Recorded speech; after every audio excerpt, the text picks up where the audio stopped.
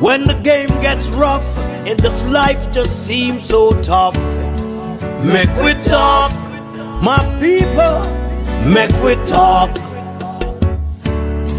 When this town becomes an ugly place, don't let it erase the smile from your face. Make we talk, people, make we talk. Conversation is the key, a guiding light for you and me. Spark a talk and you will see. Conflict solver A to Z. World leaders master the art of self-defense just by talk. So people, make we talk. Hey, we're living in a world that on ourselves we must depend. Make we talk, people.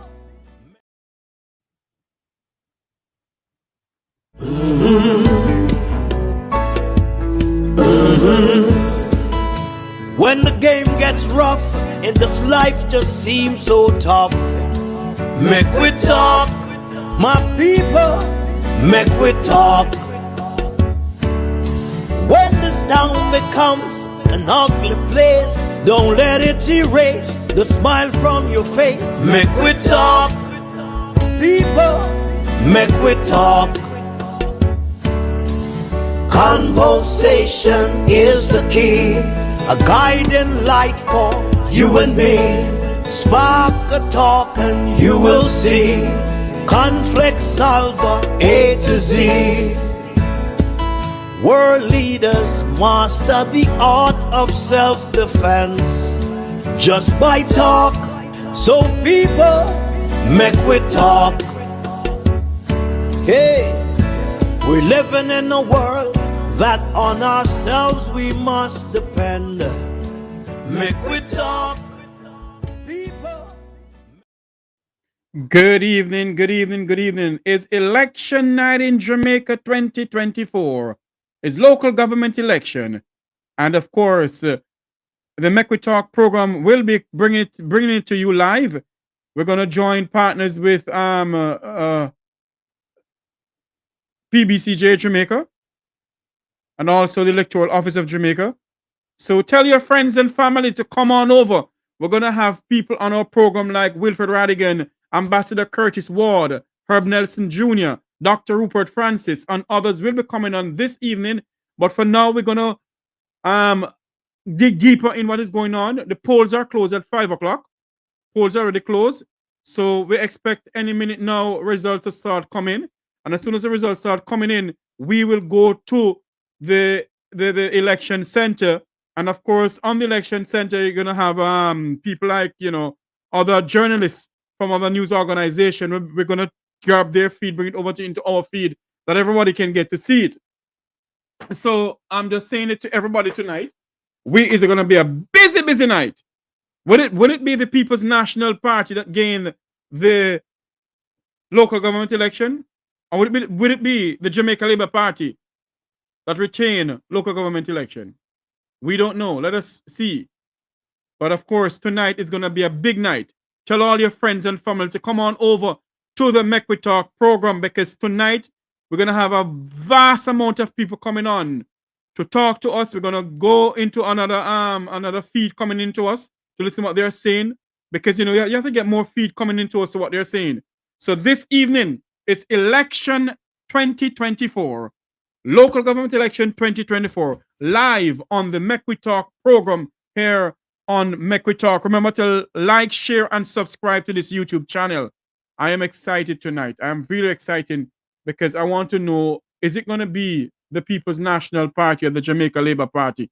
For now, until we get our guests on, we're going to go over to, I think there's a live feed from PBCJ Jamaica.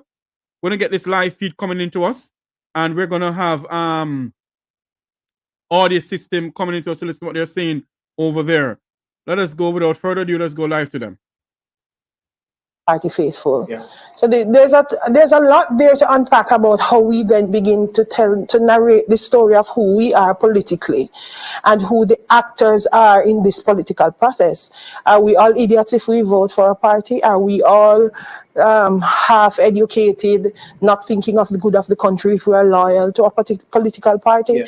Who are the people who are the direct participants in the process? What else can we call them other than thieves and robbers? All right. You know? Just before we move on, we're going to make a link now to Tanika Thomas of Scene Television.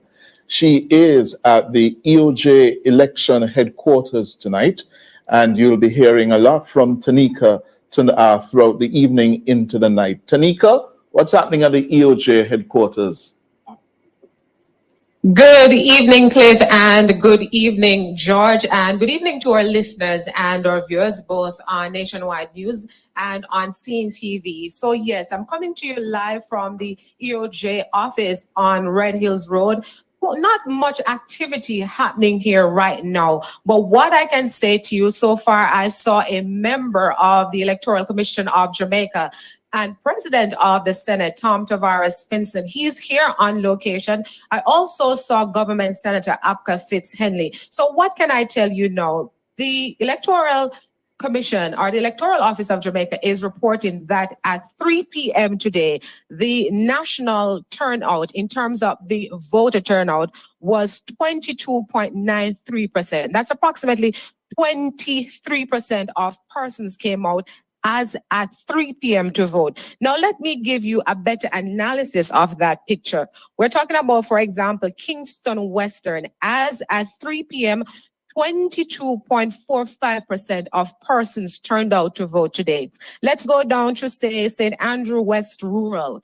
20.11% of voter turn was recorded as at 3 p.m.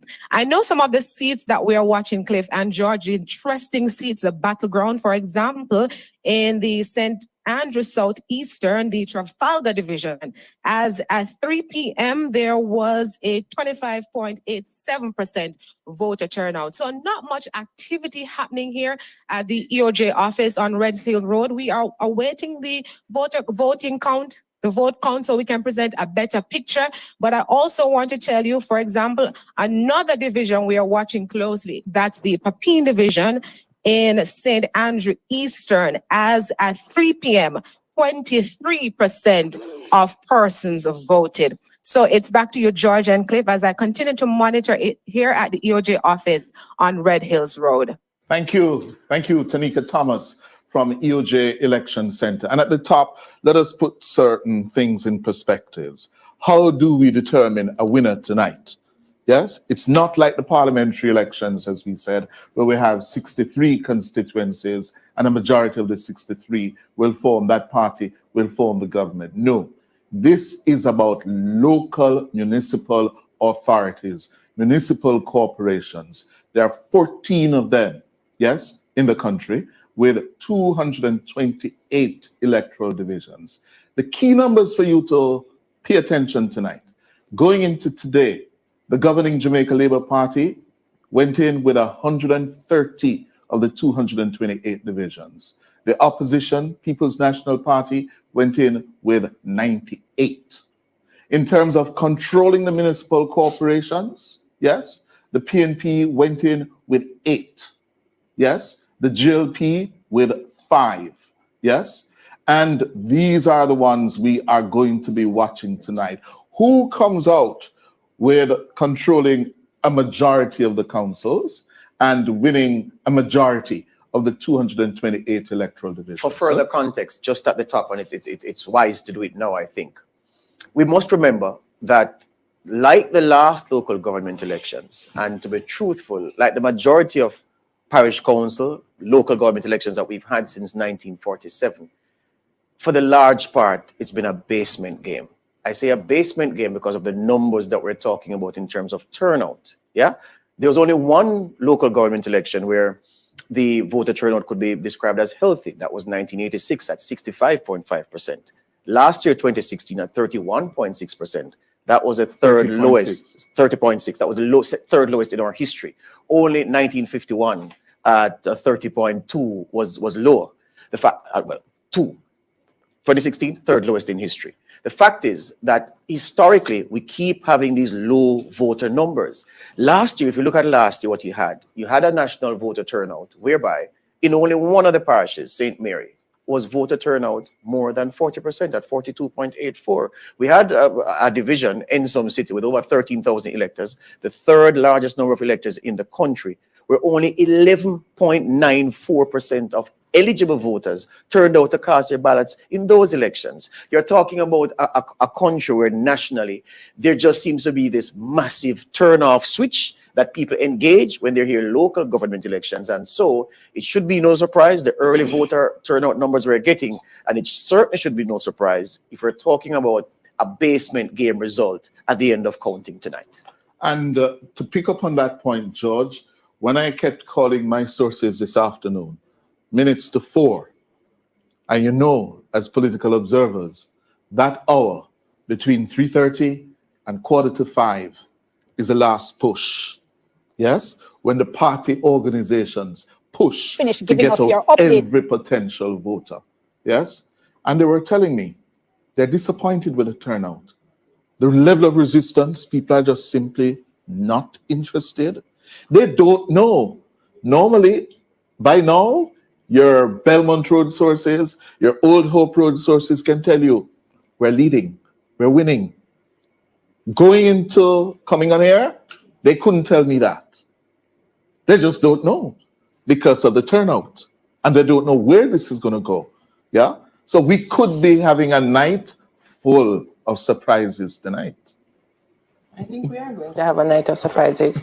I think when you engage the day-to-day, driving through the different areas, going to polling stations and the ones that I passed, and just looking at what was the normal mood and engagement on the road, you could tell that people were not taking this on. People took the day, and I think a lot of businesses gave people time off. People closed half day. By law, you have to give us 3 hours. Right. So some people didn't just give you 3 hours. They closed half day. There you go. And so people had ample time, I think, to engage. So you were thinking early in the morning. I was thinking, okay, so it's perhaps because a lot of businesses will be closed half day. People are waiting until after 12, after 2. But it didn't pick up, and you didn't hear any news of any strong push in the evening, meaning that you didn't hear that the lines were full and overflowing. You heard barely of people being in any line. In fact, people talked about turning up to vote and being the only one in the line and nobody else after them. That was my experience, certainly. But Damien, the fact of the matter is that... By the way, hold on. Let me see your finger. You voted? Come on, for shame. Shame on Amen. you. Everybody voted here. Nadine? It's there. Yeah, we all voted. Yes. I was trying to watch 4 of us. We all voted. Yes? Right. I was making the point that...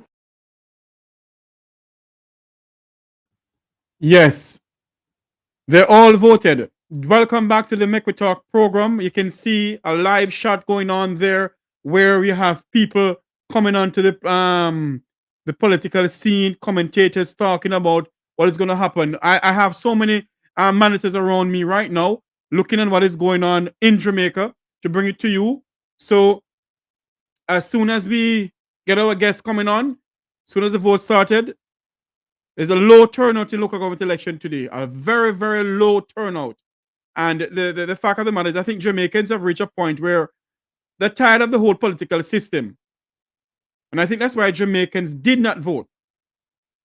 As I said this morning on my program, don't watch the crowd you see behind everybody. Don't watch the crowd. Because if you watch the crowd, you will never see the crowd that you see behind them. It's not the same crowd that come out. It's not the same crowd that you see come out.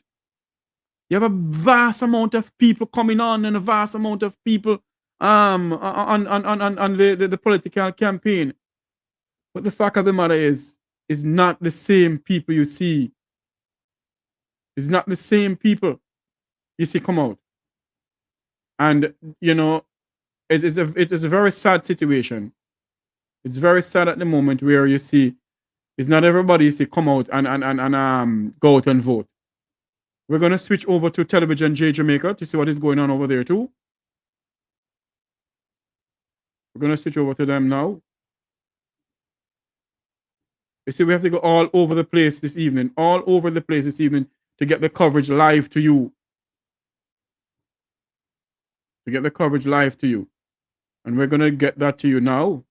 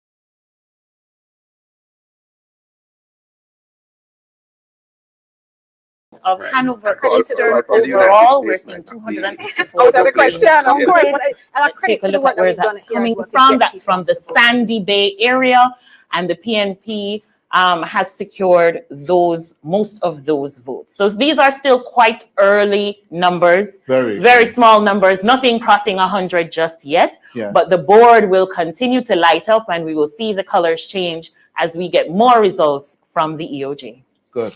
All right. So we're up on our first break. Let's go to our first break and then come back with more from Local Vote 24 here, NNN.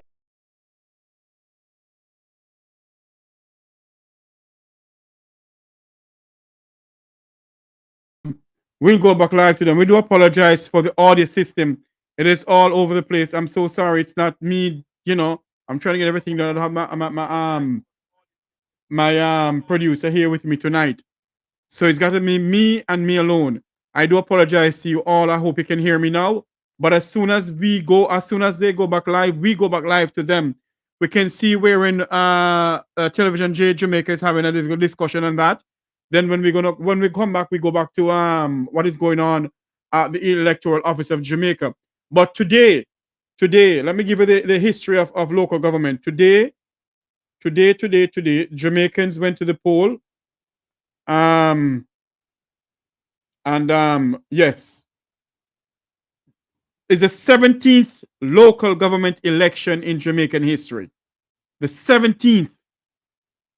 Okay? And the first since 1944. The first election was held in 1944, 77 years ago.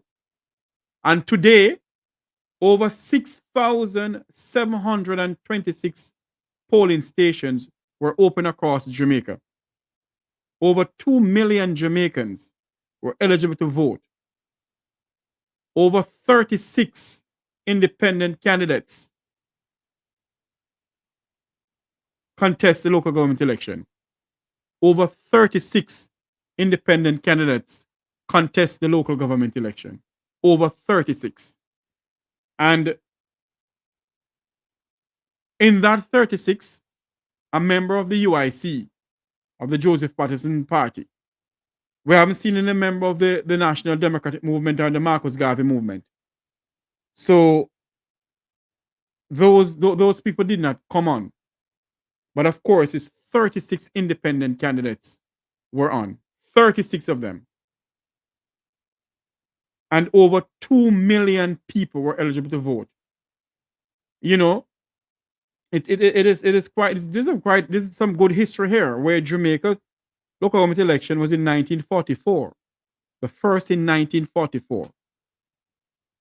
That's the first time Jamaicans went to the poll for local government election. It's in 1944, 77 years ago. And if that is, we all must understand that. That is in 1944, 77 years ago. It's a bit of history for local government. A lot of people are mixing up local government with general election. This is not a general election. This is the local government election for the councillors, not for the members of parliament, for the councillors. I have with me, joining me now, is Ambassador Curtis Ward, former Jamaican ambassador to the United Nations. Ambassador Ward, welcome to the program, sir. How are you, sir? How are you? I am doing wonderful, sir. It's election night in Jamaica, sir. Amen. Ambassador Ward, tell me something here, Ambassador, as we have you come on now. Have you ever seen so much campaigning going on in local government election in all your years in Jamaica? Well, no, I think this one is extraordinary. I think this election has been treated as if it's a general election and a referendum at the same time on the government. So I think it's going to be interesting to see. Hold on for me, Ambassador. We're going to go live to Nationwide to the election coverage that they're having there. Is where we're getting our feed from tonight. Okay. Is opened so far, but all votes being registered for the PNP candidates in that area. And that's Sarah Marshall, for the record. Yes, and that's Sarah Marshall. And that's in the opposition leader's stronghold, St. Andrews South. of St. Andrews South, Trenchtown. All right, what else did we see? Let's go a little further east, because we had some developments in St. Thomas. All right, so coming out of Bath, we have 138 votes being registered there for the JLP's Nordine Mackenzie. In Morant Bay, we have the PNP candidate, Rohan Livingston Bryan, securing 90 votes thus far. And then the JLP contender in that same Morant Bay division securing just 2 votes short at 88. All right, so those are some of the results coming in that second upload. Okay, early results. Early results, still quite early results. All right, let's see where else we have gotten some, we have some votes coming in. St. Andrew West Rural as well. So the JLP there, 114 of the votes counted so far compared to the PNP's 20.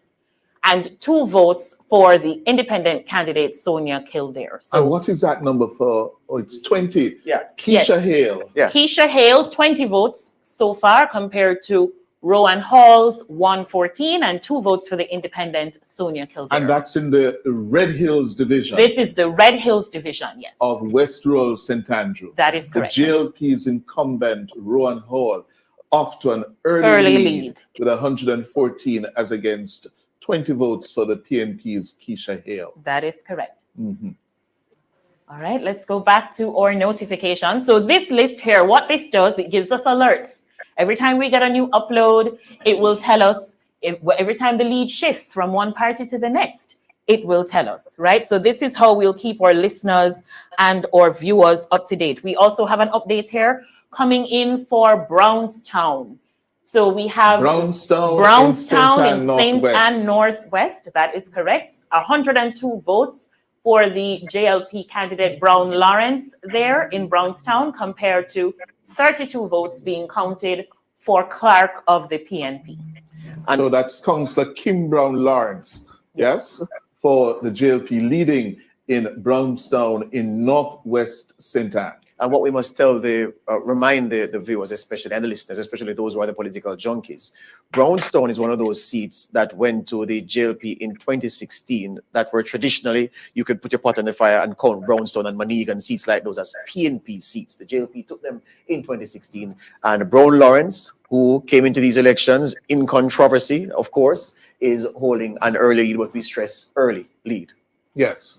All right, so we're going back west. Hanover Eastern, some more counts coming in there. So in the Sandy Bay division, the PNP is ahead. Andrea Dehaney Grant securing 134 of the votes counted so far, compared to only 6 votes for Oraldo Anderson of the JLP. So that's Sandy Bay, an early lead there for the PNP. And then in the Hopewell division, all the votes counted thus far, registering there for the PNP's Lennox Free. So an early lead in the Hanover Eastern constituency for the PNP. All right. All right, let's see if there's anything else coming in. So these are live results. They're uploading every minute. I see there Manchester Northeast, third from bottom. Manchester Northeast. In Manchester Northeast, this is Craighead. That's the only place we have a count coming in right now.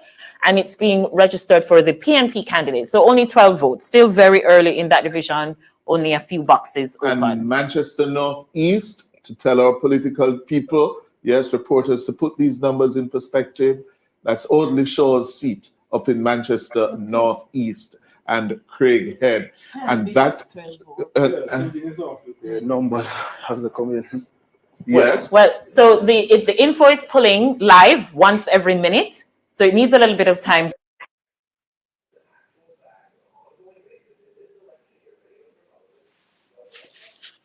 The Ambassador Ward, welcome back to the program, sir. As soon as we get more, we'll pass it on to both you and our viewers. But this is how we're going to do it. Ambassador, your views on local government election in Jamaica, sir? Well, unfortunately, we will have a low turnout. Yes. You know, that has been the history. We extract that data and it tallies it. That has been the history of local government elections, but it is getting even more desperate because the past few elections we've seen a very low turnout in Jamaica, and that is not good for democracy. That is not good when the people stay home and don't participate in the election. You must make choices and determine who you want to represent you. You can't just decide that you're not going to bother. When you don't bother, those who you elect don't respect you, and they don't represent you. You know, if you allow 20% or less of the people to determine who your political leaders are, then you must accept whatever they do. I mean, if they do rubbish, you have no moral standing to complain. Yes. Because you refuse to go there and exercise your vote. The vote is very important. And the vote is what keeps the politicians on their toes. Yes. So, Ambassador, based on what you see, I'm pretty much sure you see campaign coming out of Jamaica and so forth. Have you ever seen the Prime Minister and opposition leader campaigning so rigorously? Because the fact of the matter is normally it's always the councillors who are campaigning, not the prime ministers and so forth. Well, in this particular case, as I mentioned earlier, Jeffrey, the prime minister is either running scared that he may lose, and that may cause a trend to develop in terms of the general election, which is due in 2 years. Yes.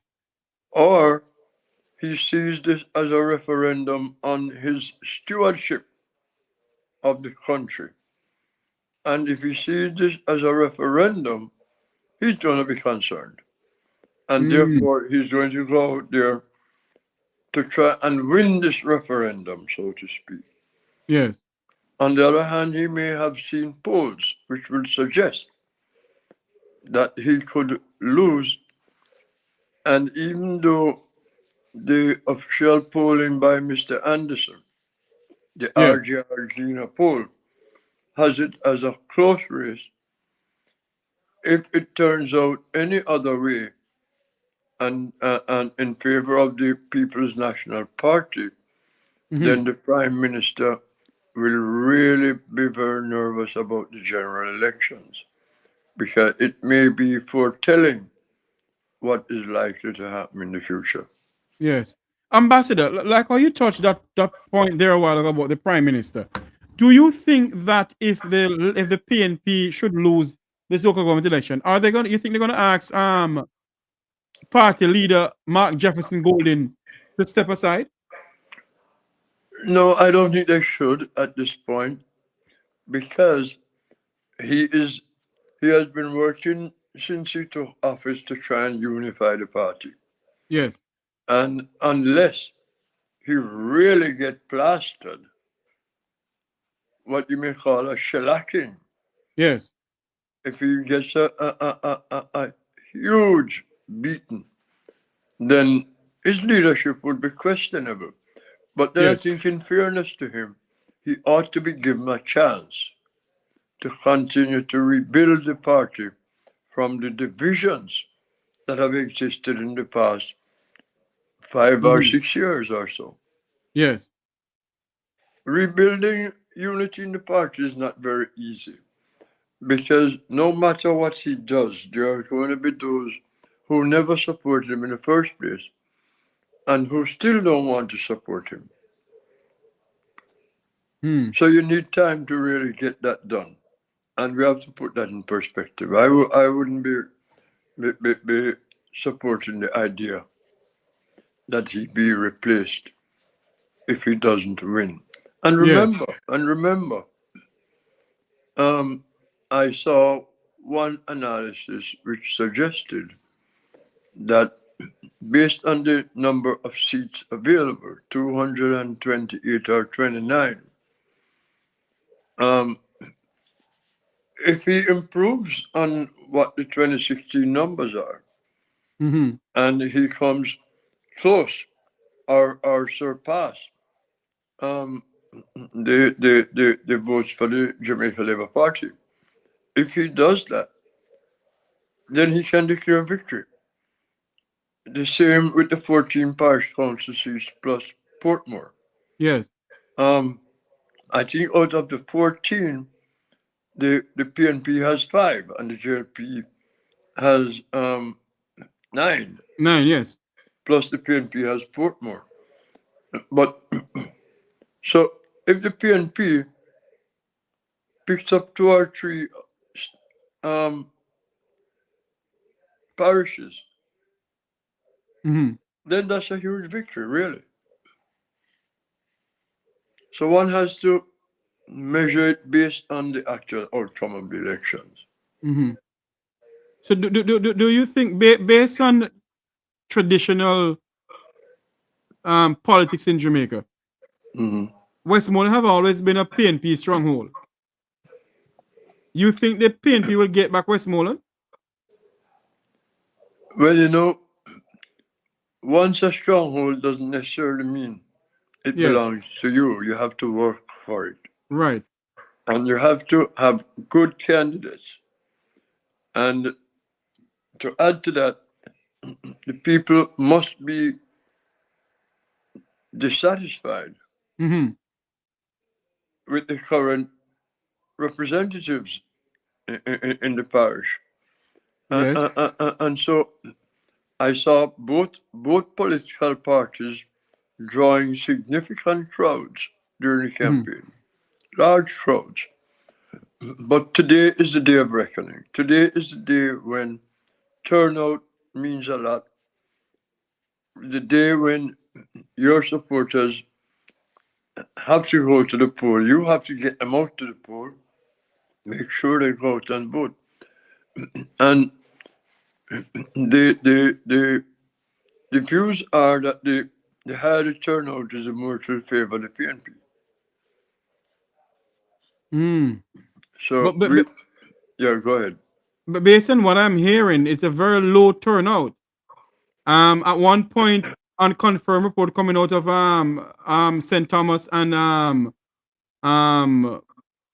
Portmore that when they got to the polling booth to vote in Portmore, they're supposed to have 2 ballots. They were only given 1. And when they tell the people the name, they said the name is not on the list. All sort of shebang going on. Oh dear. But not only that, Ambassador, the police officers were supposed to vote on Thursday, I think, yes. And some of them didn't get the chance to vote because the ballots and so forth. And you think by now the Electoral Office of Jamaica would have their act together? Well, they claim that they did. They claim that they had rectified the problems. We'll see at the end of the day today whether or not they have. And if they haven't, then they really need a shake-up in that organization. Indeed. Because the people depend on them to do a good job. Their integrity is at stake. It's important for the country's democracy that the election not be tainted in any way and that it runs smoothly. Now, I can forgive some mishaps. Yes. But if it's widespread, that would be a problem. I have with me joining now Ambassador Pollster Don Anderson, a very busy man tonight. Very famous, very busy, very important. Indeed. Ambassador, I don't know about that, but you know. I'm anxious to hear what you have to say, sir. I'll shut up and listen. Not getting anything yet, right? Go ahead. Except the turnout may not be anything like what we expected, but a lot depends on whether there's been a last-minute rush. Okay. You know, but up to about 2 o'clock this afternoon, they were trending pretty low in some areas. So I don't know. Right. It is figures, but not getting too much.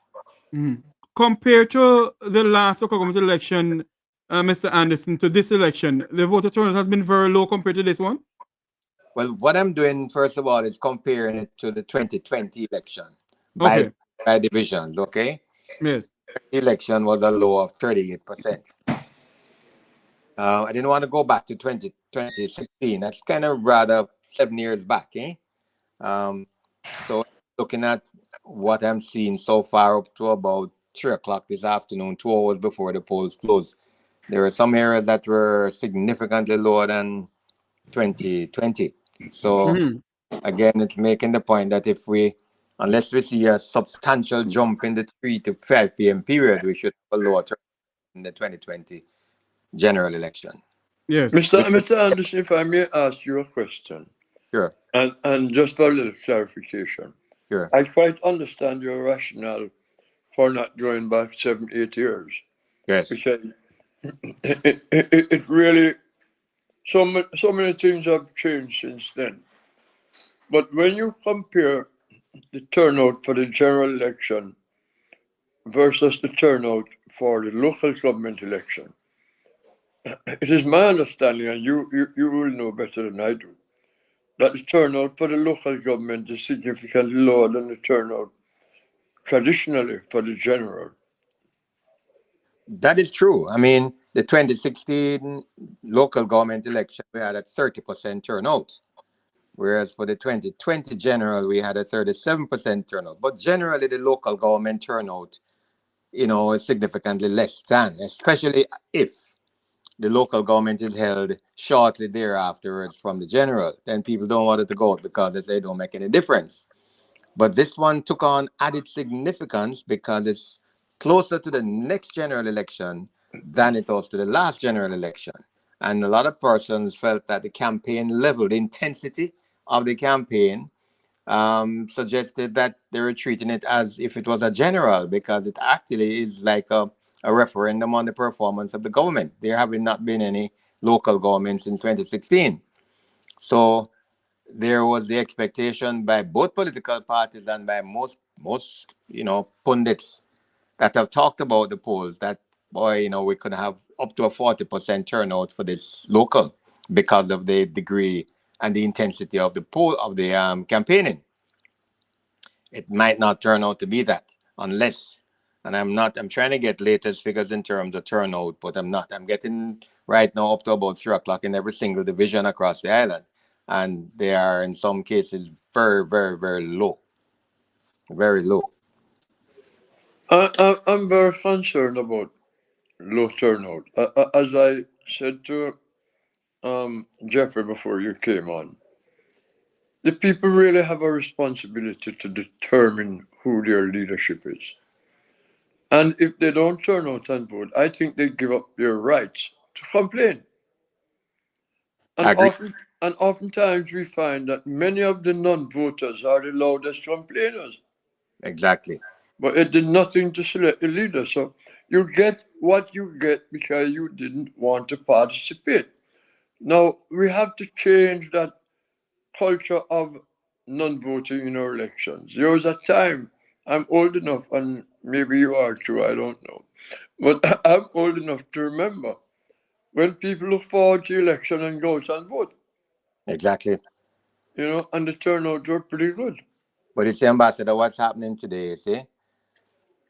There is a high degree of mistrust, apathy, disaffection, detachment that has evidenced itself more and more as the years have passed. I mean, we had up to 80% turnout, albeit on smaller bases, sometimes in the past, in the late, 80s and so on. But what we have seen is a consistent decline in voter participation because there's a mistrust of the system, because people don't see the benefit in any. They don't see the politicians as often as they would like. And as a result, they just don't like the new environment. And what is happening is that the young persons aren't embracing this political environment in any way. They're not. And therefore, as the old people drop off the scale, so to speak, the young people aren't taking up that slack. If you ask, a significant number of 18 to 24-year-olds, for example, you'll have more than 50-60% who don't really care one iota about politics. Isn't that true? They don't know who they're going to vote for. And it's a sad commentary. It is. I'm hoping that there's this last-minute rush, which will indicate that people have bought into this intensive campaigning that has been taking place. If not, it would represent a very serious indictment and commentary on where we are as a people, I believe, and for the whole question of democracy in our society. I totally agree with you, and based on the intensity of the election, you really would expect a pretty good turnout today. Yes. Mr. Anderson, tell me this. Some of us have been talking about, and I believe you have also, that election dates should be fixed. Yeah. I believe one of the advantages of a fixed election day is that people would have a better understanding of when to prepare themselves to vote and become a little bit more enthused. And instead of months and months and months of... Sorry, Ambassador, sorry. I do apologize to cut you. We have to go back to the live feed that we're getting in. They're going to yes, we're going to go to this live feed that we're getting now pertaining to the local government election. Let's go to there now. So let's start out here in the West. All right, so let's go to Grange Hill. All right, so looking at Grange Hill, we have 40 votes cast for the JLP's Basil Thompson, compared to 35 votes for Warren Littleton of the PNP, and then a few votes, just about 3 votes there for Lawton McKenzie, an independent candidate. So a very, very narrow lead at this time, and still early counting yet. And those boxes are not yet correct. It says 111 of 100. No, that can't be correct. No, they have no. The box count. So the data is coming in for several boxes, but then there's no count associated with it. So we're reporting only the count data. Okay, so in Grange Hill, right? So that's Grange Hill. The GLP is leading with 40 votes to 35 for the PNP's candidate. Too early. Too early. Good. All right, so staying in Westmoreland Western, we can now look at Little London, where Ian Miles is ahead with 107 votes, compared to 79 votes for Oliver Anthony Reid of the PNP. And Ian Miles, one of the defectors. Yes, he was. Okay. All right, so that was Westmoreland Western there. Nothing coming out yet for Westmoreland Central, but let's look at Westmoreland Eastern. All right, and we'll start with Betheltown. All right, so Betheltown, we have 69 votes being cast here for Dan Ray Delancey of the PNP, compared to 57 for Carolyn Ramsey of the JLP. So that's what's coming up right now for Betheltown. All right, if we continue, here we're looking at St. Elizabeth Southwest, and so far we have results for the Brompton Division, 182 votes for O'Neill Buchanan of the PNP, compared to 119 for Whitney Smith Curry of the JLP. And so that's name, coming out of Brompton. And that name, Buchanan, resonates in St. Elizabeth politics. Yes, from the old PNP veteran, Danny Buchanan. And in Brompton, his wife, was a councillor there for some time. I don't know whether O'Neill Anthony Buchanan is related to them, but the name Buchanan resonates strongly. And don't forget that Hugh Buchanan was also a member of parliament for St. Elizabeth Southwestern, because he was the one who beat Tufton by 13 votes. Right. Tanika Thomas, I think, is ready for us at the AOJ. Yes, Tanika Thomas at the Electoral Office of Jamaica with the Director of Elections, Glassford Brown. We send it over to her.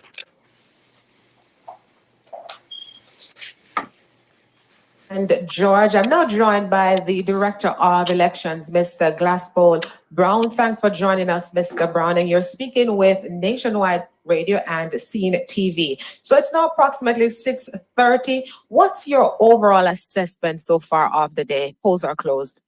I think they went fairly well for us.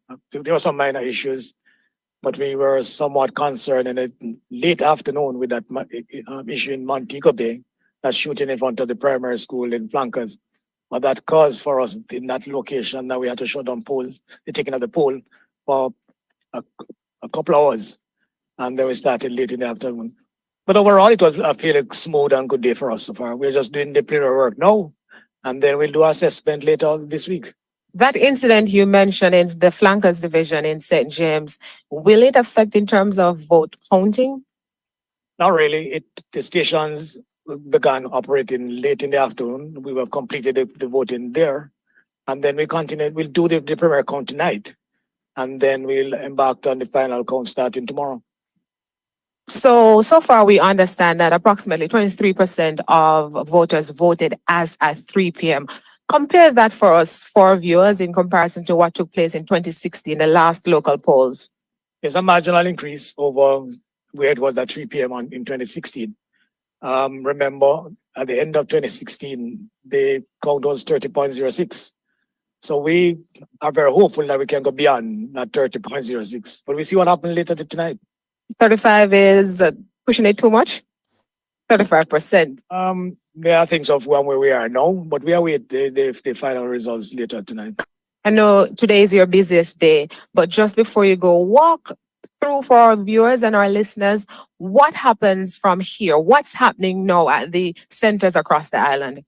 What happened is that at our counting centers, the boxes from the different polling stations will now be brought into the returning officer, who will then do their prayer tallying. And then after that, declare on a preliminary basis who the potential winner is. What will happen come tomorrow morning, that they will then sit down, go box by box, and do the final count. And then hopefully in another day and a half, we should have the final count and declare the winner for the respective divisions. Thank you so much for speaking with us, Mr. Brown. There you have it. There you have it. That was the live feed that we're getting. Mr. Anderson, go back to the question that was asked of you by Ambassador Ward. We have with us also Dr. Rupert Francis, head of the Jamaican Diaspora Crime Intervention Prevention Task Force. Dr. Francis will soon come to you. Mr. Anderson, the question that Ambassador Ward asked you earlier on, we're sorry to butt in like that. I remember, Ambassador, I think you were in the process of framing the question. I'm not quite sure what it is. Unmute your mic, Ambassador. Unmute your mic, Ambassador. I don't quite remember what I was about to ask, but it was Lord, sorry. It was a follow-up on the conversation we were having. And I have many questions in my head, but let's move on. What we just heard is there may be a 30%, 32% turnout if the trend that they saw at 3 o'clock continued until the polls closed at 5. And based on what you are saying, Mr. Anderson, that will also be considered a low turnout compared to 2020. Right. Now, I was talking about the fixed election date. Correct. And I don't remember if I had completed that question and if you had given an answer. No, he hadn't given an answer because I had us a button for the live feed we're getting in. Yeah. Right. Let me just respond to that, because all the polls that we have done over the last couple of years, 3 years, for example, let's probably use that narrow frame of reference, indicates that there's a strong preference for a fixed election date. Yes. And this follows on I gather, an assurance that was given by the Prime Minister that we would move towards fixed election dates. So people are saying, let's have a fixed election date, because it would take the uncertainty out of the whole thing, it would take the mystery out of it. And as you rightly say, Ambassador, it would help us to prepare in an organized manner to go to vote and be, stopping and starting and going again and stopping and so on. So that there is across the nation a decisive inclination for fixed elections. Over 2/3 of the persons that we interviewed said that this would be the best thing to do. I totally agree. I think there's too much uncertainty as to when an election will be held. So the opposition party is forced to expend a lot of cash campaigning well ahead of the election. But While all the governing party has to do is to prepare its candidate, but they don't have to start campaigning. They can continue with the business of government, cutting ribbons, breaking ground, announcing grand plans, and so on, without any indication to anybody whether or not these are genuine, whether we should set our hopes on these grand announcements coming to pass, or they're just leading up to an election. We need to know. But it's that reason why no Prime Minister or nobody who has talked about fixed election dates has attempted to advance the cause. You've hit the nail on the head.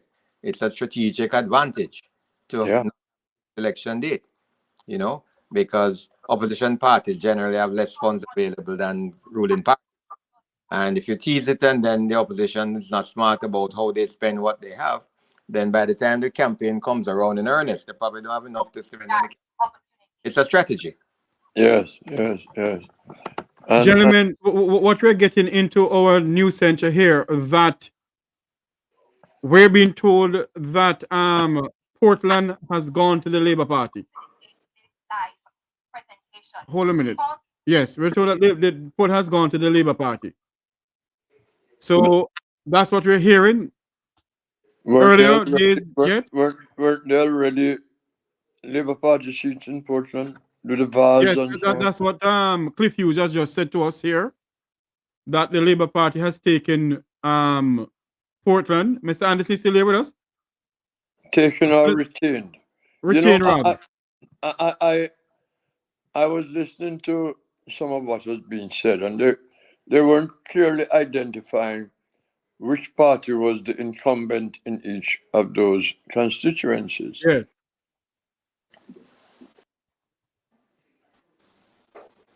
So without knowing all of that, we don't know whether one party is making progress. Right. Let us just wait until we can get the feedback up again. before we go back to Mr. Anderson, I know he has to leave us anytime soon, but we're going to have Dr. Francis come on. And Dr. Francis, mute your mic. Your views on local government elections, sir. Well, thank you for bringing me on, Brother Anderson. How are you doing? Ambassador, good to see you again. Same here, same here. I think it's important to have elections in the first place. And it's important that people can go out and state who they would like to represent them. Local governments is very important as far as I'm concerned, as it relates to the local people and how their constituencies, their areas are looked after. And we really have to take charge of it and make sure we do not have elections that are not, what should I say, doesn't have any meaning. And that is what my concern is, that elections continue to have meaning and can promote, what should I say, a steady head, or I would say confidence in the people, that they can have people that can reliably represent them. That is really my concern, for especially the now generation. And what I see happening when it's not fixed, but I'm agreeing with everybody that it should be fixed, is that, as you say, chaos may reign. I hope that what happened in Montego Bay is a off-the-cuff situation or not, because I saw wonderful campaigning going on. People are having a joyous time, and certainly in areas that I know people, that's been the feedback. And I'm really hoping that we will move forward to a general election, and it will be no surprise. I'm not really concerned. I'm concerned how many people turn out to vote, to be quite honest, because if I see a 23% at 3 o'clock, and you have a third, remember the overall, from what I think Mr. Anderson may confirm, that we have 35% of the population voting the last time. If you have a 33 or 31 or 30% of voting during a local government election, to me, Yes. that's very important, because it means that because a lot of people never turned out local government elections before. So I think I'd love to know the answer to that. Why is it there's this increase, if there is an increase, and I believe there will be, based upon what I'm hearing. I don't know what your thoughts would be, Mr. Anderson, about that. Yes, the indications are, based on the polls, that the turnout will be higher than the 2016 local government election. But again, if we get no more than 2 percentage points and 3 percentage points against the background of the heavy campaigning that took place for this one, I think it would be a disappointment. I agree with you on that one. I think so too. I would love to see more. And the question is, we'd also like to evaluate, I'm sure you will after you do your next poll, as to the reasons why people did not turn out to the polls and what have you, because I don't want to bring other things into here, but it's very important that we understand the reason, and I'm not going to preempt it. I would leave that. Well, the majority of the reason why the Jamaicans didn't turn out Ambassador Award, because Jamaicans are turned off from politics. I don't know if it is so much turned off, but yes, a large percentage of them are turned off from politics. A large percentage of them believe that politics don't serve their interests. And they're wrong. Politics control everything they do in the society. And they must understand that. The only thing is that it is clear we have a lot of empirical data as to why people don't show up for elections, why the turnout has been falling and falling and falling. And even when we look at the 2020 general election, where we had a 37.8% turnout. Hold on for me, Mr. Anderson. We're having a live feed where the General Secretary of the People's National Party, Minister of National Security, Dr. Harris Strong, is on. Because we are winning. So that's the debate with them. We, meaning the GLP, why do you say you're winning? No, the results are coming in, certainly from my constituency. We have won all the seats here, but they're not alienating actual fact, but we know we got the feedback. The turnout was relatively low, But I said that's what I expected. The JLP was energized, much more energized. The base came out, and some PNP came out. What was the percentage? What was the percentage turnout you got? I haven't really calculated yet, but being the 20%, I suspect. Oh, so you're winning in your constituency. I gather Charles Sinclair, Donna Allen Thompson have won in your constituency. What about Brown, the new candidates, which are the concerns, Mr. Cummings, and we have had the reports indication coming out of Spring Guard, but I will be getting other results next while, and certainly out in the rural areas. It's not your constituency. It's not your constituency. What about Maroon Town in St. James South? What's the report from there?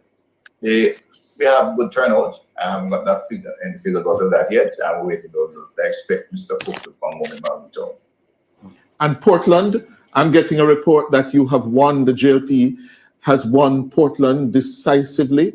Could be as many as 8 of the 9 seats in Portland. What is your report? I expect that. Spoke to Mr. Vaz this morning, but I expect Portland to come home. Mr. Vaz has a pretty powerful machine over there. I've seen how it operates, and they will take the seats home. Oh, you spoke to him this morning. You spoke to him this morning.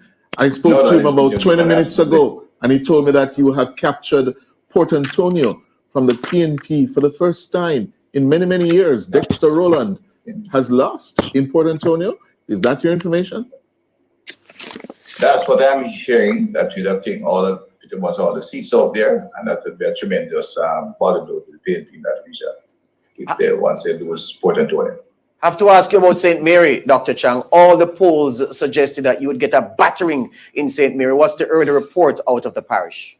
I haven't got a report on them. I don't expect a battering, but I know my colleague, chairman of the party, Mr. Montague, has been out there, and he has the capacity to really pull that parish together once he applied himself. As I said, there'll be some challenges, but I expect him to pull it home. And what's the early report you're getting from the KSAMC in terms of how you are doing precisely? Brandon Hill, Papine, Raytown, those 3 key divisions. Any report from that section of the island? No, it's still early days. I'm on the numbers of those at all, and the coordination that KSA3 that I can let the team up there and that, and I'll wait to report them a bit later.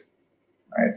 Within the hour, I should have that coming in. All right. As I said, they have identified the key seats, and it will be cases is that close. There are 4 or 5 seats that you monitor. Well, when the voting is done, we're going to come back to you, Dr. Chang, because we need to speak to you if at the end of the evening your party has won, or indeed if your party has been defeated. So we'll make another link with you later. There you have it.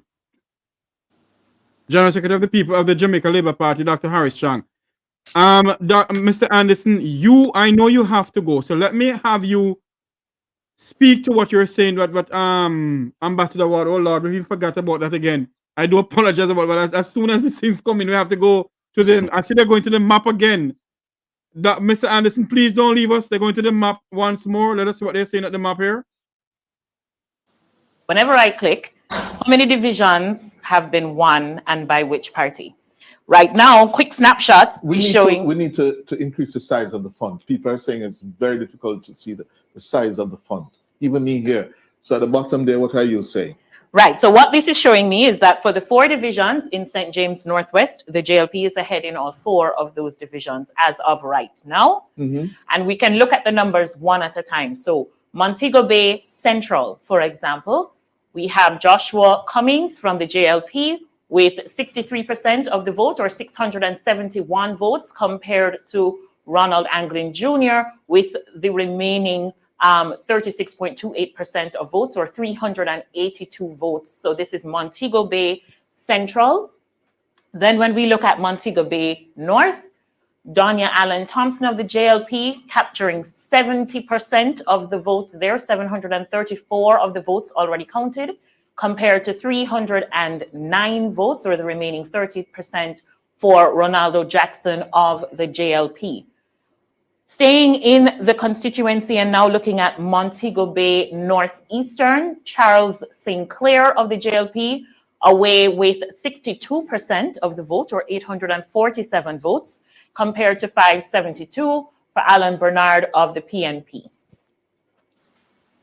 All right, and then in that final division, which is Montego Bay West, we have Damian Brown of the JLP, 73 votes or 68% of the votes secured, compared to 34 votes or 32% for Andrew Henry of the PNP. So in that constituency, we have all 4 divisions at this time going to the JLP. And just a note, Montego Bay Northeast, the count doesn't have much further to go because in the last election, 2016, the JLP, same Charles Sinclair, he polled 1,470 votes. The PNP only pulled out 365. And at this stage, we're at 847 and 517 in that division. So already, Alan Bernard has polled more votes for the PNP so far this year than the candidate managed in the last local government elections in losing to Charles Sinclair. So Alan Bernard has already outpolled the previous PNP candidate in Montego Bay Northeast and still appears on track to fall to the Senator Charles Sinclair Jr. All right. All right. So the question was asked of Dr. Chang, what is happening in St. Mary? Yes. All right. So let's start with St. Mary West. And so far we have votes coming in from the Caron Hall division. Bobby Montague. That's all right, the JLP, 100. That's a JLP bastion. Yes, sir. In Western St. Mary. All right. Well, so far the votes are heading in that direction. 62% of the votes going to the JLP candidate Doreen Hutchinson in Caron Hall. That's 147 votes compared to 89 votes so far, or 38%. To Sean Green of the PNP. Still very early. Still quite low numbers, so early days yet. Nothing yet coming in from the St. Mary Central, but the color is the other way for St. Mary Southeast, where the PNP is ahead. But again, these numbers are very low. They've just started to really release some results there. That's Ainsworth Freeman. That's Belfield. In Belfield, we have 19 votes. PNP stronghold in Southeast St. Mary. Compared the former to mayor, Levon Freeman. Yeah, the former mayor of Port Maria. Yes. He's leading. Early lead. And very small, but early lead. But just to show how early it is, the last time Freeman polled 1,178 votes to win. So we are very have a far way to go. A far way to go. Yes. That is right. Okay, let us go back to this. Hold on. Play orange. Jeffrey, I have to leave you very shortly. Fortunately, I have to leave you very shortly. Yes, Mr. Anderson, your views on this before you go. Your views on what we just see so far. Then I can let you go. The early indications are that certainly in the ones that we have looked at so far, and we haven't looked at too many because remember there are 228 divisions, eh? Yes. So when we look at the 10 or so, the Jamaica Labour Party is off to a very quick start. And if that momentum continues, I think it is pretty obvious that they would probably take most of the divisions in the respective parishes. But we haven't heard from quite a few of the parishes yet. We've heard from St. James, we've heard from Portland, which I expected to go to the Jamaica Labour Party. And then there are a couple more that have been mentioned so far. But it does look as if the PNP candidates in some areas are doing better than they did in 2016. Whether or not it's good enough is another thing. Mr. Anderson, I hope when you leave from the other station, you can drop back over here if we're still on. To All give right, us an update again. if I can, I will tune back in. Yes, sir. I appreciate it. Thank you. Ambassador, sorry to have to chip off of this particular point in time, but I'll see if I can jump back in. All right. Okay. Okay, sir. Thank you very much. Pleasure again. Yes, Ambassador Ward. Based on what you just see, sir, your views on it? Well, I'm a little bit confused about the map of Jamaica that I saw flash on the screen a few times, where they had red and green and gray. And I noticed that the lady at Nationwide, she keeps going primarily to the green. And in particular, those constituencies that have a Labour Party member of parliament. Yes.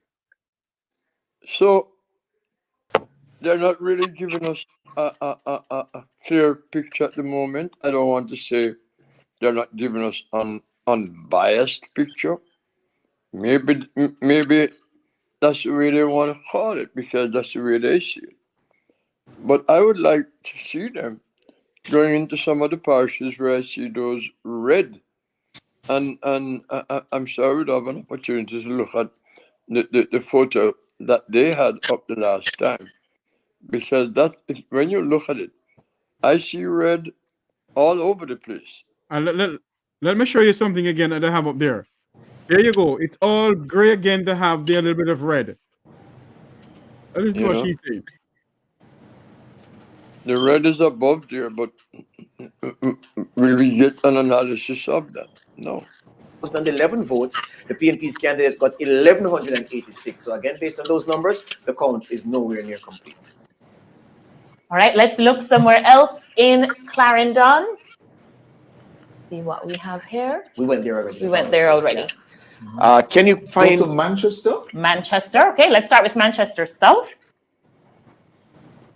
All right, so Alligator Pond is first up, and very, very low numbers. We have 25 for Martin Gill of the JLP compared to 14 for Omar Robinson of the PNP.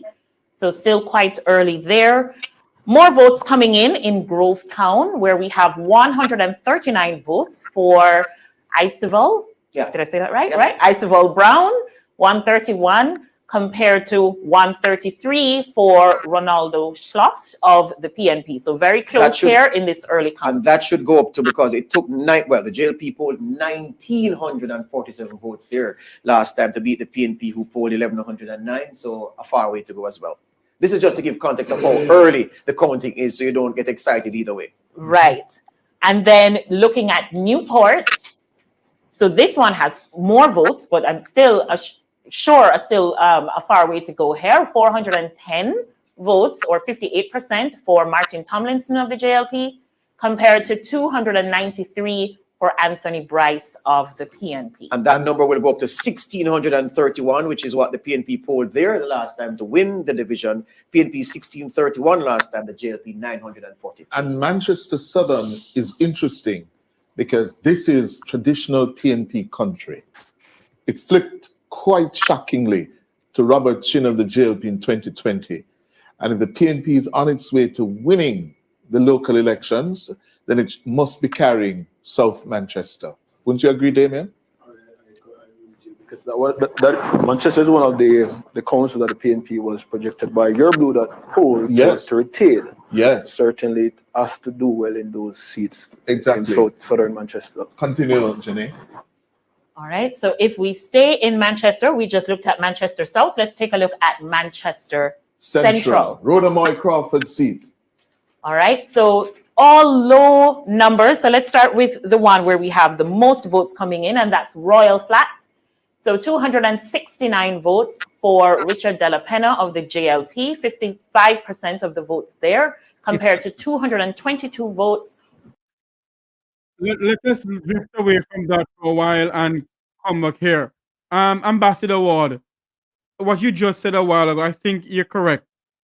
Because the young lady keep on going to the green than even going to the orange color.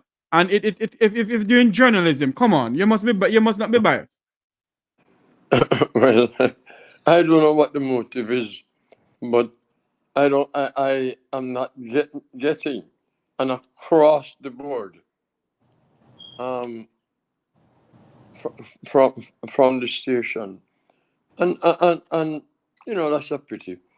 We have to be a lot more matured in our politics in Jamaica. And you mentioned journalism, and whenever the press shows bias, and I'm not accusing anyone of showing bias here, but whenever the press shows bias, it adds to an erosion of the freedom of the press in the society. And I'm one of those people who cherish and will defend at all times freedom of the press, but I want to see a responsible free press, not a wayward free press.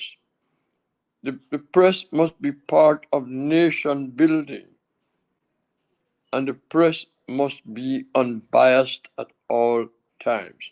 Commentators are free to be biased, but reporting the news as this young lady is currently doing, because she is actually reporting the news, she must ensure, but then again, her producer and whoever runs the radio station may or may not have given specific instructions as to how the results should be conveyed. Yes. But at the end of the day, it doesn't matter in the long run how you present the results. By the end of the night, we will know the true result. And that is what really matters in the long run. Yes. To me, what matters is equity and justice in anything that we do, and that's above board. And the people's choice is absolutely. Hold on for me, Dr. Francis. I think they have Daryl Vaz and thing. We're going to hear what Mr. Vaz is saying. Us if what we're hearing is correct. Good afternoon. Good evening, Mr. Vaz. Afternoon to you and your listeners. All right. Have you won Portland and by how much? Well, so far, remember that the official count has not been concluded as yet. So what we are getting as a result is our exit polls from our indoor agents at the various polling stations. I can indicate clearly that the poll results and the canvass results are coming back clearly in our favor. So far, I would say comfortably. We are just waiting on Port Antonio and Prospect, which are two very strong traditional PNP divisions. Port Antonio being the longest serving councillor in the municipal council as we speak today. I have five, Mrs. Vaz has five, I have 4 divisions, so it's 9. We currently win and hold a 72 lead, and we are, all 9 were in play as I indicated to Cliff before. Buff Bay is close. You'll recall that I changed 2 councillors, sitting councillors, and Buff Bay was also an issue, so I can't declare that one as yet because it's too close to call at this point. But I would not be surprised if the end result is 9-love or 8-1. And I have to give all credit. Before you go on, Mr. Vaz, let us be very clear. The results you're talking about are the results that your indoor agents... Yes, internal JLP results. That they would have been at the counting center. As a matter of fact, they are still people waiting to vote. They are closed 2 clusters because of persons and obviously issues with IDs, etc. So as we speak, there are still persons on compounds in Buff Bay and Orange Bay that are still voting. But just to be clear, these numbers are from your indoor agents. These are my internal numbers. I haven't gotten any official tally from the electoral office. Okay, sir. But I can indicate that the results are definitely looking favorable. And as I said before, as soon as the results are final, obviously we can discuss the official results. Okay, sir. Good. All the best. Thank you. George. Yeah, so he made a very important intervention. Do we have a fresh update for us, Janine? I have a fresh update for you. I'm not able to confirm what Mr. Vaz is hearing on the ground because perhaps because of those open centers that he's referring to, the count seems to be going rather slowly in Portland. I have no data as of right now for Portland West.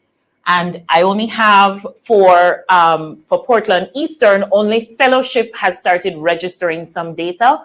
And right now it's a hot contest between the 2 parties in that area with only a 2 vote difference between the 2. The PNP's Colin Bell and Shanique Green. And Shanique Green for the JLP. So something is happening in Portland in terms of the counting. It's lagging behind the other parishes, so we're not able to confirm that intelligence. Just before people get upset with us and wondering what we're doing, listen, the elections in Jamaica have been going on from the devil was a boy or earlier.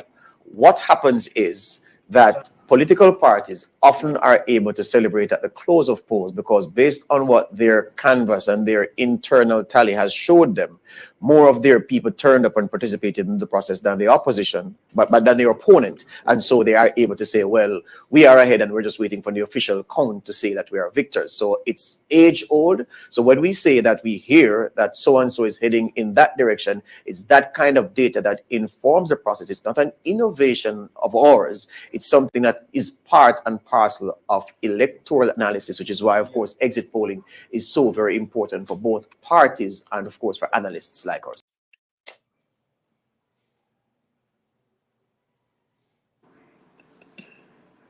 Can't hear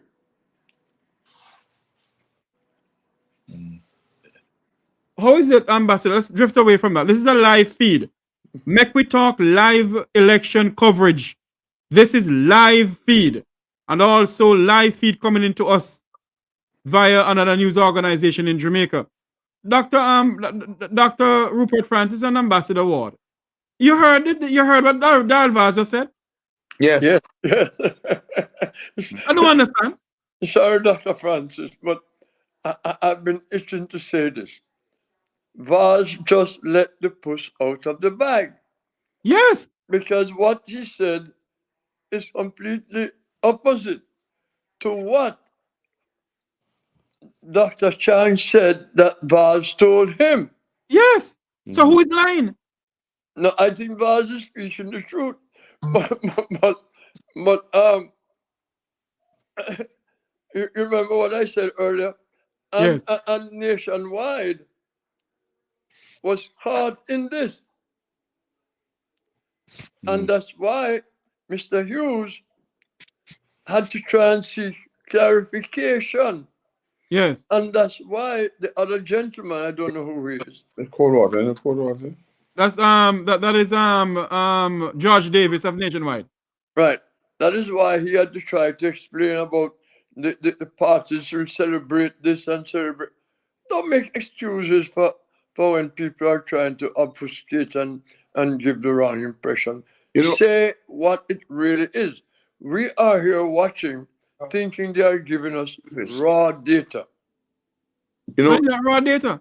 Well, in fact, they are getting fed by one party versus that. Now, so far, we've seen two Jamaica Labour Party members. One, Horace Chang, the General Secretary, and another Member of Parliament. Both members of Parliament. Why not bring on PNP representative now, such as the General Secretary or somebody like that? Dr. Francis, go ahead. I'm trying to get somebody from the Labour Party on. I am just flabbergasted by the way we do. From the PNP, rather, sorry. No, I'm just flabbergasted by the way things happen in Jamaica. They're revealed in Jamaica.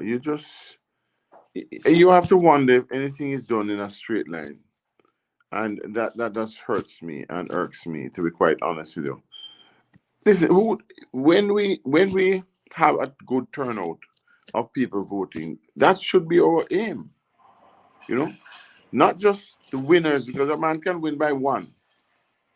And but it means that the people turned out in their force. When you see the declining, I would imagine that's when you have a problem. You do not jump for joy, regardless, because right now, the people of Jamaica, I really was hoping that the people of Jamaica would have come out and whether one side or the other, overwhelmingly, would just come out. And whatever happens, happens. Okay, that's what I'm we can't stop that from happening. So that's how I see it. And so therefore but the way it's going on, I'm sometimes I'm mesmerized. That's what happened earlier.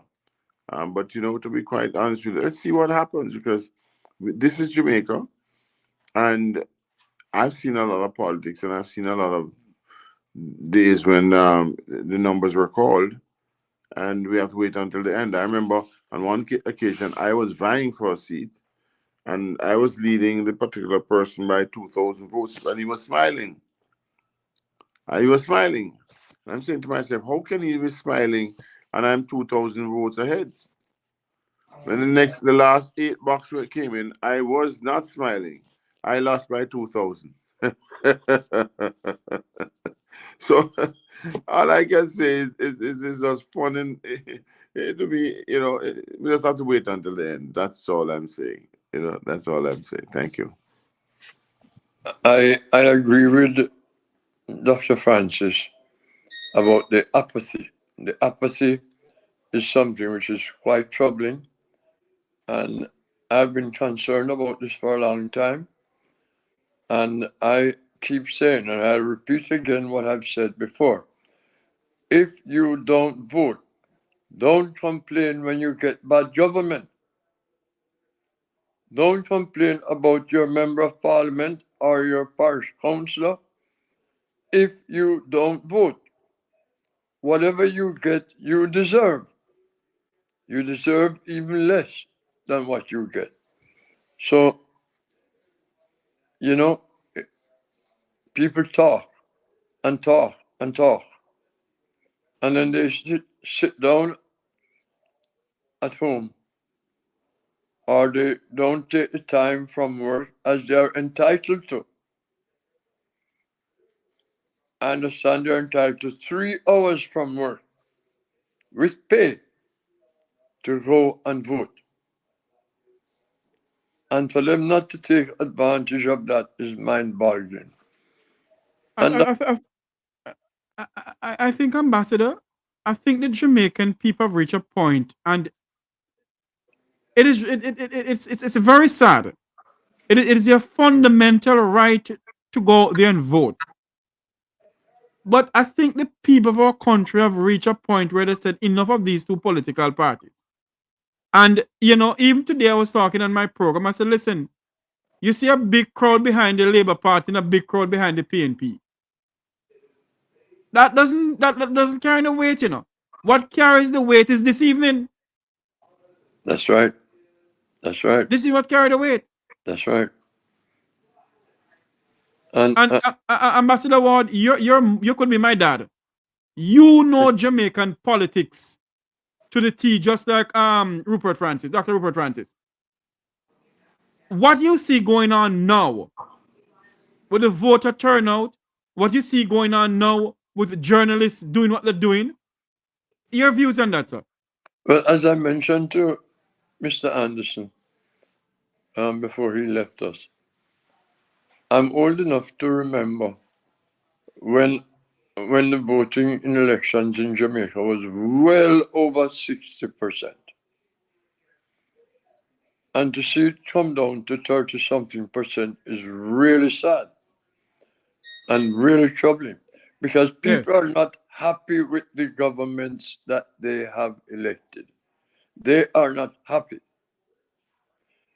And so they get turned off, but they must realize that when fewer people vote, it is easier for a party to get elected by just their, I was about to say core supporters, but in many cases, they're tribal supporters who don't see them as doing anything wrong. And this goes back to the beginning of our parliamentary system, when either leader of the party for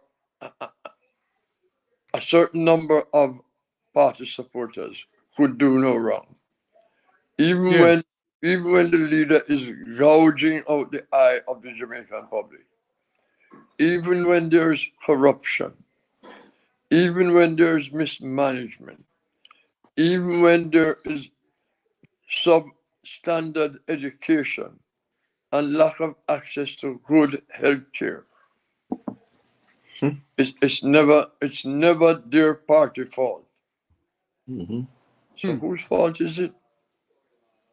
Very good question. Always, if you're just joining us, always the devil. We blame it on the devil. Oh Lord. If you're just joining us here on the Make We Talk program, it is election coverage, 11 o'clock. It's election coverage 2024, local government election coverage 2024. We have with us former Jamaican ambassador to the United Nations, Ambassador Curtis Ward. We also have with us the chairman of the national diaspora. The chairman of the Diaspora Crime Prevention Intervention Task Force, Dr. Rupert Francis. We're also going to have with us pretty soon George Cooke. We're going to have with us once more pretty soon again. We had him earlier on, pollster Mr. Don Anderson will be coming back to us as soon as we get more. I'm trying to get a feed live from the electoral office though. I'm working on that. But in the meantime, we have a feed coming into us courtesy of PBCJ, Nationwide, and other news organization. We're seeing here in Ambassador Ward and Dr. Francis. Dr. Francis, you run in an election before. You won in the general election as a member of, as a MP candidate. Yes. Have you ever seen this when you're in Jamaica and you have local government election? Have you ever seen this level of turnout, or have you ever seen this level of people voting, in the sense of people following behind these campaign trails, but yet the time for voting is totally different? Hold on for me, but still remember that, please. Let's go back to this right here. I don't know what they're saying. 39 votes for Venetia Phillips, or 56% of the vote, compared to Darrington Ferguson of the PNP securing 655 votes up to the last report, and 18 votes for the independent George Planto. So Venetia Phillips ahead with 839 votes in the Papine division. Staying in St. Andrew Eastern and taking a look at Mona, Gary Gordon of the JLP is ahead with 1,141 votes, or 58% of the votes, compared to 43% of the votes for Carl Little, 844 votes for the PNP. That sounds like a significant number of votes counted there in the Mona division. Well, yeah, the last time the Mona division, which the last election had the highest number of electors in the island, the JLP won with 2,860. So it's a far way to go. So it's still just under halfway there. half. Yeah. Mm-hmm. All right. So the JLP leading in Mona and in Papine. And in Papine. That is correct. Mm-hmm. All right. Now let's stay in the corporate area a little bit more. So let's go to St. Andrew Western. So we just did Eastern. Let's head to St. Andrew Western, where we're seeing the PNP is ahead. So let's head into those divisions there and see what is happening. Where was I? No. That's St. Andrews That's Southwest. Yeah. Sorry. All right. Western. Here we go.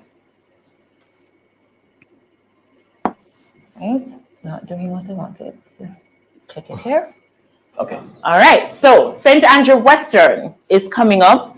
So still early voting there. We're really only getting counts coming in from Seaview Gardens. So that's one of the slower areas in terms of the St. count. Andrews Southeast. Trafalgar Park Division with Carrie Douglas and Jesse James, Julian Robinson seat.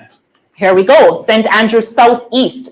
Carrie Douglas has secured so far 181 votes, or 64% of the votes counted, compared to Jesse Clarke with 99 votes. So that's what's happening in Trafalgar. No data coming in yet from Vineyard Town. Stay with Trafalgar, because it's necessary to tell the viewers as well and the listeners that that was won by 75 votes by the PNP at the last election in 2016. The PNP polled 1,381 votes, the JLP 1,306.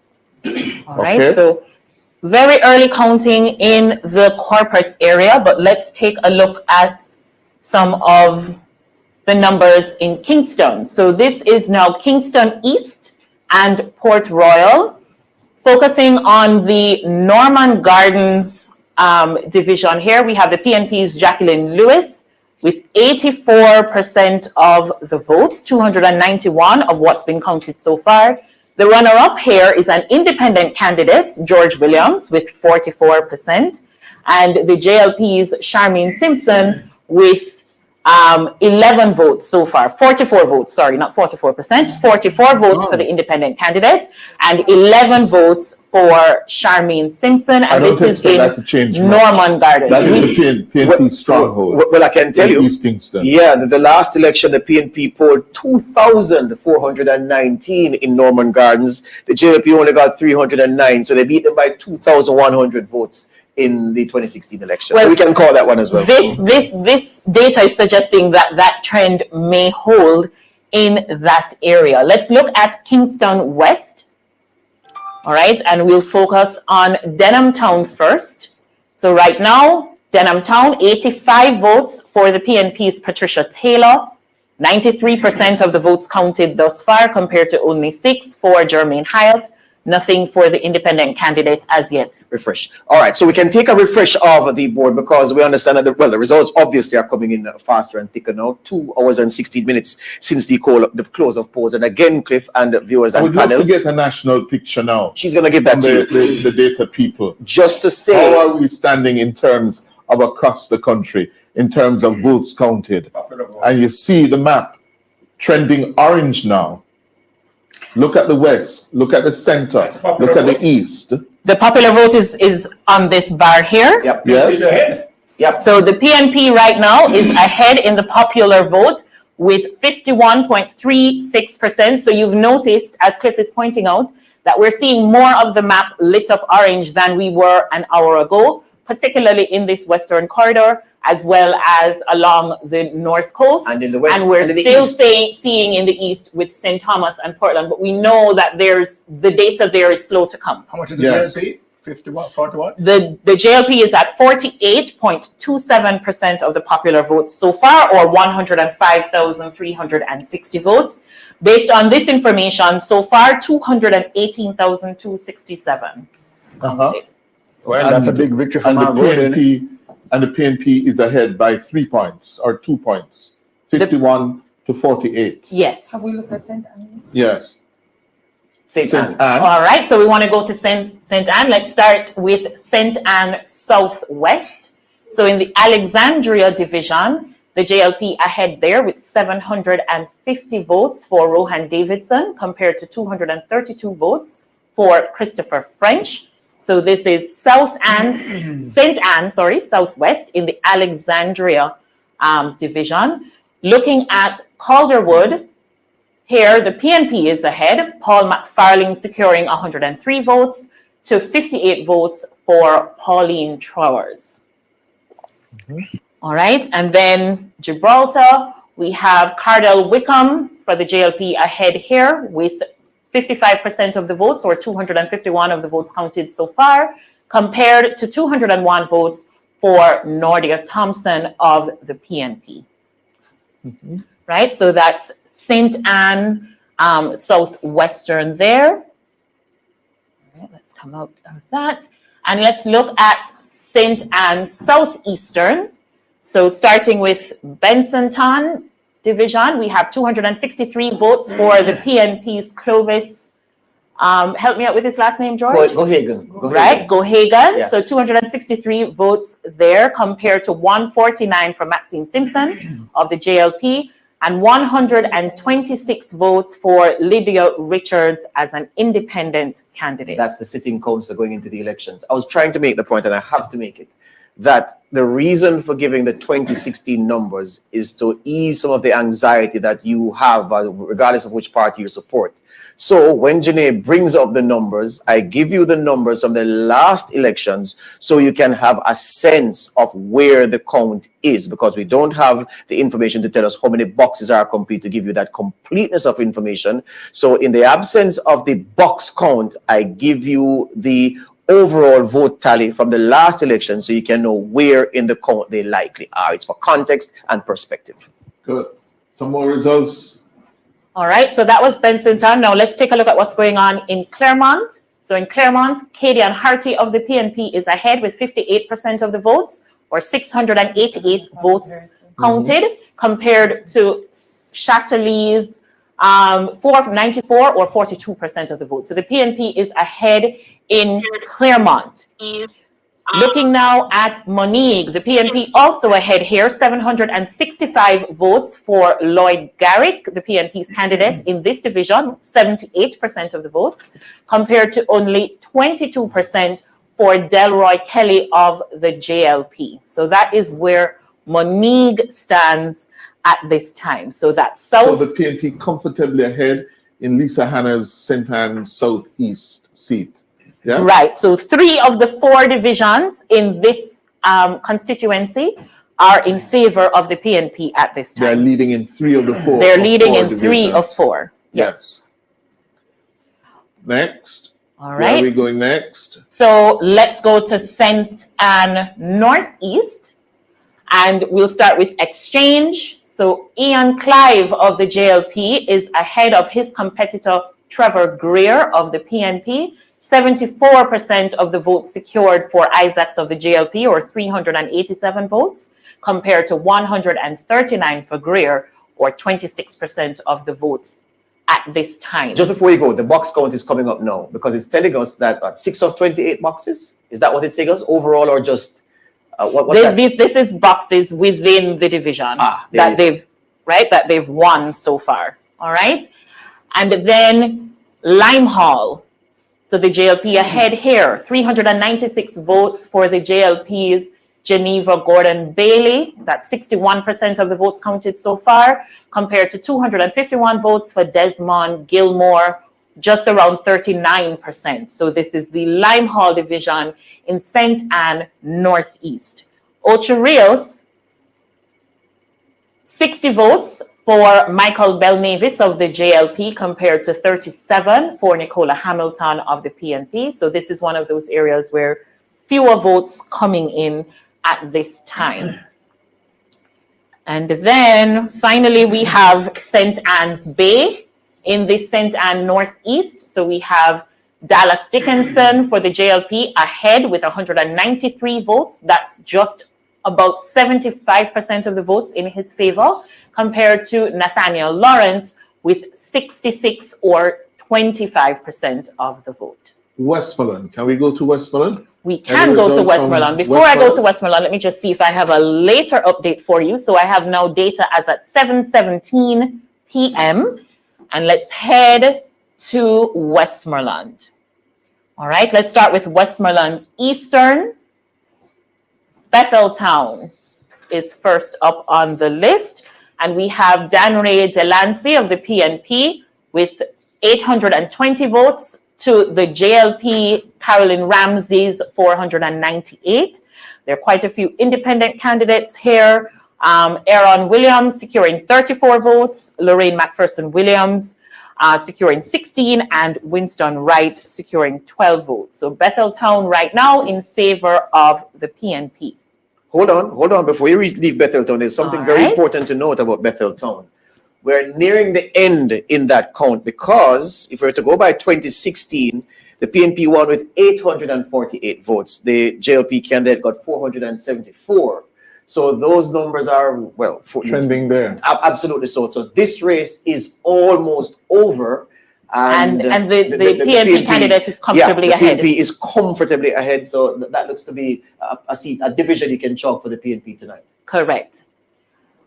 All right. So going down now to Darlaston, 947 votes for Jerome Bacchus of the PNP, well and comfortably ahead of Godfrey Walters of the JLP with 580 votes. All right, stick up in again, because the last time in Darlaston, the PNP polled 1,121 votes, which is nearish enough to that, and the JLP polled 546. So again, this one is trending as if the PNP, as they did in 2016, are going to take Darlaston. Any idea of how many, or we still don't know how many boxes have been counted and how many not? Not completed as yet. The way they're releasing the data is making it a little bit difficult for us to identify that. All right, so we just looked at Darlaston. Let's go to Leamington, where we have Morcard Brown with 828 votes for the PNP, compared to Jason Whittingham with 637 Westmoreland. Again, that count is almost over, we can say, because last time the PNP polled 750 to win Leamington, the JLP polled 600. So again, so this is it's fairly finished. This is PJ Patterson's former constituency, where Dayton Campbell has migrated to. Right. And it now means that the PNP vote is holding in Westmoreland. In Eastern Westmoreland, to be precise. Eastern, yes. Sure. Yep. Well, this one is finished. 117 of 117. So Leamington is done. So the PNP have won Leamington. So Leamington goes to the PNP. Go back to the Betheltown and the other one to see the progression of the box count. Betheltown is done. Yeah, Betheltown is done as well. The PNP have won Betheltown. The PNP have won Leamington. And let's take a look at what's going where on. in those boxes, those numbers. 117, 117. Yes, 117, 117. That And where number are isn't those? changing. Yeah. Yes. Yeah. Yes. See Wow. there again. 117 in white. which is why the historic guide of 2016 is our only hope. It gives us perspective as to where the numbers are heading based on what happened in 2016 in that final count. All right. Anything else from Westmoreland? What about This is White House. So White still House. finishing out Westmoreland East.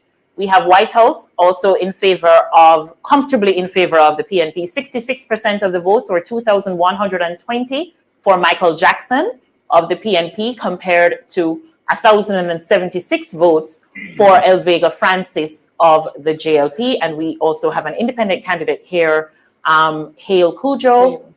Haile Cujo, Yeah. thank you, with 15 votes. The thing is this, the PNP, if we were to work with those numbers, and we have to, they have gone significantly ahead what they used to win the division the last time, because White House, the PNP, polled 1,282 in 2016 to the JLP's 663. They've gone well over the 2,000 mark. So the JLP have outperformed 2016 numbers. The PNP have outperformed their 2016 numbers, with the PNP with a significant lead as we enter the final count.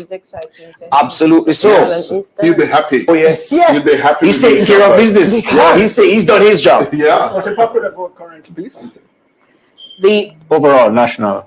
for the overall, okay, let me go all the way out here.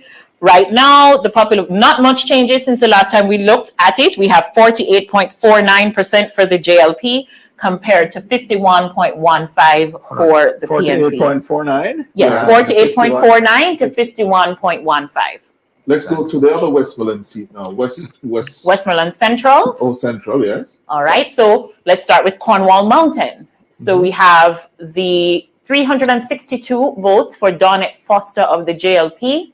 Abigail Malcolm of the PNP secures 328 votes. So this one still has a little way to go. No, a long way, because the JLP won with 1,319 the last time, and the PNP got 1,214. So those numbers suggest that they're only a quarter way through. And the margin between them is still quite small, so we have to wait to see how the other boxes go. All right, then in Frome, Lyden Lewis of the PNP is ahead right now with 255 votes, which is 59% of the votes counted thus far. Rudolph Uter, 174 votes, or just around 41% of the votes so far. All right, so that's what's happening there. Then in Petersfield, the PNP is ahead.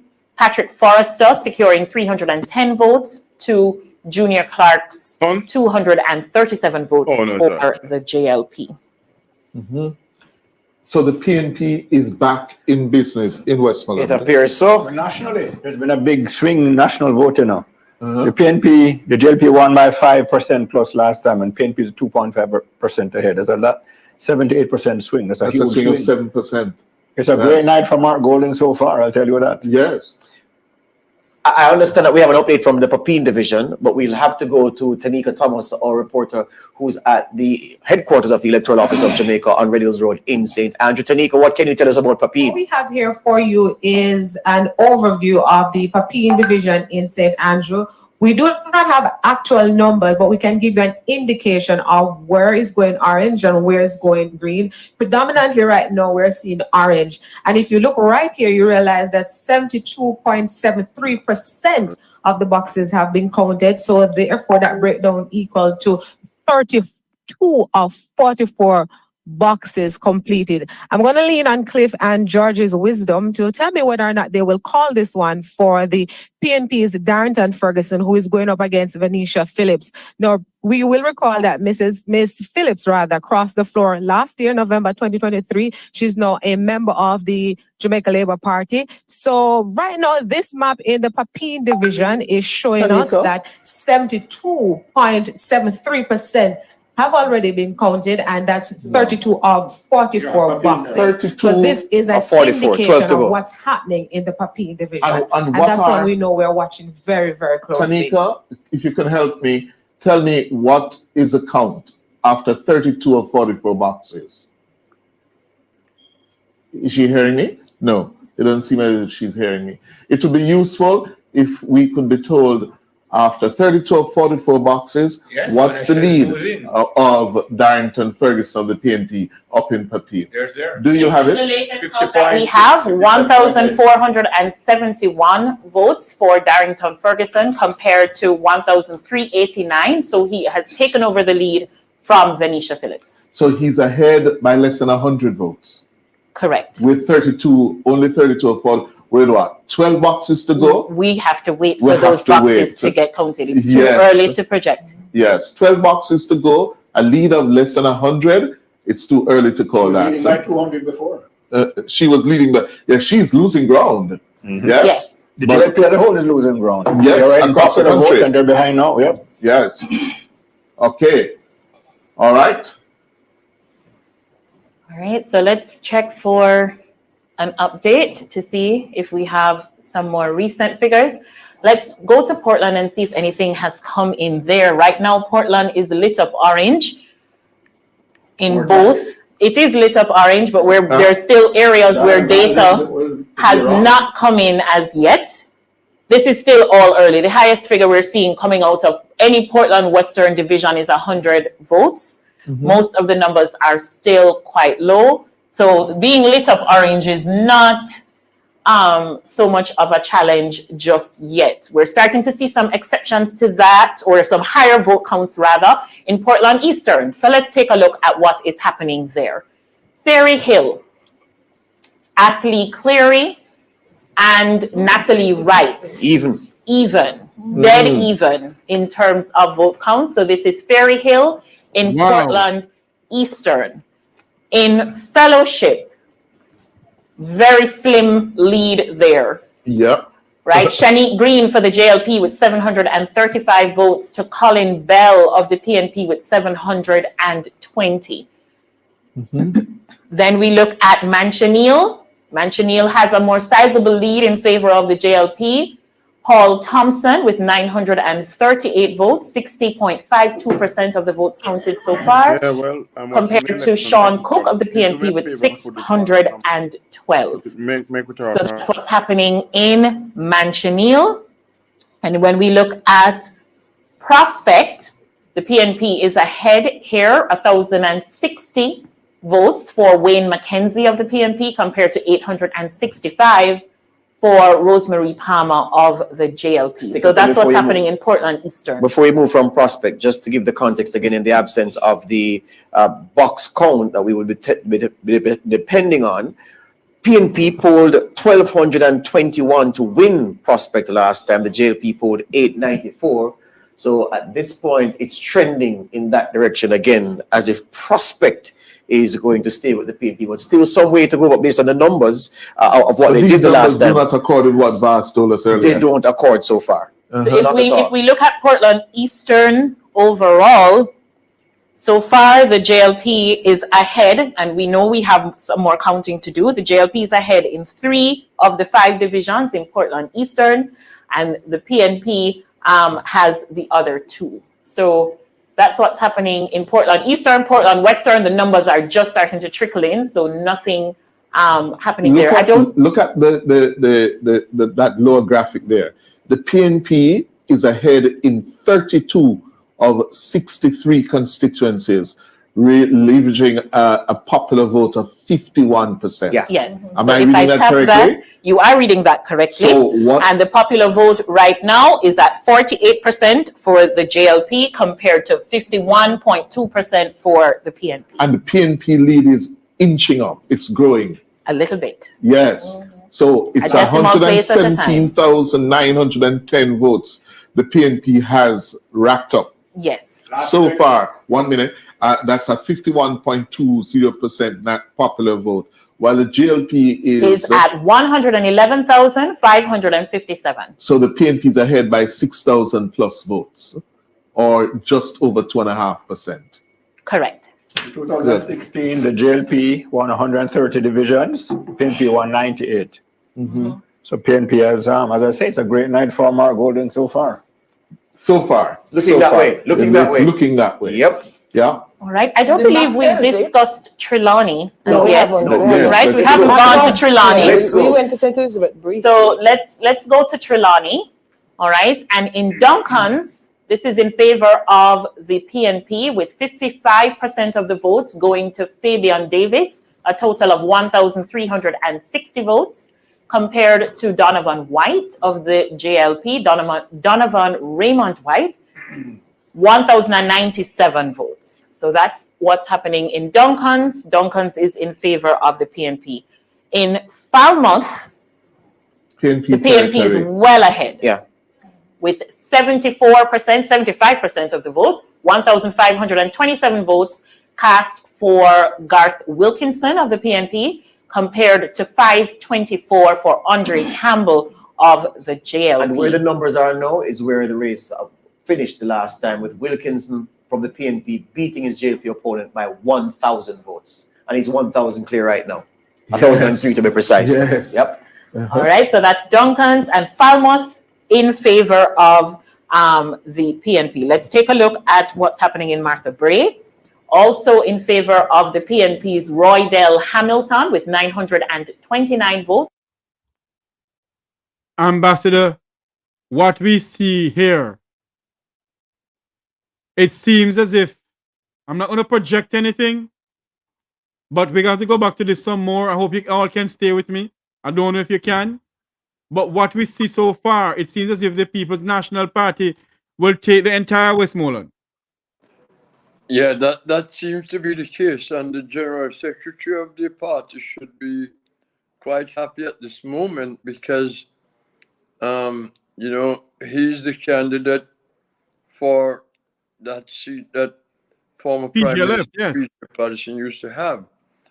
But if you look at Trelawney, for instance, it seemed like the PNP taking most of the divisions there. Yes. And in Portland now we see a different picture than what we saw, what we heard before from Mr. Chang. And you would think that the General Secretary of the party would be a little bit more responsible in informing the public about what is going on in the election. Yeah. Because at the end of the day, he'll either be proven right or wrong, and he should try to err on the side of caution rather than... Hold on for me, Ambassador. We're going to go live to the People's National Party headquarters.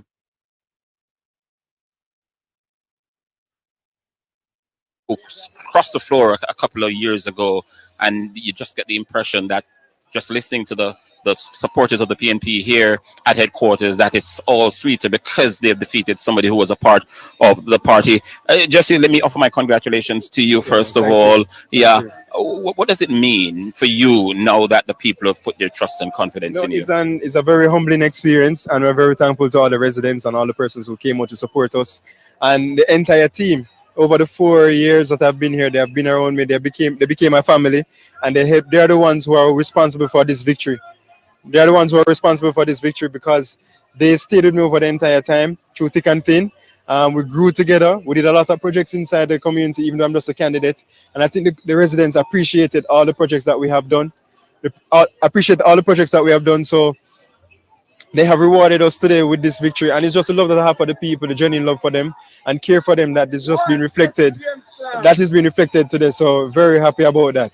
Yeah, you were outspent. You were mentioning, and because of that, you think it's the victory is all more important because of that. Absolutely, yes. So we were a very tight knit small team. Never had as much resources, going up against somebody who was once on your side, who would probably know your inside tricks and so on, and also a two-time counselor. So as a first timer, you always can't underestimate that kind of experience too as well. So it was really good to see that the people put their trust and confidence in me to represent them and to be their counselor. So I'm looking forward to giving them my ultimate best. That's like what I've been doing as a candidate, and to just push forward with that along with the team. And I'm just very thankful to the Member of Parliament, Comrade Julian Robinson, Andrew Swaby, a campaign manager, Auntie Heather, and the entire team, all the leaders in the community who really came, and they are the ones responsible for this victory. They really built me and brought me to Jamaica and to Trafalgar. Yeah. So I'm very thankful for that. Yeah.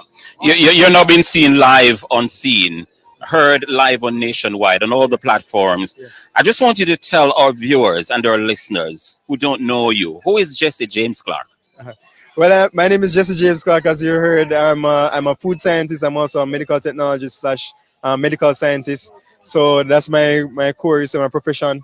But above all of that, I am really just somebody who loves to volunteer and to serve the community and to watch community grow over a period of time based on the work that you're putting inside the community. So I'm looking forward to building and growing with the community.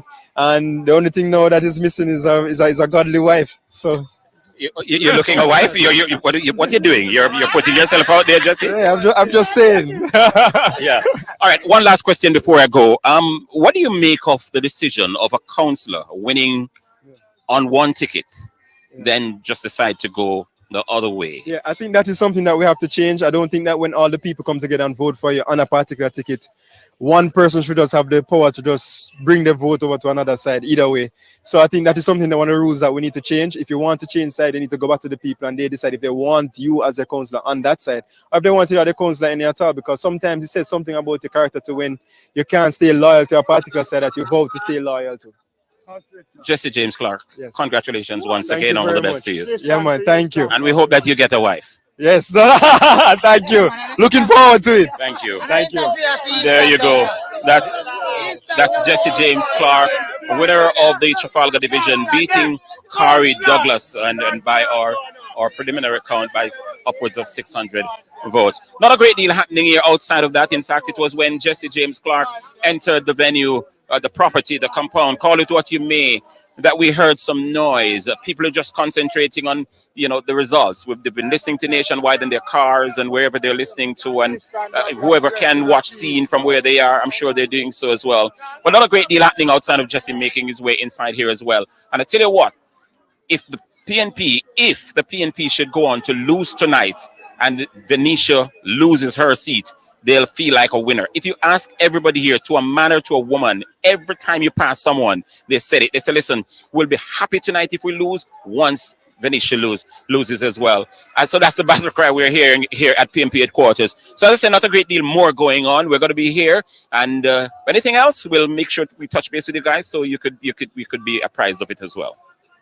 Well. And I think we are at a very key point in the results for tonight. For the PNP to hold Trafalgar after Kari Douglas walked out of the party to join the Jamaica Labour Party. Secondly, Venetia Phillips did the same thing, walked out of the Mark Golding's party into Andrew Holness's Labour Party in the Pepin division, and she is trailing, yes, her PNP rival there, Darrington Ferguson. Two key pieces of development tonight, because if the PNP were to hold Pepin and Trafalgar, it means the Labour Party must flip at least 2, if not 3 divisions if they are to hold the corporate area. And it doesn't look that way. Also, the PNP is back in business in Westmoreland, which was being touted as a potential JLP sweep. That is not happening tonight. The PNP is doing very well in Westmoreland, despite all the issues and the so-called Ian Hales factor. The PNP is leading across the entire parish of Westmoreland. The PNP is also doing well in the eastern end of the island based on the numbers from Portland and St. Thomas. Yes, it's a good night so far for Mark Jefferson Golding and Dayton Campbell, his General Secretary. Let's go to Saeed with a youth voice. Saeed. We are going to break away Cliff, from George, we've been waiting in anticipation for you to come to us. In fact, the guests here are on the edge of. We're going to break away from our live feed with Nationwide. Back to Ambassador Curtis Ward and Dr. Rupert Francis. Ambassador Ward, I know maybe you have to go anytime soon, sir. Unmute your mic for me. I know I have to leave you soon, but I'm telling you. The moment and the excitement getting up now, boss. What I'm seeing. Yes. I keep looking on Mr. Hughes' face and listening to him carefully. And his demeanor has changed significantly. Yes. From earlier when they were hitting the green buttons on the map. Yes. It's very interesting indeed, you know.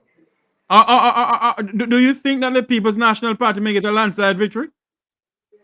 I don't know if it's going to be a landslide, but it looks like the PNP is trending towards victory tonight.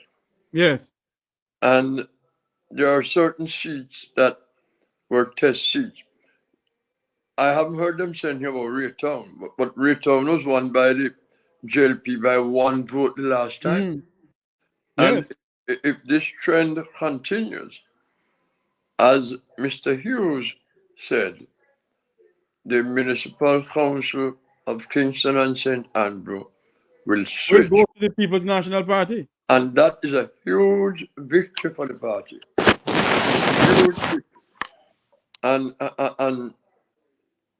that is something that right now I'm sure the party doing some serious analysis on that.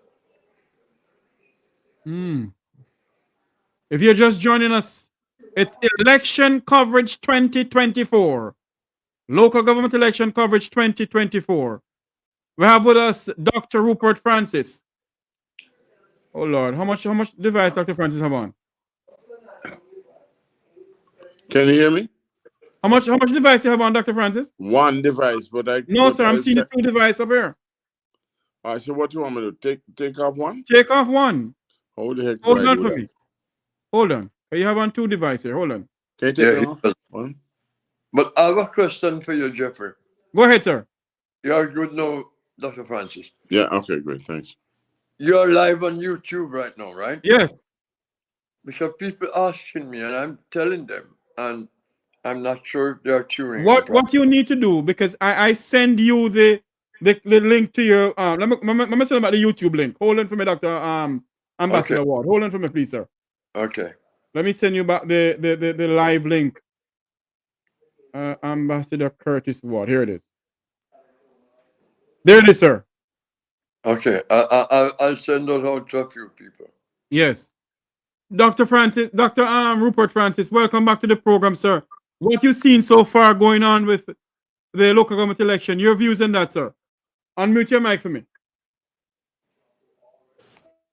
After when I came on and I said to myself, well, look like the Jamaican people had not made any decisions, and they wanted things to be just the same. Yes. And I am telling you this. You know, some people are sweating in them pants right now, or skirt, and they should. You understand me? Because it looked like the dirty wasn't so dirty after all. Right?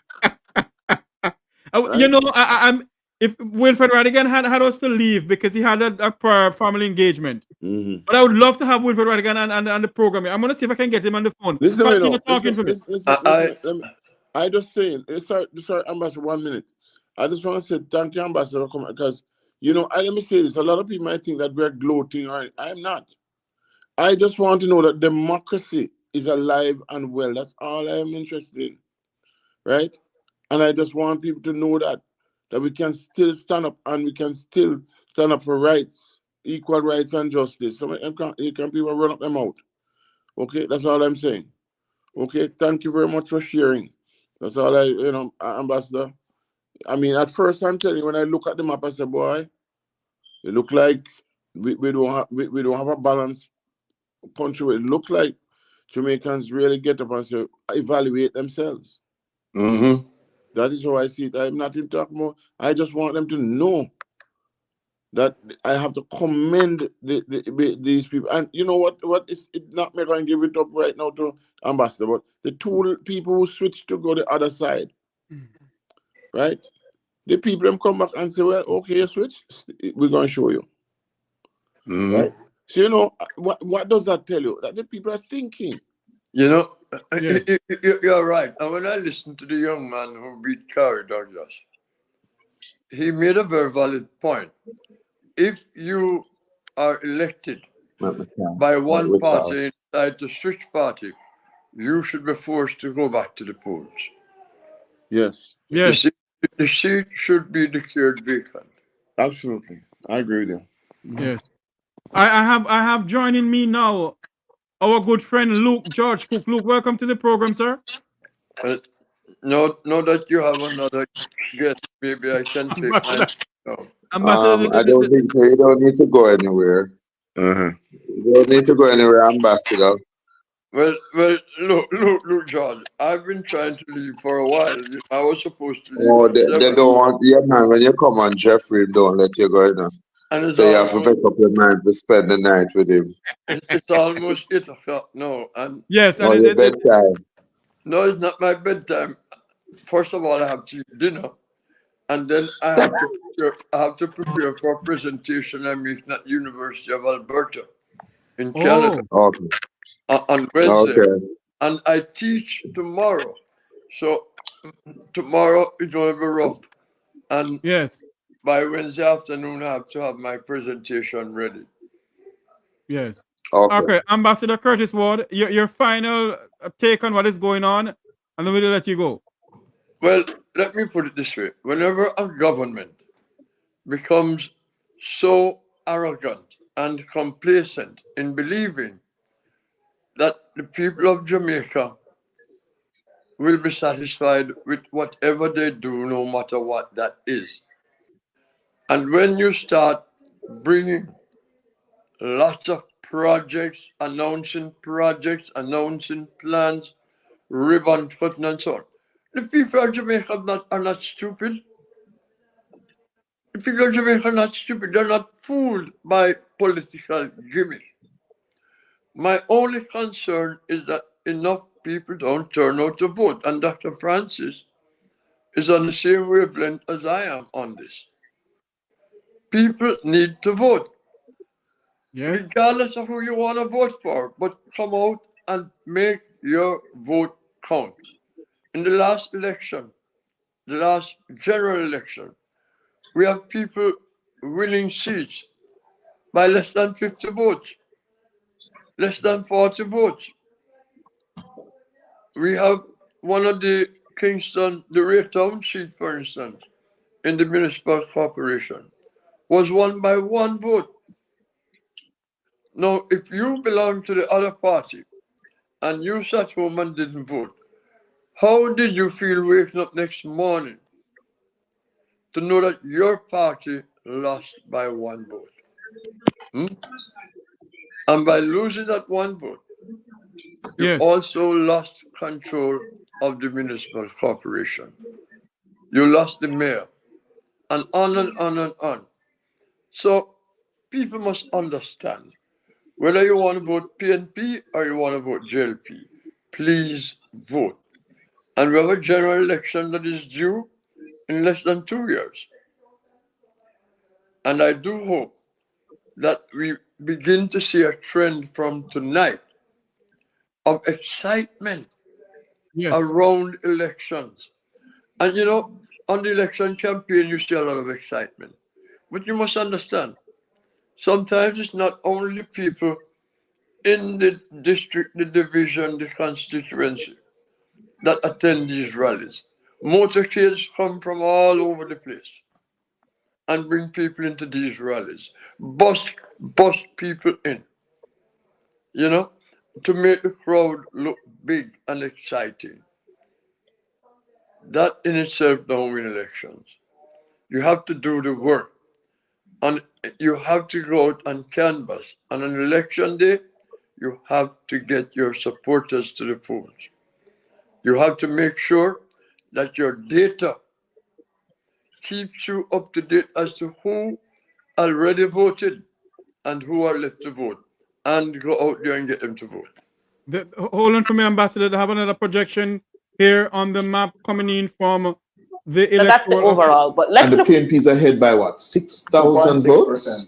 6,000 votes? 120,000? 120,405 minus 114,202 for those with their calculators at home. It's just 6,000. Right, just about 5,000 plus votes there.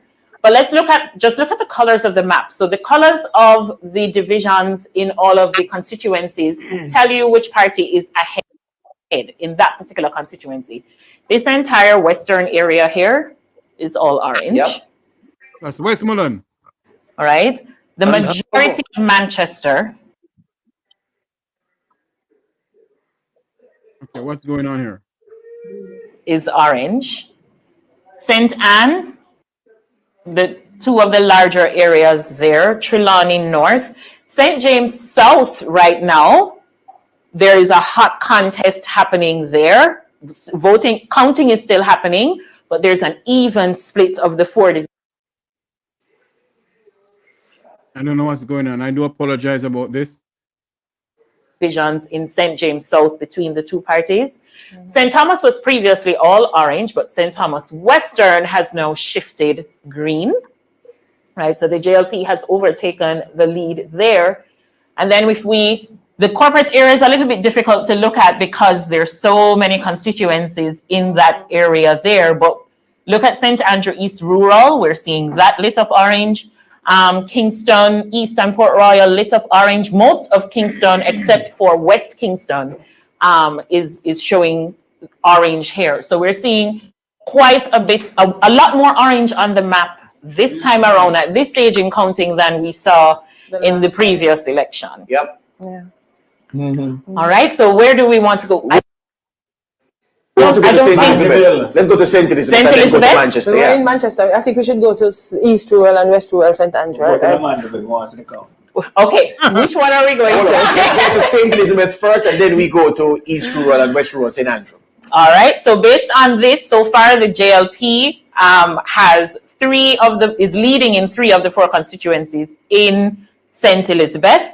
St. Elizabeth Northeastern is the one where the PNP is ahead. So let's take a look at what's going on in St. Elizabeth Northeast.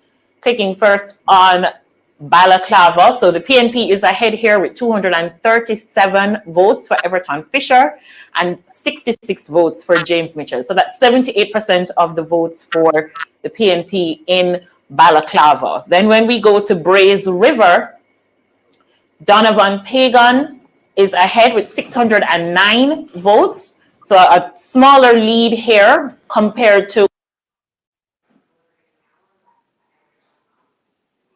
Kirk Rodney of the JLP with 565. So that's what's happening in Braze River. The PNP is ahead, but not quite significantly so. Santa Cruz. And to support you, it won Santa Cruz, the JLP did by 993 votes the last time. Huh? Yeah. So let's go back to the EOJ. Let's take a break from the board and go back to the EOJ. Just take a break and then come back. Yeah, let's go to a break and then come back, control room. We're going to take a commercial break. We're going to continue here. Ambassador Ward, you're making your point before you go, so we're going to let you go, sir. Make your point and go, sir. Yeah, my point really is to ensure that people become more engaged in the election and go out and vote. Yes. Clearly, it is trending towards a PNP victory right now. And that is saying something about the people choosing the opposition over the government. Yes. That is showing that there's some significant dissatisfaction with the government. Another thing we should also bear in mind is that the PNP has selected some excellent candidates, not just at the MP levels, but at the municipal corporation levels. And this is something that is going to benefit the PNP going forward. And should the PNP continue on the trend we are seeing here tonight and win more control over more of the municipal corporations, as they seem to be about to do, one of the things you have to be watchful for is that the government doesn't starve these orange constituencies when it comes to working on roads, dealing with water, and so on in those constituencies. Because the ministers, if they are, and many of these now turning orange constituencies, the member of parliament are green. They are JLP member of parliament. And they literally control the purse strings in much of the work that's being done. And the people of Jamaica must be vigilant about that. Indeed. But I do hope that as we go forward, more and more people get engaged, more and more people see the type of candidates that they can vote for and vote for those candidates. And this whole tribalism must stop. Yes. Ambassador Curtis Ward, former Jamaican ambassador to the United Nations, Jamaican statesman, a Jamaican by birth, a man who is well respected around the world and indeed in his homeland. Hail from the parish of St. Elizabeth, just like my wife. Ambassador Ward, thank you for coming on. I am a certified Jamaican. Okay? Indeed. Not like some of them who, anyway, Jeffrey, behave yourself. My navel string is buried under a lignum vitae tree in Treasure Beach. Yes, sir. And the only person who knows exactly where it is now deceased, my dearly beloved mother. Yes. Okay? But I have a feeling I know which lignum vitae tree. At least I have claimed one. Yes. Okay?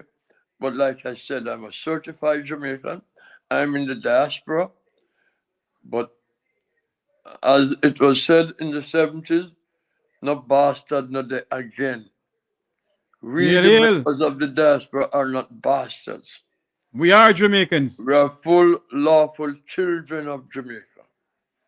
And that song which said, if you are from the country of Bob Marley, you're a Jamaican. If you are from the country of Marcus Garvey, you're a Jamaican. You're a certified Jamaican. I'm of the country of the place of my birth, where my father, my mother, my grandparents, and at least my great-grandmother are from Treasure Beach. Okay? Yes. So, and Treasure Beach just happens to be one of the most wonderful little places in Jamaica. Indeed. Indeed. Indeed, Ambassador. It was a pleasure being here with you. It was a pleasure having been able to converse with Mr. Don Anderson and with you, Captain Rupert Francis. The struggle continues. Thank you, Jeffrey, for having me. And I wish I could stay a little longer, but I definitely must go. Ambassador Ward, thank you for coming on, sir. Always a pleasure to have you on, sir. Okay. Thank you. Ambassador Curtis Ward, former Jamaican ambassador to the United Nations. Thank you for coming on, sir. We have with us now my good friend George Cooke. George, Luke, are you there with us? Yeah. Oh, me, you're a good friend because the PNP are win.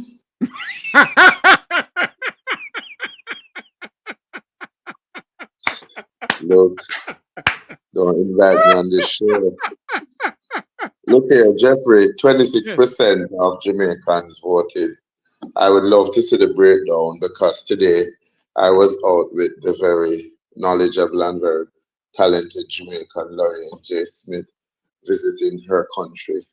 And we were talking to some young people, two in fact, who said that the way how things are, they describe it, that is one and the same.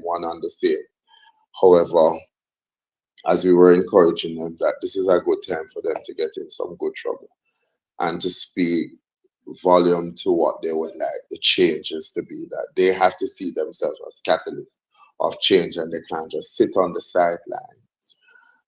Here's what is true. Mark Golden, if you take it tonight, this is not for your comfort. It's not to say that you are better prepared. It's not to say that your strategies were good. It's because the Jamaican people are frustrated. They hate the fact that they have been having to hold suffer. On for me, Luke, hold on for me. We're going to go live to Papine now. What is going on with Venetia Phillips' seat? And we're going to go to Tanika Thomas, who is at the EOJ election headquarters on Red Hills Road, to find out exactly what is the state of the race in Papine. Tanika. And Cliff, just providing you with the latest update as it relates to the Papine division in St. Andrew. Based on what we're seeing, the official data from the EOJ, the JLP's Venetia Phillips has 1,806 votes, 50% of the votes, compared to Darrington Ferguson of the People's National Party, PNP, who has so far amassed 1,768 votes. So based on this information coming from the EOJ, 40 of 44 boxes have so far been completed, and that represents 90.91% of the boxes. So this is the latest information we have of Papine division in St. Andrew. Venetia, just a little ahead of the PNP's Darrington Ferguson. She has 1,806 votes. And this information was last updated at 6 minutes past the hour of 8. Just hold on, Kevin. Thank you very much for that, Tanika. And this is why we say the elections are at an inflection point, because half an hour ago, it seemed as if the PNP's Darrington Ferguson was going to win on his way. Papine division. Yep. Now, 91% of the votes counted, only 4 more boxes to go, but separating Ferguson from Phillips. Yes. Only what? 60 votes? About 38 to be precise. 38 votes. With 4 boxes to go. 4 boxes to go. Right? The independent candidate, George Planter, who has been a long time JLP activist. Former Mona councillor for the JLP. In St. Andrew East, yes, a former councillor. He is getting 55 votes. Now, if Venetia got those 55 votes, it could be a different story at this hour. Yep. Yes? Yep. But certainly, based on what is happening, we are not yet sure, because let us be frank, what we were expecting to have from the EOJ's database, we're not getting it. It's poor. Yeah, it's poor. We're not able to tell you how many boxes have counted out of a total of so much or so many. Yeah, we just don't know. And that is crucial for us to determine where it's likely to go. Yeah, how many boxes, how many votes are left to be counted. And the EOJ database has not been giving us that information. For context, calm down, Cliff. For context, we have been telling all reporters at Nationwide about the importance that certain independent candidates could have in certain races. And as Kevin kept pointing at the 55 that George Planter has attracted so far, that counted for him so far, they have the potential to spoil significantly. And with a 38 vote difference separating the leader from the person in second, Phillips 38 clear of Ferguson, and Planter sitting on 55. For the 4 boxes remaining, at the end of the day, Planter could be the king or queen maker in the Papine division, given how many more votes he can extract from those 4 boxes and how many Ferguson and Phillips have against their name at the end of the tally. It's good to see an independent make a difference. Independent. People always say the 2 parties control everything. No, We're no, not quite. But I can give you data in the Riverside division in Hanover in the 2016 division when. Let us switch away from that. As soon as we get some more update, we're going to go back to them live. Luke George Cooke, you're commenting on something, sir. We do apologize to cut you off. But in the meantime, Yeah, man, I want to say this to you. That's all right. I realize that you have gone, right, you have gone into election. Right, I'm going to cut you when you're talking sometimes because as soon as I see the live thing come up on my screen, then I'm going to cut you off and go there. You're saying something. Man, that's fine. Yeah, that's fine.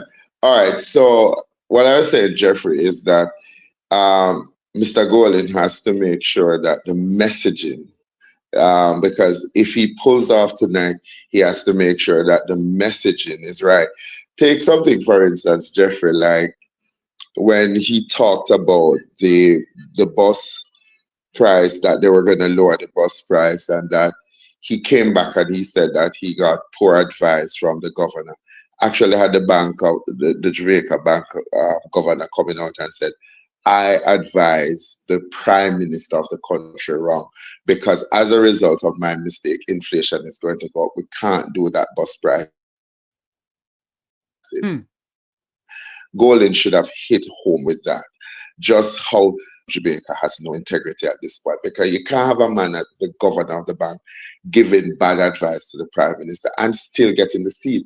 So you know what, the prime minister came out and said, oh, I'm so grateful to the governor for coming out and acknowledging it. Well, you know, the governor should have. So you have to get the people to understand, and this is where messaging is important. But it would be good to see Rupert Francis and Jeffrey Tavares. How much percent of the 23% of persons who voted today are in the age range of 18 to 35? And if we cannot attract those people, Rupert, what does it mean for us as a democracy? Right? I'm not getting into the hype of PNP going to win tonight and that things are going to get better. There are some fundamental challenges to our democracy that we need to address. If you drive along Waterloo Road at this time of the night, Jeffrey, the streets are empty. Is it in anticipation that something is going to happen, or is it that people just think that we're going to go back to those days of the 70s? And so everybody just feel like say, them go out them yard. The only place you see excitement right now is in the inner city, in Kingston and certainly some places in St. Andrew. Everybody's off the road. The whole country is shut down. And I didn't think that was a good look. There were some. You mean right now, Lou, because of the election? Yeah, the whole country has come to a standstill. There is no traffic. You can drive around Kingston in 5 minutes, and you're not have to worry. The only thing I worry about is a stoplight. It looks as if everybody has gone to bed at 8 o'clock. And I didn't think that was, given the confidence that our democracy has come such a far way where people don't have this fear that they're going to be targeted. I don't know if everybody went home to be glued, but I know that the streets started to get empty right around the 3 o'clock bells thereabout. And so and I know the advisory was that you couldn't have any gathering. The other part of it, Jeffrey, is just how frightening it was when you hear Jamaicans saying, look here, we didn't even know what municipalities were supposed to be doing just above the election, which tells me on both spectrum, you have done a poor job at educating the Jamaican people, because how then do they keep the people who are elected feet to the fire? Mm-hmm. If Venetia as a season. Sorry, look, continue talking for me. I'm going to turn off something in the house here. Continue talking. Right. Venetia Phillips, as a seasoned politician, switching seat, Rupert should have been able to take a larger. So you realize that voter apathy is real. And it means that after the election, both political parties will have to go. And I'm happy to hear about the independent candidate. There was a very good ad by the independent candidate in Portmore, I think in East Portmore. She was very good at the messaging. In fact, if she was the spokesperson for any of these two political dynasties, I'm sure you would have seen a better result at the poll. When you look at, and I must commend the parish of Hanover, that MP, I think her name is Heather something, how she used social media to really push the message that she and her councillor wanted out there. Those were excellent. However, Rupert Francis, 23% of Jamaica voted in a national election.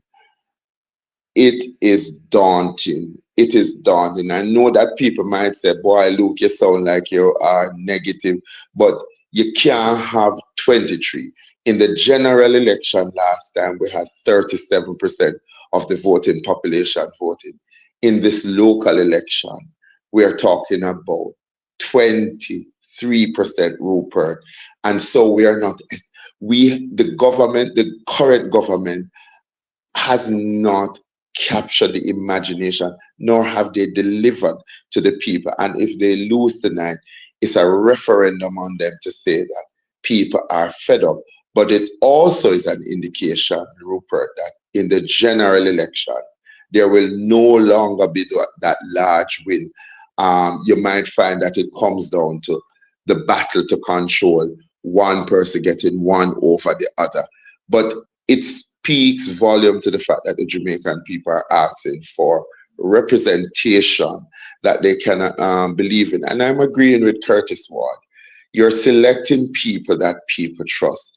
You have to select people that people trust, because part of what is going to make the transition even easier is having people that people can trust based on the track record that they have with constituencies, that they are known to be doing, they are community activists within their communities. They have invested a lot of volunteerism in their community, so they know and have a sense of what the people need, so they can respond to the needs of their people. So that is going to be critical. But you know what, Rupert, this says to me, and having you here on this platform, you were exactly right. The arrogance, the sheer arrogance of the Jamaica Labour Party in thinking that they were going to just walk away with this local government election. I remember Bobby Montague say, oh, pure idiots, and we're going to beat them and run them. That the Jamaican people who are feeling the everyday suffering of government not ever catering to their needs, but talking about this wonderful macro economy that is growing leaps and bounds, but them can't find food. Somebody reminded me recently, you know, Jeffrey, that almost 2 million All right, people. sorry, 2 Luke, million. we do apologize to you, Luke. We have to break into our news that's coming with us now from the news center here that we're Quarters on Red Hills Road in St. Andrew, where Tanika Thomas is there working for us, and she has the very latest on this keenly fought race in the Papine division. Tanika?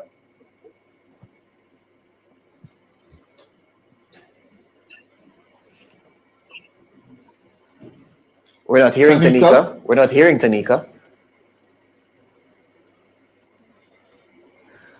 Not hearing Tanika at all. What we're seeing is a breakdown of the polling station data in the Papine. We're going to have to make that connection, make that reconnection.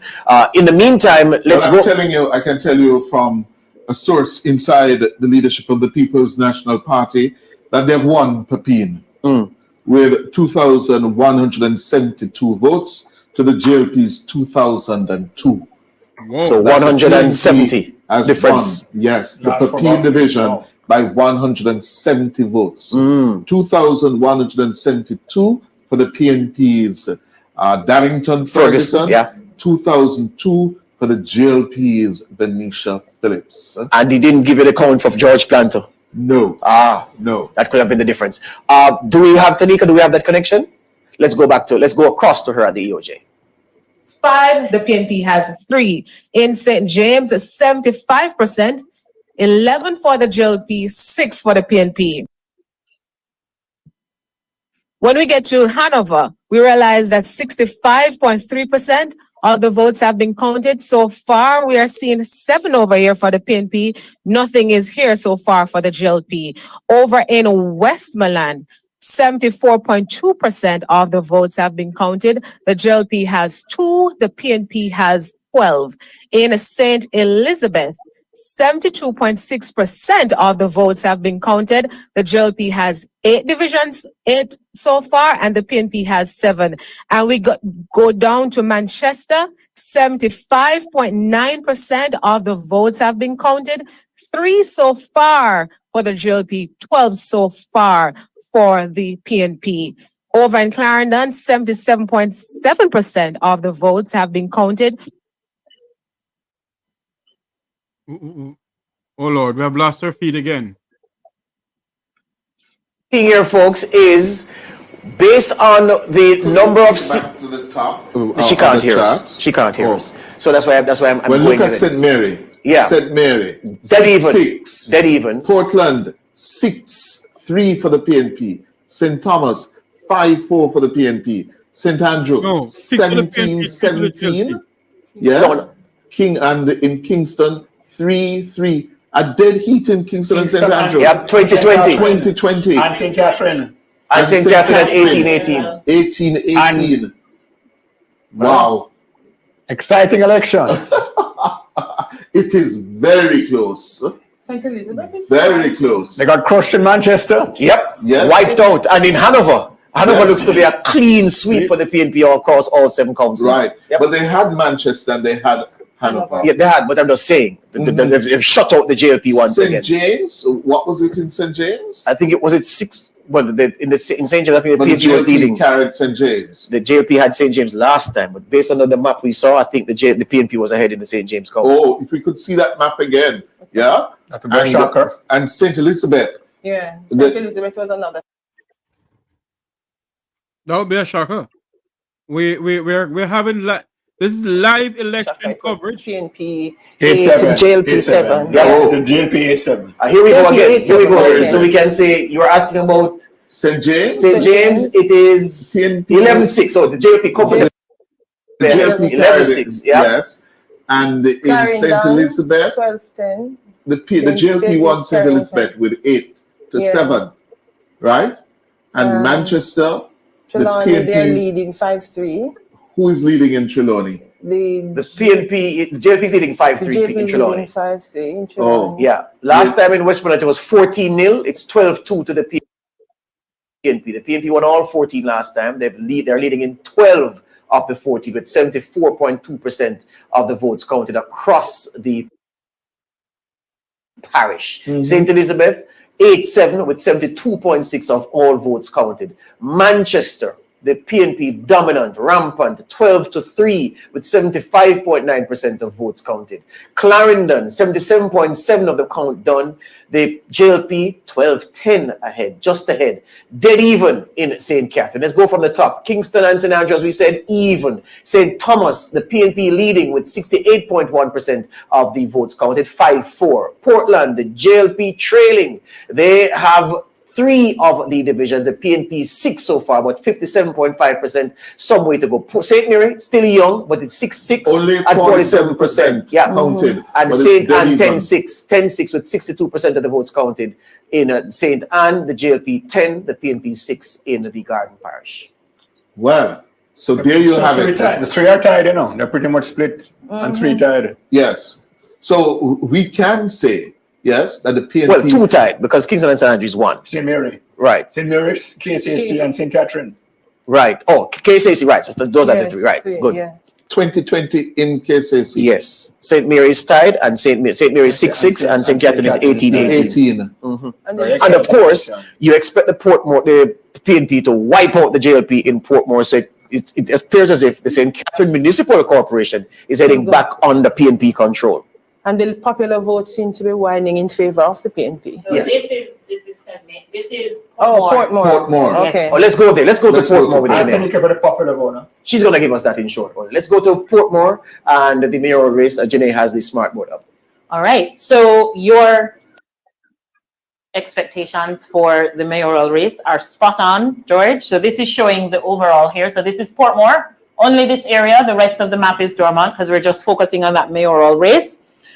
42,468 votes cast for the JLP candidate in Portmore, 42.3% of the votes, to 57,137 votes cast for the PNP's candidate, which is 56% of the votes. So that's right now, the Portmore race is in favor of the PNP, no questions asked. And I said something a while ago I want to explain. If it is that St. Catherine finishes with the PNP, say for instance, if the PNP wins, it's a no-brainer. They get the mayor.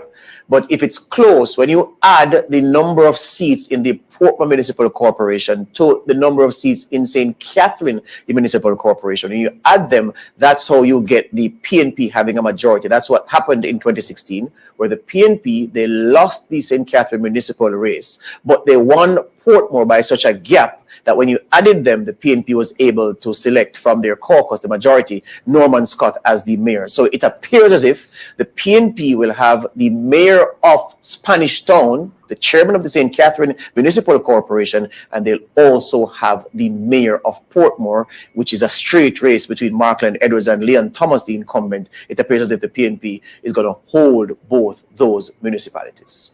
Can we mock up where the guy switched over? North Central Clarendon. We don't have that yet. No, because the data from the EOJ is about 40 minutes behind where it should be at this time. We have to say it for what it is because the viewers are watching and expecting.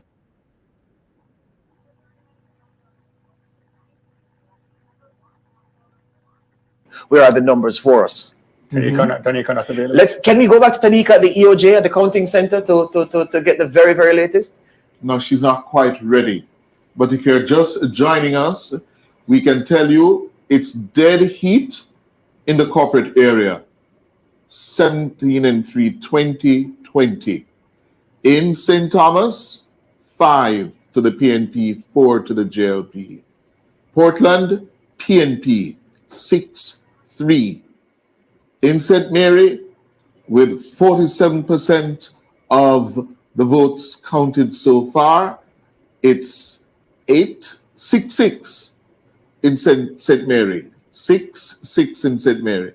St. Anne, 10-6 in favor of the JLP.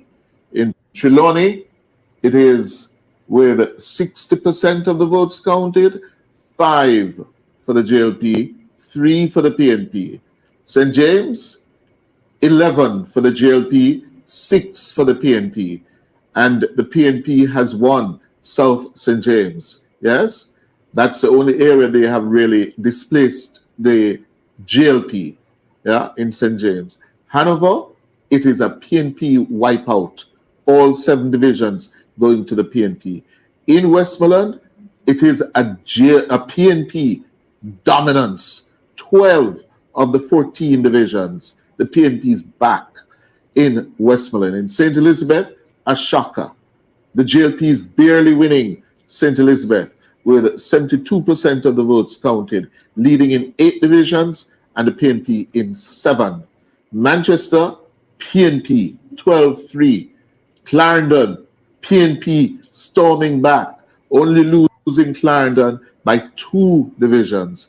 And in St. Catherine, it's dead heat, 18-18. By any measure, popular vote, divisions won, municipalities won, the PNP has won the local government elections. It's 5-5 with 3 ties. We're missing one. Yes? Which one are we missing? Can we now play that for me, please?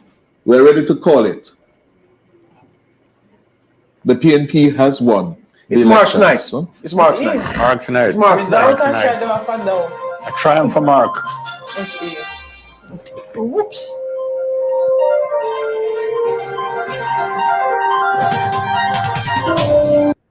Well, this shows one thing for sure. You don't give a damn about the race of your leader. Nope.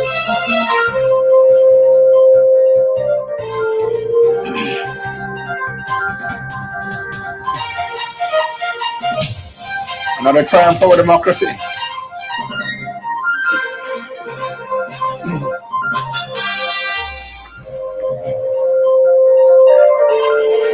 It's his moment. It's his moment.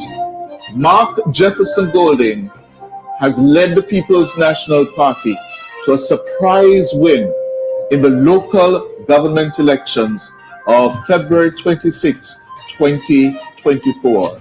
Marky G, as he's affectionately called, was behind in the public opinion polls. Yes, his leadership was on the line, but in a stroke of political genius, he declared that these elections were to be treated as a national referendum on the Andrew Holness government, and he has been proven correct. Tonight, he is cementing his hold on the leadership of the people.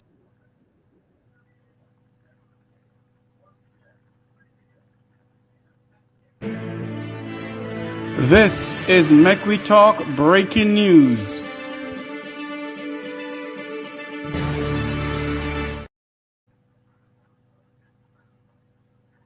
There you have it.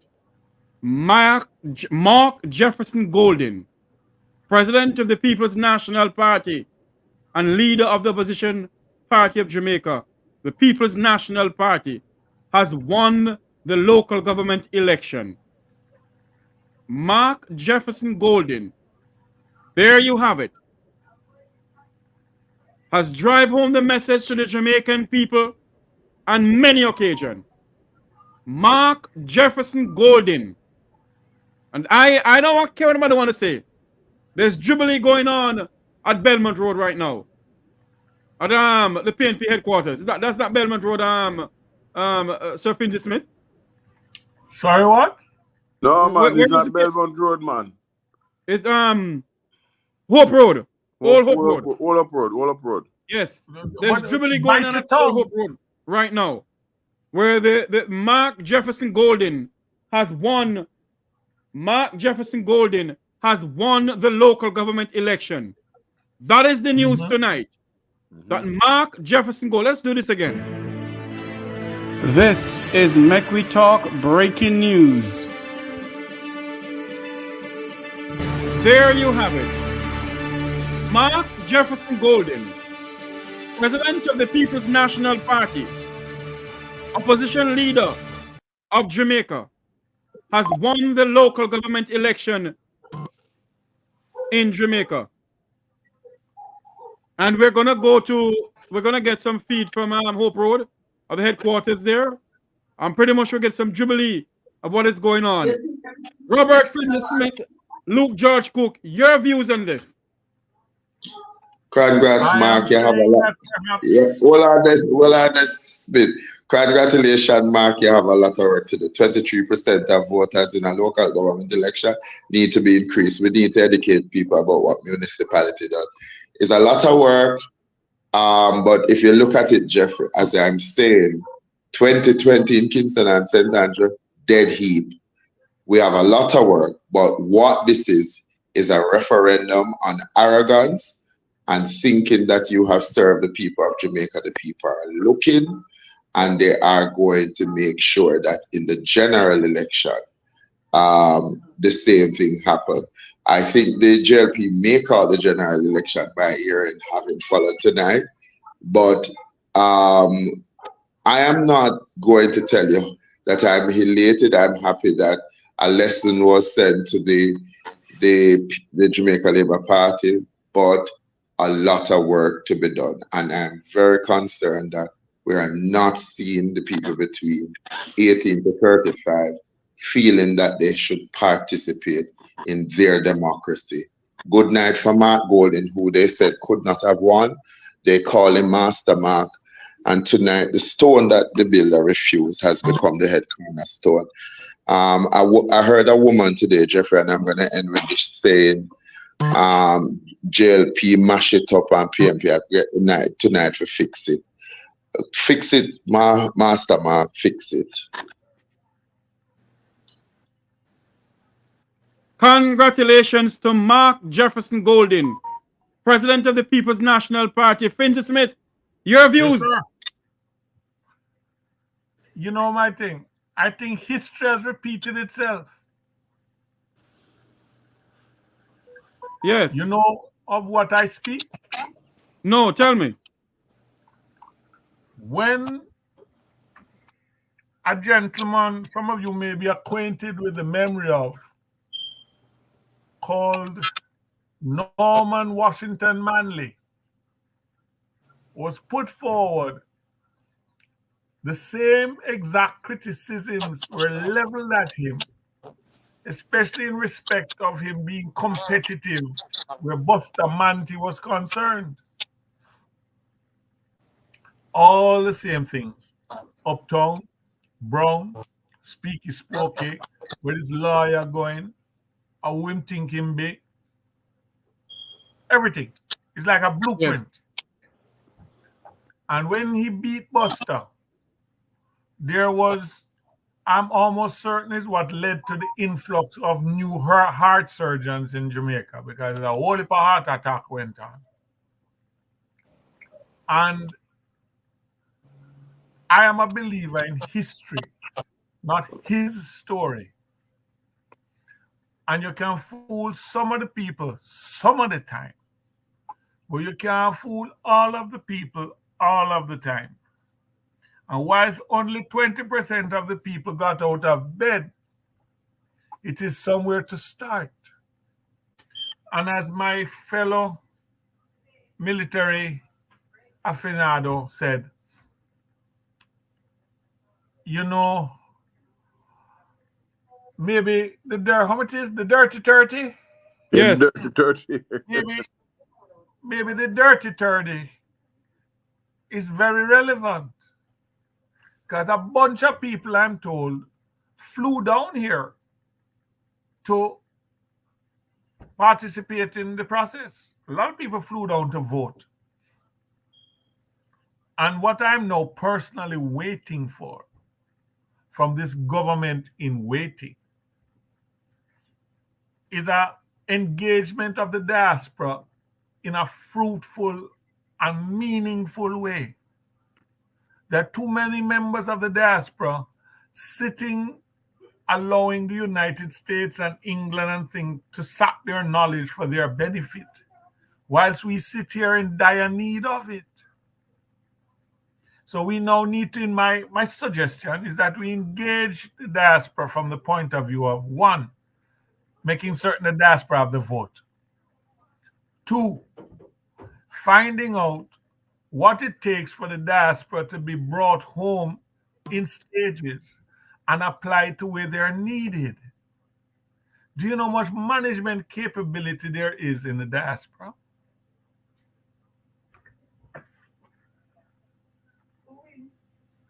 My daughter just came to say, Owen. There you have it.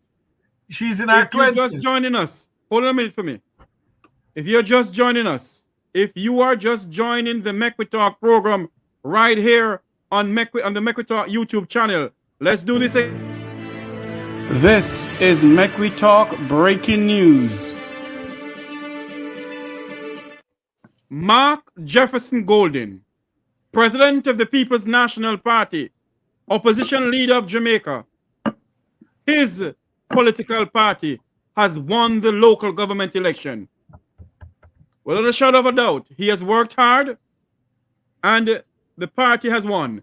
Dr. Francis, your views on this? Well, to be quite honest with you, I'm not surprised of the outcome. It was not the question of a party winning, it's the question of the people winning. And the people who use their common sense, they recognize that Jamaica would not look like Jamaica in 10 years' time if this whole business went on. Okay, we love the roads, we love the this, we love the that, but we love Jamaica bad. And the certain ill-discipline, arrogance, inequity that exists has to stop. And we're not talking about ism or schism. We are talking about my good friend Francis Smith said, listen to me. A few people can make a difference. So this is the start. Let us work together and rebuild Jamaica. Right? And don't worry about the colors. Worry about the context. Worry about where we're going. Worry about who's really can make a difference, like you're talking about jobs, etc., for whoever wants it. Right? And stop playing this divide and rule game. Find the right people for the right places. I would like to see a government, and if, let me make it quite clear, if this is the government to be or any other government does something wrong, they should be held accountable. Everybody. You cannot put corruption, you cannot put nepotism, you cannot do that. It doesn't make sense. We run here, we go and we get the Bob Marley movie, we do this, they do that, all, and you're even quarreling with the US government about a travel advisory and quarreling with the dirty 30, who says them. No, brother friends, you see how me powerful, and my friend them powerful, how we could have influenced the United States of America. You know, see how foolishness. To the contrary, what I should point out is you have now qualified as a perfect ambassador to the States. Oh my God, no. I have no such ambition, my friend. If you have that much influence, hell. Yes. Rupert, yes. To your credit, I think I hear my good friend Francis Smith say, boy, when I must come back. But we really should give you credit on this program.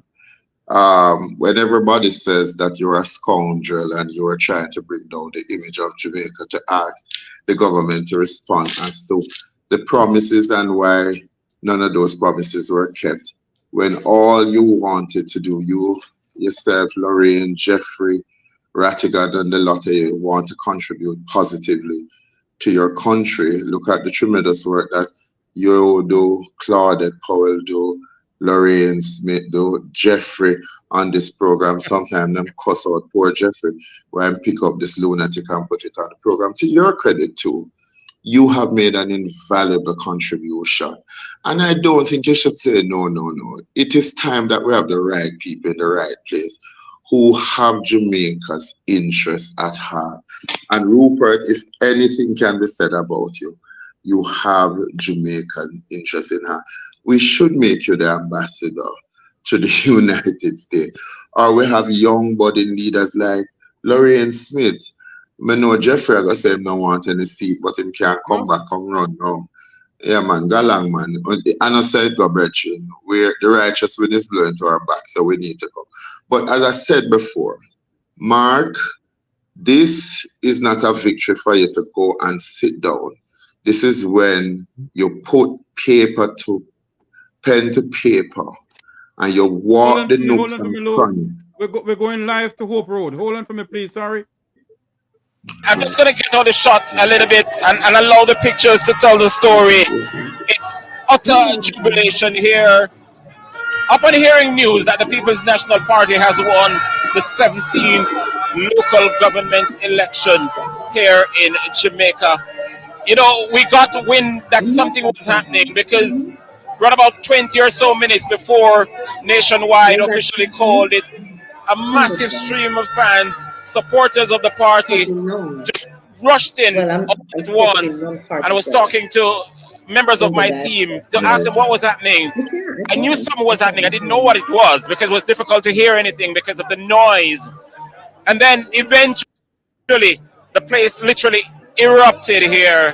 And then we heard officially that, yes, it has been called, and the People's National Party has won the 17th local government election. We're not yet seeing any of the party's bigwig here at the location.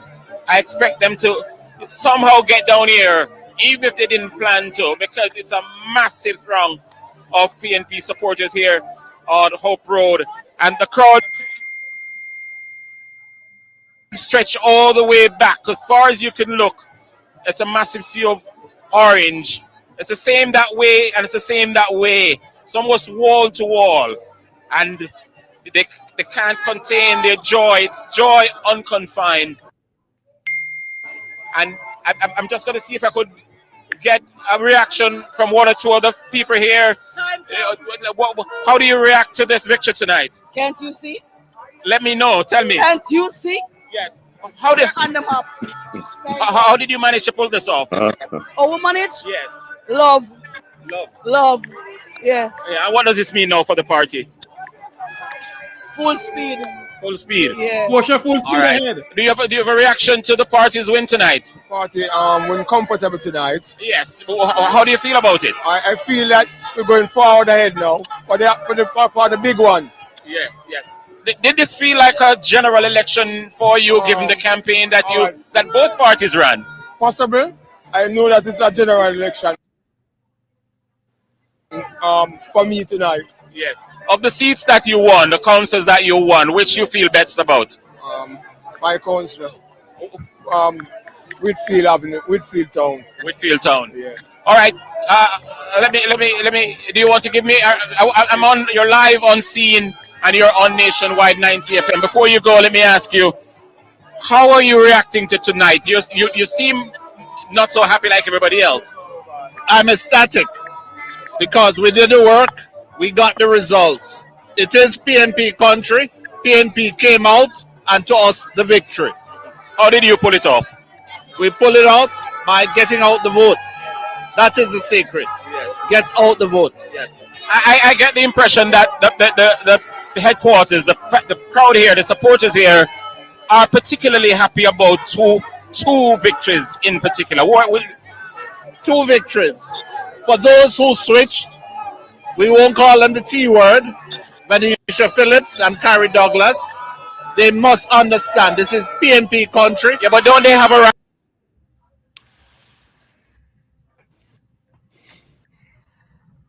We're having some. Right? Don't they reserve the right to do what they want to do? Right? They have the right.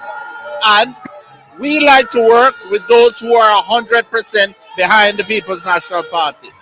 All right, congratulations. Okay, thank you. All right, if you could just follow me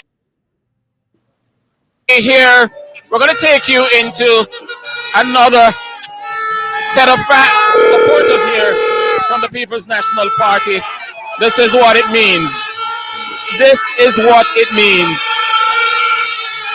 And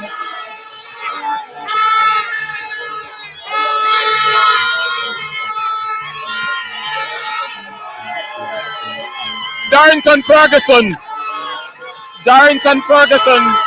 who defeated Venetia Phillips, is right here with me. They're not giving me a chance. They're not giving me a chance to talk. But let me try to get it in. Darrington, congratulations on your victory tonight. How does it feel, if they can hear me? First of all, thanks, Wayne. And I want to tell you that I am elated, but at the same time, I am humbled because serving the People's National Party and the people of Jamaica is something that we must always be elated to do. And therefore, I'm happy for this opportunity to bring what I can bring to the table and the people.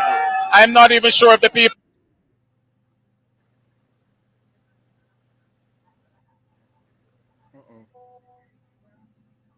on scene or those listening on Nationwide can even hear because of the jubilation. Yeah, it's really difficult. But how confident were you going in?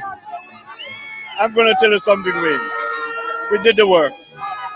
I have no doubt of the results tonight. I know it was going down to the wire, but I know we secure enough votes to get us over the line. What we need to do now is to make sure that we go back in the division and we rebuild it for the constituency. So you're saying the PNP has retained the seat? Yes, it is a PNP seat. It is a PNP seat? It is a PNP seat. Well, what are you saying? That the PNP has retained the seat. It is, people don't vote only for a candidate. They also vote for a party and the principles that that party upholds. And that seat has people who believe in people power, who believe that they can actually make a difference in their own lives with partners, through partnership with their representatives. During the campaign, it was clear that the party's base was re-energized. There was absolutely no question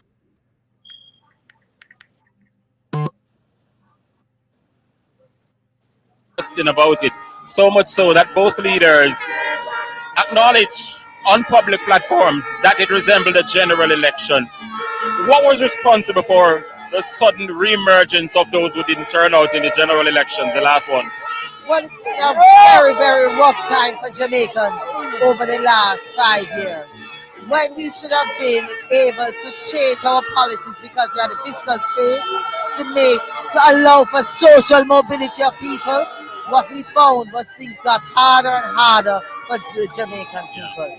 And they have said, enough is enough, time comes. As I say, I'm not even sure what's going on because the noise is so much here. Let me ask Darrington Ferguson, so now that you've won the seat, what's your first order of business? To pull the citizens of the division together and to make them understand what I'm about and find out, assess where we are and say to them, where would we want to go, and let them be a part of that. Because if local government is going to serve the people, then the people must be at the center of the decision making. And therefore, we as a party, our manifesto is clear. And I'm one of the servants who will be carrying out all the targeted information and to make sure that it happens in the communities that build the PAPI individual. What does this mean for the party though going forward? It's a warning for Parliament. We will be coming for the general election. The people are ready. We are ready. Our leader, Mark Golding, is ready to take Jamaica to where it's supposed to be. Darrington Ferguson, congratulations again. Thanks, Wayne. And congrats. Thank you. All right, so we're still here at party headquarters. I'm just going to get out of the way again for you to see the sort of celebration that we're seeing. And as I said to you, as far as eyes can see, they're just orange, orange, orange.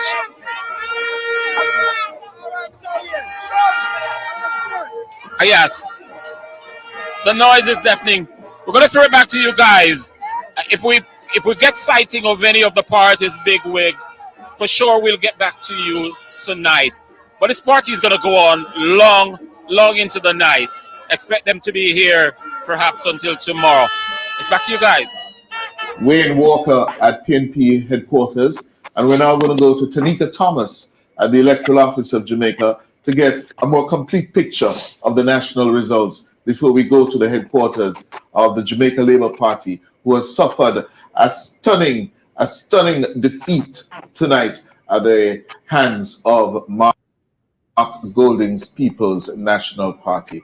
Tanika? She's not quite ready for us. I think what we have is a connection with Ricardo Brooks, who's at the JLP HQ. Ricardo, good evening. Hello. Yes, Ricardo, go ahead. You're live. Ricardo Brooks. To the listeners and the viewers, I'm here at the JLP headquarters on Belmont Road, where a single JLP supporter is all we have present in the parking lot. She's tolling a very sad bell. We saw the Minister of Local Government and Rural Development entering earlier. The media tried to get a comment from him, and his response was not right now. I can tell you, actually, that the car park has more media personnel than it does JLP supporters. As I told you, I mean, she's gone into the distance now, but it was a single bell. It told a sad song. Of course, Nationwide News having declared that the People's National Party has won the country's 17th local government elections. The media is gathered. I told you, are gathered. No supporters of the JLP. A single officer, Desmond McKenzie, of course, of Area Council 1, and his comment to the media was no comment right now. So the JLP HQ, they're looking like a car mart. Yeah, cars on display, nobody. Yeah, a car mart without buyers. 2020, 2024 flip. Yes, sir. And it tells the story of the night. Yeah, the Labourites are stunned. They are shocked. They have been whipped. They're embarrassed. They are embarrassed. Yep. Yes, and they've gone undercover. I can I tell you this quickly, that in preparing the team for this assignment, I said to Ricardo, you are going to JLP HQ, but you know, prepare yourself for anything, because I remember when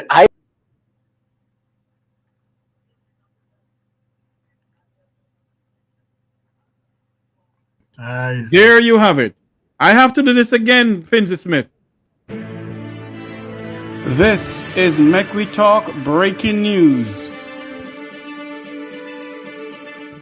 If you're just joining us, if you're just joining the team here on the Make We Talk program, we can say to you, we're live, and Mark Jefferson Golden, leader of the People's National Party, opposition leader, has won the local government election. They have defeated the Jamaica Labour Party. The time has come. Princess Smith, Luke George Cooke, Dr. Rupert Francis, you're taking everything that is going on right now. As soon as we get Boy, the live Jeffrey, you just love the breaking news part of it, you know. You're coming CNN. I see her on your natural eye tonight. But can you imagine though that the question was that can Mark Golden, they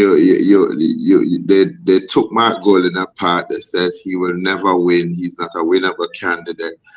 Never strike up all of the best card, but Major Finzel Smith will disagree with me. Never strike up all of the right card, but him struck one. And obviously, one of the things I tell people that you can't take away from Mark Golden is how mild-mannered he is and how easy he makes it feels to talk to him, in contrast to Andrew, who will almost literally tell you, I know everything. I am there, know it all.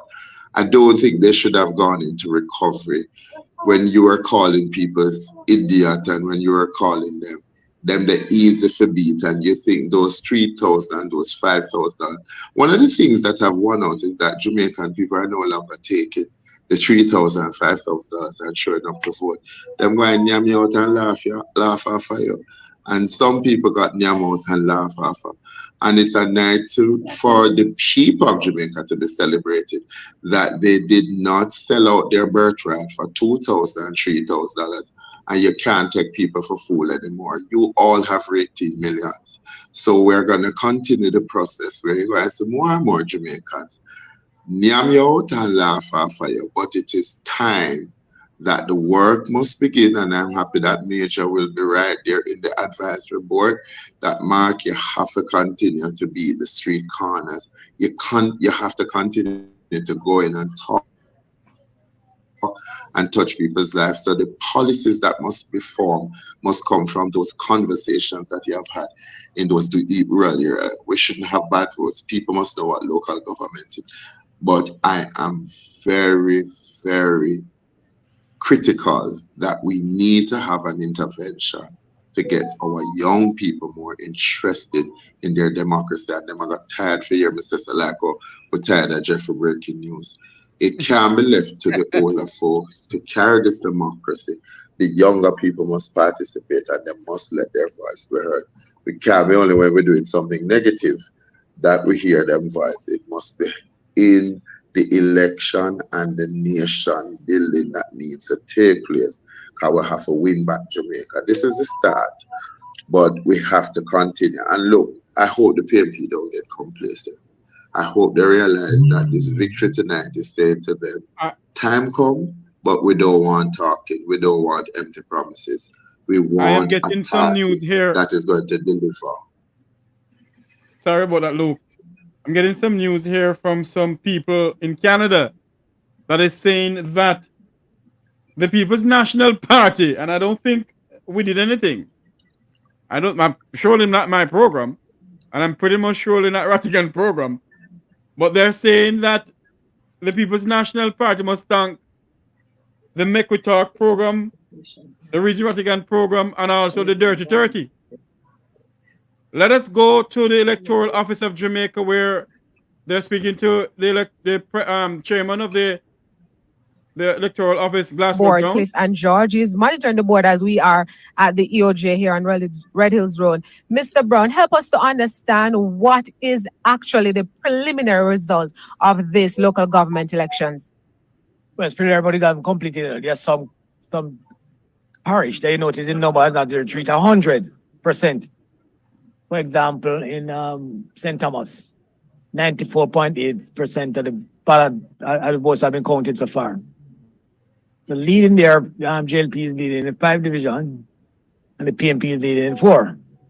In Portland, 85.8% of the votes have been counted, the JLP is leading in 6, the PNP in 3. In St. Mary, 92.2% of the votes have been counted. JLP is leading in 8 division, PNP in 5. In St. Anne, 98.5% of the votes have been counted. JLP is leading in 11, PNP is leading in 5 division. Trelawney, 96.5% have been counted. JLP is leading in 6 division, PNP in 3. In St. James, 94.4% of the votes have been counted. JLP is leading in 11 division, PNP is leading in 6. We need to get the reconciliation from the also sort out that Hanover. In Westmoreland, 96.4% have been counted. JLP is leading in 3 and the PNP in 11. Manchester, 98.4% been counted so far. 3% JLP leading. 3 JLP leading and PNP leading 12. And St. Catherine, 84.8 completed so far. 18 for JLP leading in 18 and PNP 23. Mr. Brown, based on this data you just run through for us, how many corporations would the JLP have right now at this moment versus the PNP? Let us await the final count. I won't tell you it yet. Let us await the final count. And there's some outstanding votes to come. For example, now, a question a lot of persons have been asking, over in Kingston and in St. Andrew, where the votes seem to be tied, not seem to be, but they are tied. What happens there?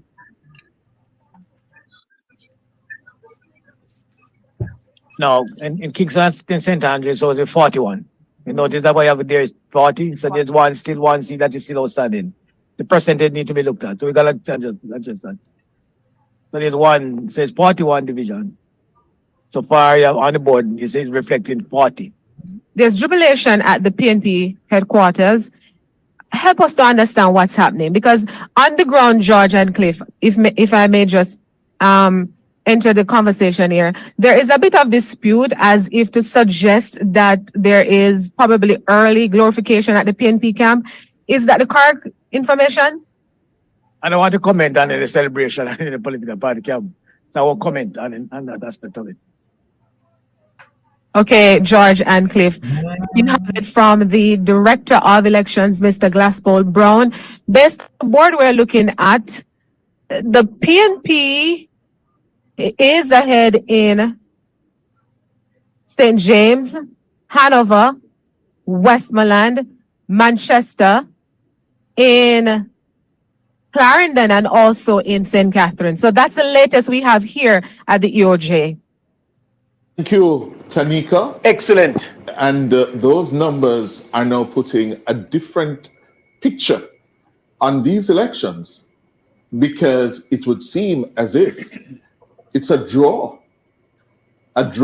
Well, and not a win, as we have declared it for the People's National Party. 761. Well, I tell you what, the parishes that we thought that the PNP had won based on the progress of the numbers, and let's put it out there, we're not blaming our tools, we're not bad workmen and women, but the data from the EOJ is a problem. What this latest data is showing us now, with 2 of the parishes, Kingston and St. Andrew, both with 100% of the count done, and of course they'll do a count over tonight and then they'll go further. What it is showing us, the other numbers, is that now we are close to the point where we have 98% of boxes, 96% of boxes, and it is showing a different picture to what we were depended on earlier to make our forecast. Yes. For example, we're now learning that the JLP has kept the KSA-MC with 21 seats. So it's 21-19. 21-19. And we thought that the JLP had lost St. Anne. They won St. Anne. No, St. Elizabeth. No, they won St. Elizabeth, right? Yeah, no. We thought they dropped St. Elizabeth. Right. But they've kept St. Elizabeth. Yeah, they have retained St. Elizabeth. 9-6. Yes. It doesn't change the fact there now. It's a big moral victory for the PNP. No, there's no doubt about that. No, you're correct. They have won the popular vote. It's a massive moral victory for the PNP. For the PNP. And St. If the JLP wins more councils. Something about St. Mary. And St. Mary has stayed with the PNP, with the JLP. Yes, 6-3. 6-3 based on Glasspool Brown's Yes, 6-3. 6-3 to the JLP. Jenny, you were saying what? So they retained two of the three constituencies. They're leading in all the divisions in those two constituencies. So St. Mary Western, St. Mary Southeast, only St. Mary Central was the PNP ahead.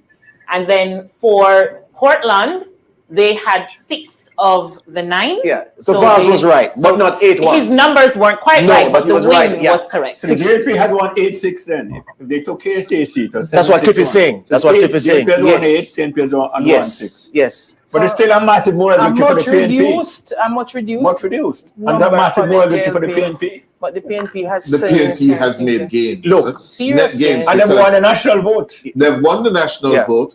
And they've also won the number of electoral divisions. And we're not. What is the count for the electoral divisions nationally? It's 118. It was 118 to 102. 118 for the PNP to the JLP is 102. PNP 118. No, we don't know it now. We have to find out what it is now. But we would need to get an updated count based on this latest data. That was at the time that we declared, it was at 118 to 102. But things have changed since then. And an average of 75% of the votes counted. Now we're at an average of 95% of the votes counted. And clearly there has been a shift in some areas. Because 130-98 last time, so PNP have made massive gains. Yeah. It's probably 50-50 roughly. I think it seems like it's a draw. I think what we need now, we need a break. We need a break and we come right back to pick up with Local Vote 24. Let's take a break here from this joint production of Nationwide 90 FM and Scene Television. Lily Bright will come back into the parking lot. Let us see.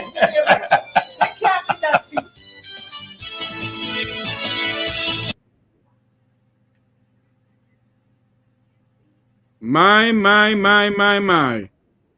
Luke George Cooke. Did you what Cliff was saying? Did you just see what I saw? Yes. People are desperately trying to win something from what they lost. And I am a little troubled without calling anyone into book. The Director of Elections response leaves me, or certain places lack of it, leaves me a little troubled, because what he should easily be able to ascribe to, let's not talk about that. It's as though it comes across to me almost like we haven't quite juggled the numbers yet.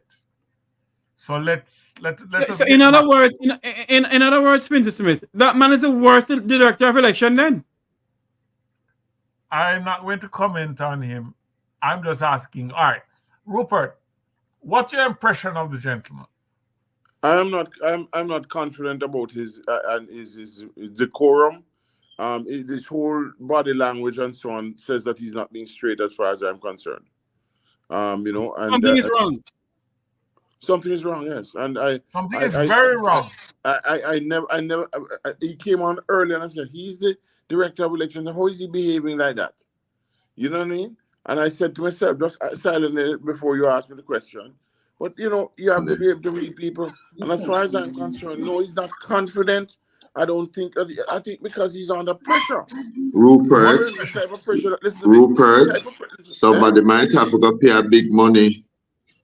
Never deliver on the promise. That's what I'm saying. That's what I'm saying. But here's the problem. Here's the problem, if I might be so bold. You hear Michael this say we take 5 flights and better take the next flight out. Man's supposed to make sure against all odds that the government win the election. Exactly. And places that him should have done, things apparently didn't go as planned. And now I have to try and juggle. It's like I remember, I keep telling people this story. I once asked an accountant, how much is 1 and 1? And he asked me how much you want it to be. Exactly. Well, I tell you, a problem now where, brother, let me tell you something. If they try to do that in Jamaica today, you're going to see hell pop tomorrow. Because the people understand that these people don't want to let go of power. Yeah. You understand? And that's the issue. Because they know they'll have to go on the Integrity Commission. They can't trouble that amount. They have to get, they have to find a way of opening up the thing because they thought that they'll be there forever. I spoke to people, they said, impossible. Me just send them a little text a while. That is the cost of arrogance. Yep. Okay. But what I don't understand though, gentlemen, I'm gonna let Luke George come on in. What I don't understand though, why did Nationwide call it the election then? It seems as if there is something wrong with the Electoral Office of Jamaica. Yes. As what they said, the numbers coming out of there. And is it that the director that the numbers are coming late? Yeah. Is that the director of election? Jeffrey don't say nothing. But something is not wrong. Something's not right somewhere. Luke George Cooke? Brother, they can't do nothing about it now. It is out there. Look here. Hold on there for me. I said the mayor, hold on for me. The mayor for Kingston is speaking now. Listen to what he's saying. Definitive on radio. The radio has been saying 2020 for the Kingston and St. Andrew Municipal Corporation. So, people would be tied to that. But what we are correcting that is wrong. That information is not right. It's not 2020. It's 2119. Have you heard from the Prime Minister? Yes. And what's the word from him? Well, I can just update the Prime Minister with respect to Kingston and St. Andrew, and the Prime Minister is upbeat about it. I'm very glad that we have won the capital city, and so it's really just the capital city we won. You seem to be facing a wave across the rest of the island. What went wrong? I'm not sure. I don't have to figure about the wave. I heard we won St. Mary, we won St. Elizabeth, and we won some other parishes. So I'm not sure what you'd be saying in a way. I don't have all the figures. I've said I've been very focused on Kingston and St. Andrew, and so I don't know what is happening. Just coming in, I heard that we won St. Mary, won Portland, we won St. Elizabeth. So those are good parishes that we are told. I have heard that we have won, and we have won Kingston and St. Andrew. Thank you, Mr. Williams. You're welcome. Sure. That was the chairman of the Kingston and St. Andrew. All right, so Ricardo Brooks there with us. Well, the Kingston's mayor, Delroy Featherwilliams, speaking to a gaggle of journalists, including our own Ricardo Brooks. And Cliff, we have numbers to give a different perspective on things, because what seemed at one point like a 7-7 tie, we're going to deal with the issue of Portmore very shortly. But it seems as if what we have as the final count up to this point, the final preliminary count, seems even oxymoronish to say that, but final preliminary count is 8 municipal corporations to the JLP and 6 to the PNP at this time. Let's check in with Janae Stevens-Taylor. But I think we also need to point out that this has been one hell of a confusing night. Yes? Because we just saw Glasspool Brown, the director of elections, with Tanika, saying that it was 2020 for the Kingston and St. Andrew. But better than that, his graphic said 2020 with 100% of boxes counted in both Kingston and St. Andrew. And now we have the mayor saying, no, it's 2119. It's 2119. Yeah? So it's that kind of night. Very confusing. Yeah? And it's making our job hellish. That's why I'm going to Janae. What do we have for Portmore, the latest? The latest for Portmore is that the PNP candidate has won that race. He is securely ahead. We don't have the graphic up right now because we are still refreshing the data from the EOJ coming through that site. But up to the last report that we have, that's all the way loaded, which was at 9:03 p.m. It was the PNP candidate that was successful in that Portmore mayoral race. No surprise there. And Portmore itself, or St. Catherine itself, is a dead heat. Well, I don't know, based on the EOJ's numbers. No, based on what I saw, I think it was 23-17 to the PNP. No. Hold on. St. Catherine, based on the map that I saw Glasspool Brown have behind him when he did his last interview with Tanika, it appeared as if St. Catherine, the parish, had gone to the PNP. We can verify that our producer is just working to get that map back for that graphic back for us again, that graph with the parish and the progression of the final seat count that would guide us on. Here we go. So St. Catherine, yes, 2380, the PNP one, I was right. Well, it was 89% of the vote counted. So 11% of the seat, the votes to be counted across the parish, and it has 14. Well, he's blocking the thing, but yeah, it's. But there it is for Kingston and St. Andrew. 100% of the votes. So where 2119 come from? 2020. Yeah. Portland 7-2 Oh, so there's a refresh. So there's been a change there because it was previously 6-3. Yes, it's 7-2. And St. Mary's 7. It will be 7-2. 7-6. Oh, 7-6 now in St. Mary. 94.8%. And Trelawney is 6-3. There are 9 divisions in St. If we could tell Tanika to get this gentleman to shift from the graphic, please, that would help us. Yes. I don't know what he's doing there. Yeah, please move. Sorry. Thank you, sir. Thank you. Oh, that's from my good friend Balford Henry from the Observer. So Trelawney 6-3, St. James 11. Clarendon is 11-11. Clarendon? Yes. 11-11. 90 was it? 98.9%. 98.9. Oh my goodness. Wow, that's So 7-6-1. Oh. It's changing all the time. At this point, we have to wait until they're finished. We have to wait until they're finished. I think we should, even if it is 90 something, still wait. We can call St. Anne because it's 11-5 with 99.8%. We can and Portland. We can call Portland for sure. We can call Manchester for the We can call St. Elizabeth. St. Mary could go. St. Mary could go. St. Thomas could go. Yeah. Oh. Clarendon could go either way, just one What more. a great election. Excitement to the end. Well. Not if you're Cliff. No. Right at this moment. Cliff. I'm thoroughly confused. Yeah. All right. So where we go now is this. We're talking about the health of the democracy. And Kevin has been trumpeting, hey, it proves that democracy is healthy. We've heard him on it. I'm going to come back to him. Is this a marker that this is a healthy democracy, a democracy in rude health, notwithstanding the fact that voter turnout is probably hovering in about the 30% mark? Can I address the voter turnout? No, she's going for it. You'll get a chance after. I think the results is not the only indicator of the democracy. The health of the democracy. No, my pet peeve. This is a local government election. These are the issues that are closest to the people, and we treated it like a general election. So the people themselves did the same thing that we critique the politicians for doing. We treated local government election as if it was not important, as if the issues that should be critical to local government are not issues that are deserving of a national space. But I say this to you, just interject. It reflects how historically we have treated councillors. We said councillor girl, councillor boy, because no one read nobody usually someone who can barely read and write. If you check out the legislation, what is supposed to happen, and even with the change of legislation, is that central government is to find a mechanism to put money into local government. Yes. That's the only relationship. You're not supposed to have the MPs behaving like they are the bosses of the councillors, because that's not how our system is arranged. Yes. It's a two-tiered system of government. We have central government and we have local government. And there are some specific issues that I think people wanted to see some change in. That's the other point I wanted to make. The issues that people wanted to see responses in, how their community looks, garbage collection, street light, roads at the parochial level, schools and how schools are run. Those issues were stood at the center of people's complaints about the performance of the government and them not feeling it. Kevin? Nadine is describing an ideal world, as it should be.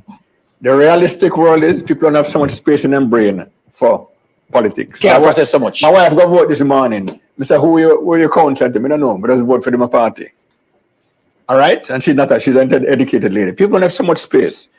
Every local government election, the last 4 or 5, 20% of the population has voted. We need to move away from this percent of registered voters. Why? It has gone from 40% of the population to 80%. Because people want the IDs. Yes. But other than not interested in voting. If you go by the percentage of the population. Excellent point. General, 30%. Average for the whole 62. Local government, about 20%. Local government was higher back in the day when we stuffed ballot boxes, when that's been cut out. So let's look in the real world here. It's always going to be a referendum on the national government. But if they were doing those things, if they were meeting people at the heart of their issues, Yes. it would be a referendum, but it would be a referendum that would work in favor of the party that had an ideal world, Nadine, not the real world. People want to have some politics. People have them picnic, have them job, them have the man, woman. They don't have that much of a politics. They want to get excited at elections. But that's not politics. Remember, we still have. Go back and look. Hold on, Kevin. Go look at the legislation for local government. It talks about citizens groups. Yes. PT. It talks. Gentlemen, let us go back to our thing here, because honestly, I am trying to figure out something here. What happened, Pinsy Smith, Luke George? I see people trying to sing for their supper. They were at a point when they figure, oops. Jeffrey, let me tell you. Where there's a little glimmer of hope between the cracks in the door to say, we lose, but we don't lose too bad. Make you try to call it a dead heat. But the truth, like cream, will always rise to the top. But what I don't understand, Pinsy Smith, what I don't understand, when CNN is projecting an election, they make sure to project the election correctly. This station here has never done this before. Is it that the Electoral Office of Jamaica is to be blamed for all of this? Yes, sir. It shows what most people have thought about the Electoral Office of Jamaica, that it is an institution that can be bought for the right price. And I'm sure in the back of people's mind, we're going to say this was a stolen but buyout election. Because if this is the commission electoral office, I would want to think that they have the best possible way of capturing information that nobody in this country should be confused at this time. And I tell you, Jeffrey, the country is sold out to all the pirates of the Caribbean. This one goes to show us that them are thief in a clean clothes. Yeah. But let me tell you something, you know, Luke George. I just want to listen. I want to say this. Go ahead, Dr. Francis. Let me tell you something. Every time something is done, you hear somebody come out and defend the Prime Minister, even the Bank of Jamaica guy. All of these people come out because they are, you know. But the thing is this: what there's some people are saying, this cannot continue, because look at it. If it continues, only certain people will be able to hold certain offices, and they can determine it, and they can't be held accountable. They cannot be taken to jail, and the people that can hide the people who commit themselves, and you can't find them, and you can have almost how much ministries are under the Prime Minister. You don't hear from the Minister of National Security. You hear from him. You know, listen to me. This is so messy that you can't, no matter where you rub, something going to rub off on you. Cooke, mute your mic for me, please. Right? Whatever it is going to rub off, and the people don't listen. The people of Jamaica, the people here and there, decided they wanted a change. They didn't want me because they saw what the future would look like. A lot of the things are coming in this country. Listen to me. People are getting breaks are coming into the country, and they already have a break coming here, and they're already getting, so many things. And the money is not staying here, and the poor people are seeing that the roads are the same. They're seeing that they have electricity is going up. They're seeing all these things, and they say, what is going on? If everybody getting richer and richer, why am I getting poorer and poorer? And then we're dying like flies. They saw it. And I've been telling people this, that the people are seeing it. So, I mean, if we don't want to see it, it's our fault. You know what I mean? The fault is in us, they're Brutus, that they see us as underlings. That's what they see us as. And they try to demonize anybody who speaks out against it. Suppose you hear the name them call me. Mr. Ratty, me never know me have so much names. Let me... Yeah, Dr. Francis, make your point. Go ahead. No, man. When I heard the dirty 30, that was enough for me. Because I said, thank you. At least I get a label. Right? But this time, the dirty 30 has become clean. right? Because people out there, you know how many people call me from Jamaica? Don't worry Don't worry, Cap, whatever you are. We are with you. And let me, you ask my colleague right so we have people with us that you will never believe. And you don't have to talk about it. You know something, Dr. Francis, Luke, George Cooke, and Major Finge Smith. If this is the case, that the Electoral Office of Jamaica gave some figures that a well-known radio station in Jamaica, and I'm not taking it for the radio station. I've seen where Cliff Hughes has called election before and it was dead on. How is it that now the Electoral Office of Jamaica, they started out with the police officers, then there was no ballot for them to vote. Now this, is Jamaica a modern democracy? Or are we becoming a country where the whole thing of the 1980s come all back over again at TV in the election? I'll tell you something, Finge Smith. If this is the case tonight, Jamaica is taken to the street tomorrow morning. Don't encourage them. No, I'm not. No, yeah, I agree with you. I agree with you. Yeah, me know. Do you know the difference I've noticed over the years when one party is in opposition as against the other? When one party is in opposition and them feel upset about something, them burn down the island, block road, burn tire, burn down hardware store, do all kind of burning. When the other one is in opposition, they do a lot of talking and then point out things, and they're not as vocal and as oppressively strident as you would want them to be. But the results of that can be that you're on a tourist trade because this island will be in civil war constantly. So you don't destroy an island to get it. Yeah. But let me bring a point to you that I'm amazed you have not realized. Hey, Herb. Good evening, everybody. The current leader of your government served an apprenticeship under Edward Philip George Siaga. My. Yeah, well. If you look closely, you will recognize some of his footsteps. Yes. So, Nelson, welcome to the program. Jeffrey, you have watched in real time the puppet master at his game. And let me tell you, I would encourage people to take to the street, but everyone thinking Jamaica must ask that Mr. Brown be removed as head of the Electoral Commission. Absolutely. But it and not only that. Sorry, but the organization that Mr. Brown heads now has responsibility for the ombudsman. God help us. Yep. No. Hold on. I have a call coming in here. No. Listen to me. Why are we afraid? Listen. Let me make it quite clear. The people of Jamaica have spoken. I don't believe in Hold on for me, please. Sorry. Hello, caller. Good night. To make we talk. Good night. Good night. Yeah. Good evening to each and everyone. Yeah. Good evening to each and everyone. Go ahead, ma'am. Good evening. All right. All the way I look, all the way I see. See? All the way I look, and all the way I see.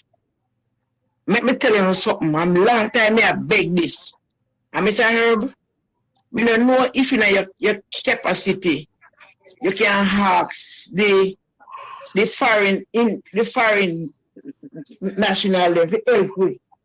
Right? This election here, I try gospel born out when him. If no hear saying dead a man, don't surprise. No. Because it flip. And in caught in a got to rock right now. If you're looking at your face and looking at your eye, it flip. Because nowhere No way they win Kingston and St. Andrew. No way. And if him ever did call it the PMP, death in Jamaica.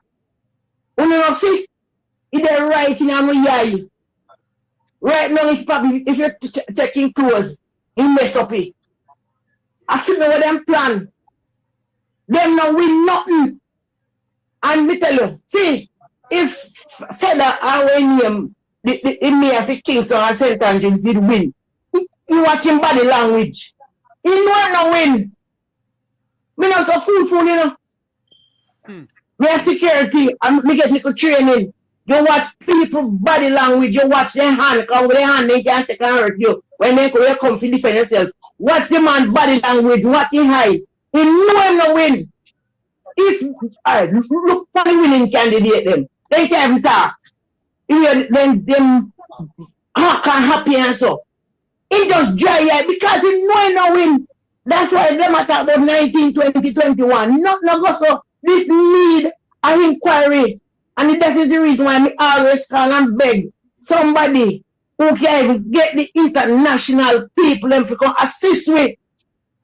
See, the man thing will be one place down so. Then say, can't turn over with ballot box. Police couldn't get a vote. You have, look at an election card. You have all the equipment. And when we are picking is and then long book. A quick thing, a print, bam, bam, bam. You print 100 in a split second. And you tell me, say, you can't find hold on there for ballot box. Hold on there for me, Carl. Yeah. And we must ask the question here tonight, you know. We hear about car turnover, ballot boxes and everything. We heard about the police that couldn't vote day to day. Mr. Nelson, what do you think can be done? What do you think maybe the American government should do? In a sense, if they can do anything. The modern democracy, I mean, you know. Mr. Nelson? Yeah, the American government is not going to interfere in this, Jeffrey. The American government has its own hands full with somebody named Trump right now. But the bottom line is this. Mr. Herbert, the ombudsman is battling. Go ahead, sir. Yeah, the ombudsman is badly needed. We have at ICS covered elections in several Caribbean islands, including Guyana, which was one of the bigger elections, right? And that's the election where a lot of things prove to be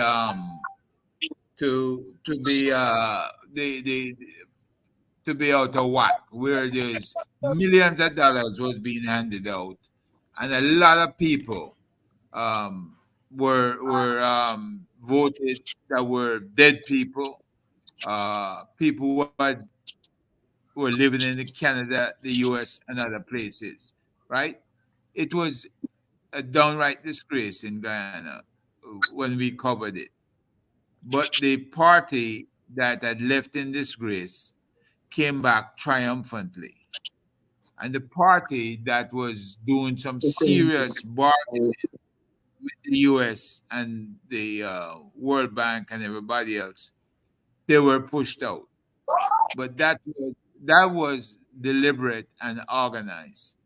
So what I'm saying to you is, whenever time comes, you have outworn your welcome.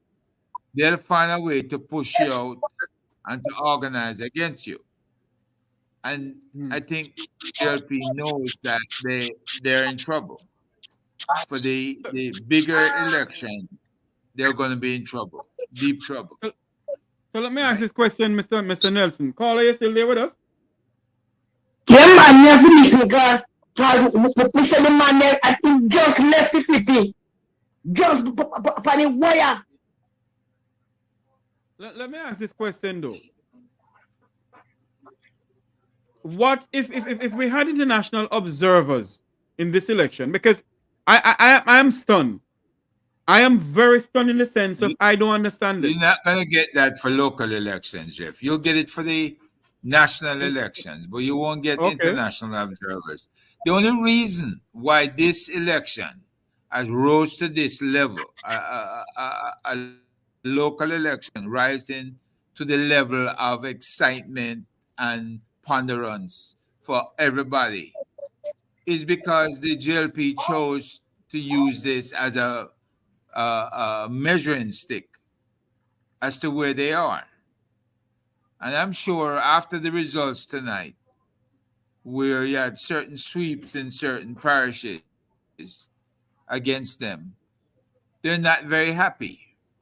And they realize that change must occur within their organization. Change has to occur because people are not happy, they're not satisfied. And you know, Luke George could come on and call. You're still here with us. Luke, come on in here. No, Jeffrey, look, I believe that there should be a call. I think it's a national disgrace that the Prime Minister said there would be a lowering fears. And then he gets the governor of the Bank of Jamaica, a very intelligent man, to come out and say that he made the blunder, but he's still at the Bank of Jamaica. At the highest level of our central bank, we have a governor that is misinforming the government but can keep his job. Tonight, Jamaica witnessed firsthand the director of the election, who looked like he was at war with the Jamaican people because he was not getting enough sweets to eat.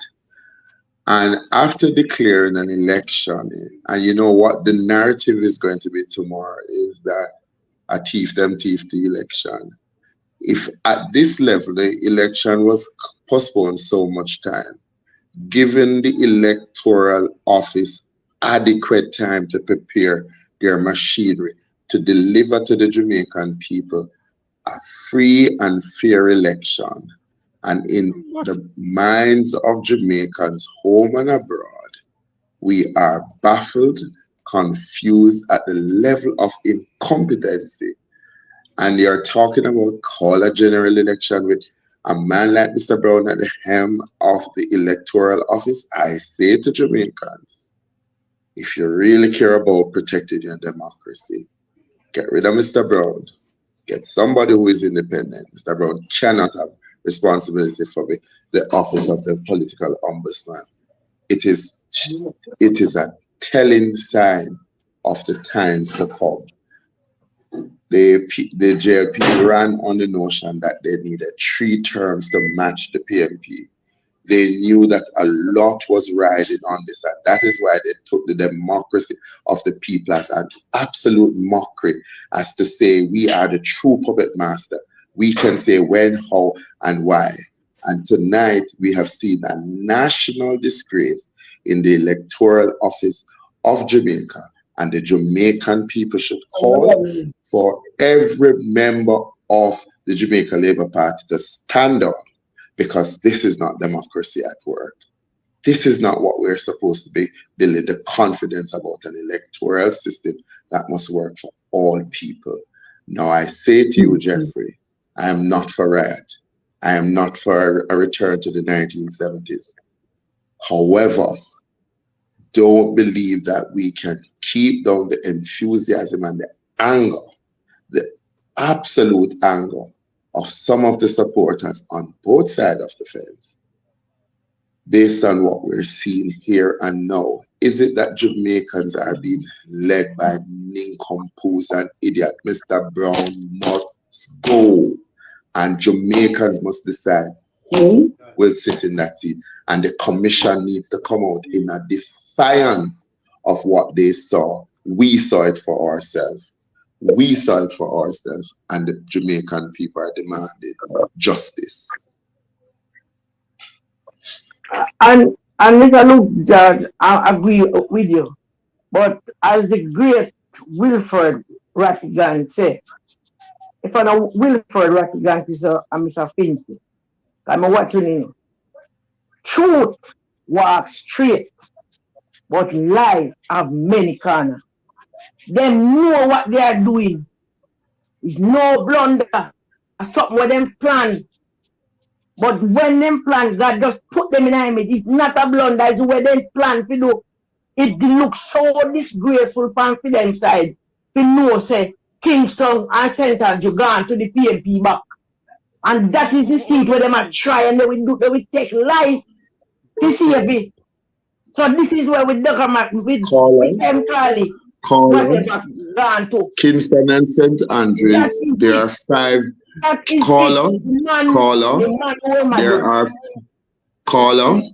there are 5 ministries now under audit by Miss Monroe Ellis. The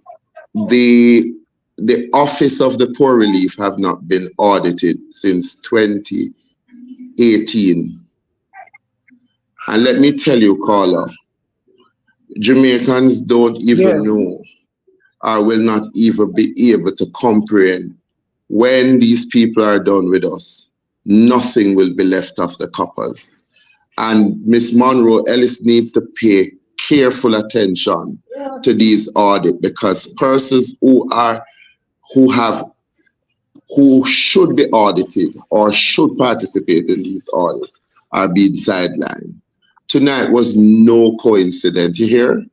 Everybody was paid their part to deceive the Jamaican people. And I tell you, if this Prime Minister had 1/10 of integrity, he would call for this election to be run again. And at this time, without the current director, to ensure that he won fair and square. Fair and square.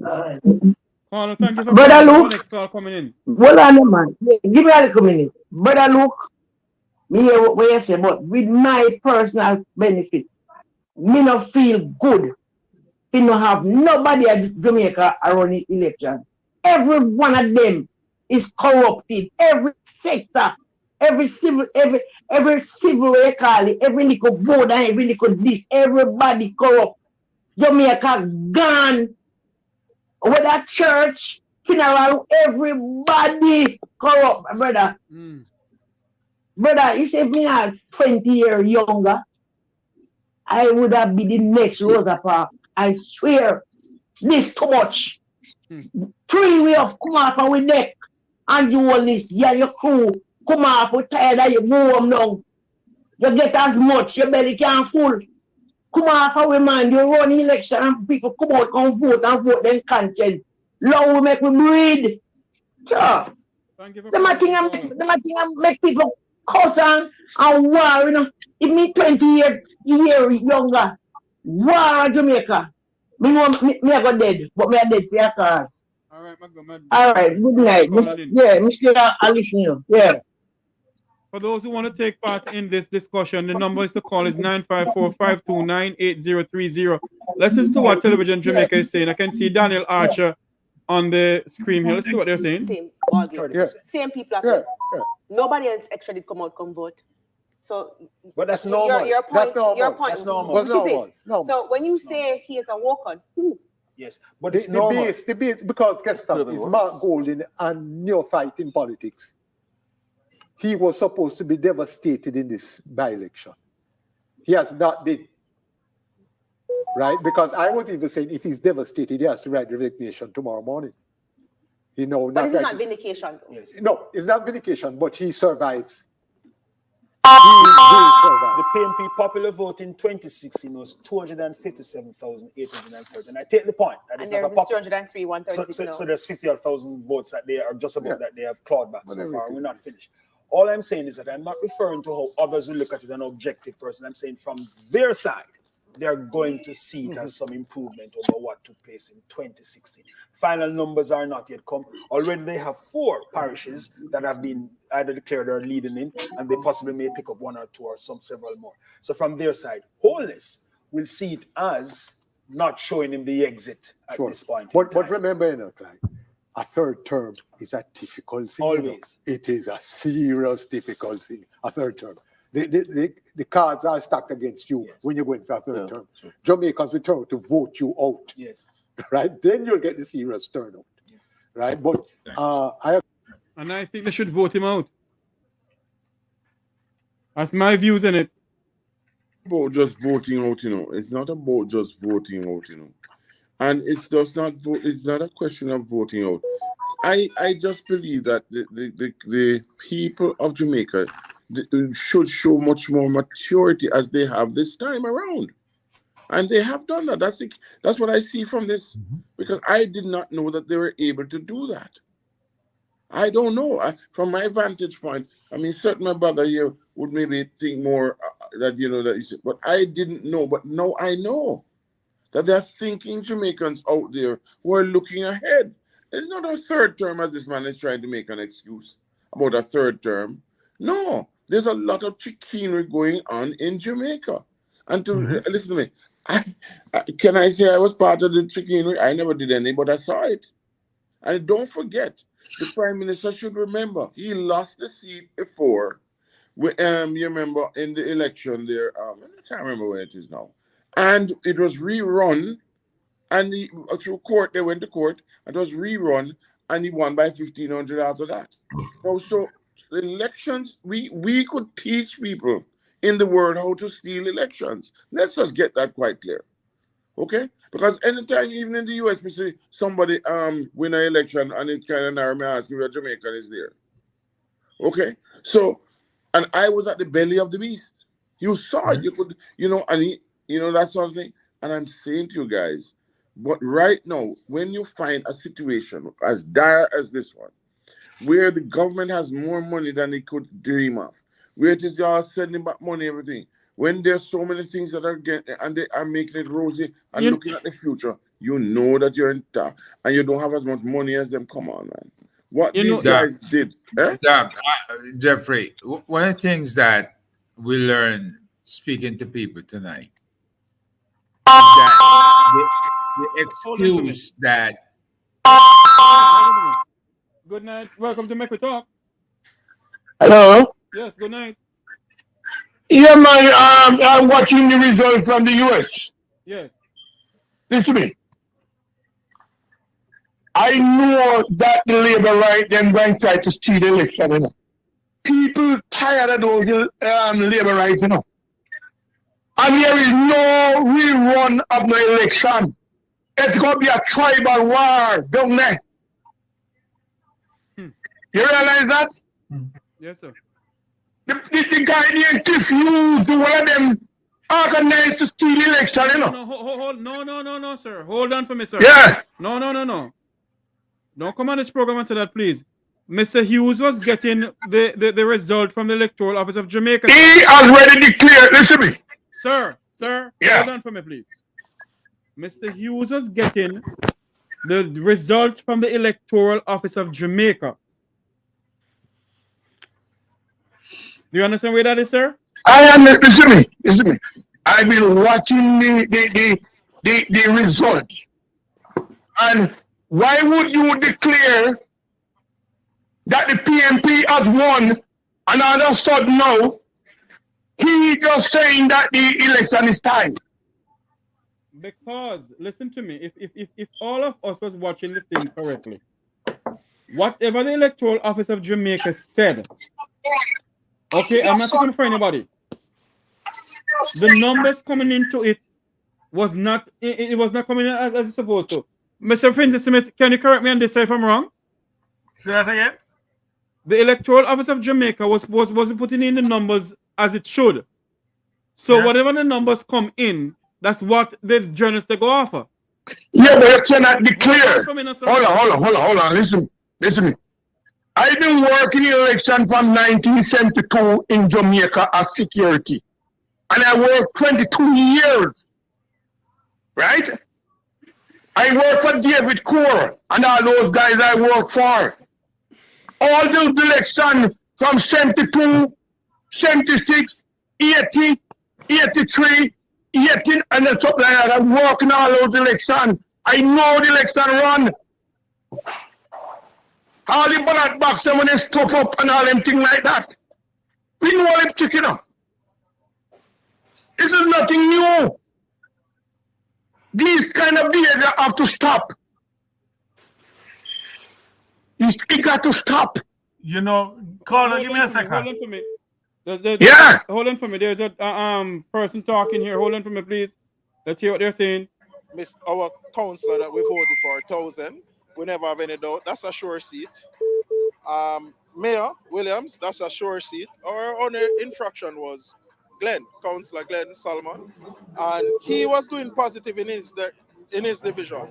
However, I choose to come up to Belmont Road when I see it was empty because I want to know where are my labor rights. Yes, where are they? Right? Where are my labor rights? I don't know. So I say, I have so much shaky labor rights where I worry, I'm sure I win because the last time I checked, a 95 to 100.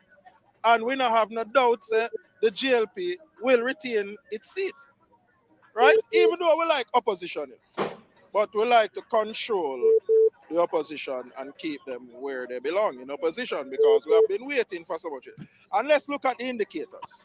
Don't take too long though, because we still have to wrap up very quickly. Indicators. We are building most BPOs, right? So we have more people working. We have the most road network. We have more people working. We look at the GDP. We look at the net result. Hey, you don't know that the Labour Party are the mash up Jamaica, you know. Michael Manley put $10 on a school. Do the free education, build whole school, no. Rural electric program and all them something like that. Especially all the women them have no ambition. Michael Manley, when they have baby, give them and all them things like that. So I have a next call coming in. Thank you for calling in. Yeah. Thank you. Jeffrey. Good night. Hold on for me. Jeffrey. Yes. You know what you have noticed? Hello, good night. Welcome. One moment for me, please. One moment, caller. Go ahead, Mr. Smith. One moment, caller. Mr. Smith, go ahead. You have noticed? Yes, sir. Good morning, good morning. Good night. Caller, one moment, please. Caller, one moment, please. Mr. Smith, go ahead. Hello? Can you remember when Nationwide? Caller, can you hold for me, please? Hold? Yes, please hold for me. Okay. Mr. Smith, go ahead.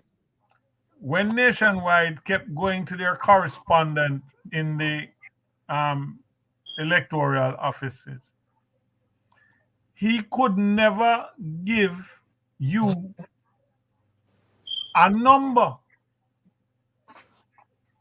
He was always saying this one leading with 21% of the vote, or that one leading with, but he could never give you a number. Yes. So now my question is, what was preventing him with all information on the board all around him from giving a number unless he was instructed not to? And he did a lot of talking about nothing.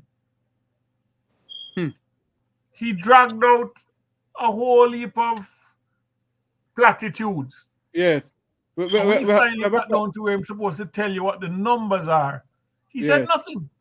Yes. Caller. I'm wondering, was he given instructions to stay away as far as possible from the numbers? That's a good question. Call in line. Welcome to Make We Talk.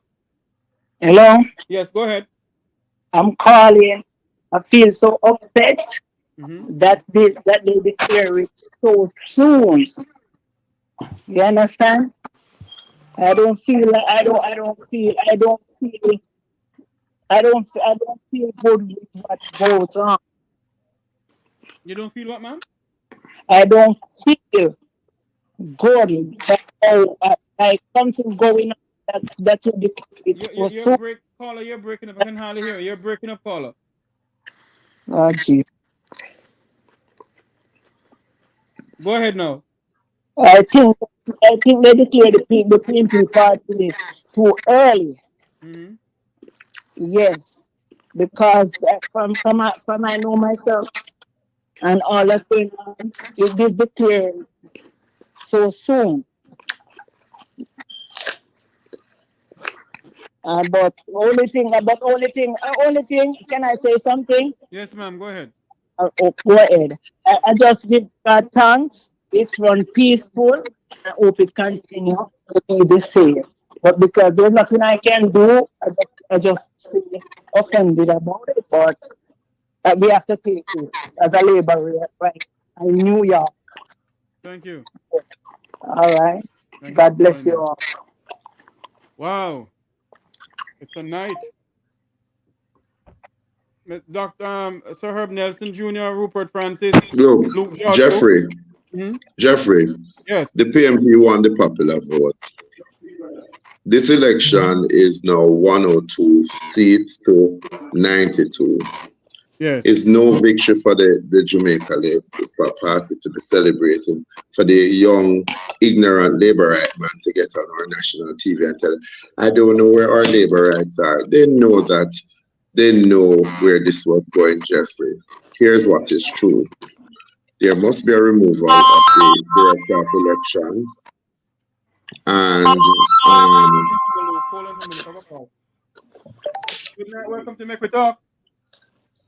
Oh, good night, Mr. Jeffrey. Yes, sir. Good night. You know, I joined from Dubai, Abu Dhabi program. So this time, I'm in Dubai. Yes, sir. Wow, that's a far away. Right, I'm listening for 1 hour. You know, really disappointed in what I'm saying. Because, you know, people are fed up, including myself. I really want to return to something, but I cannot return. You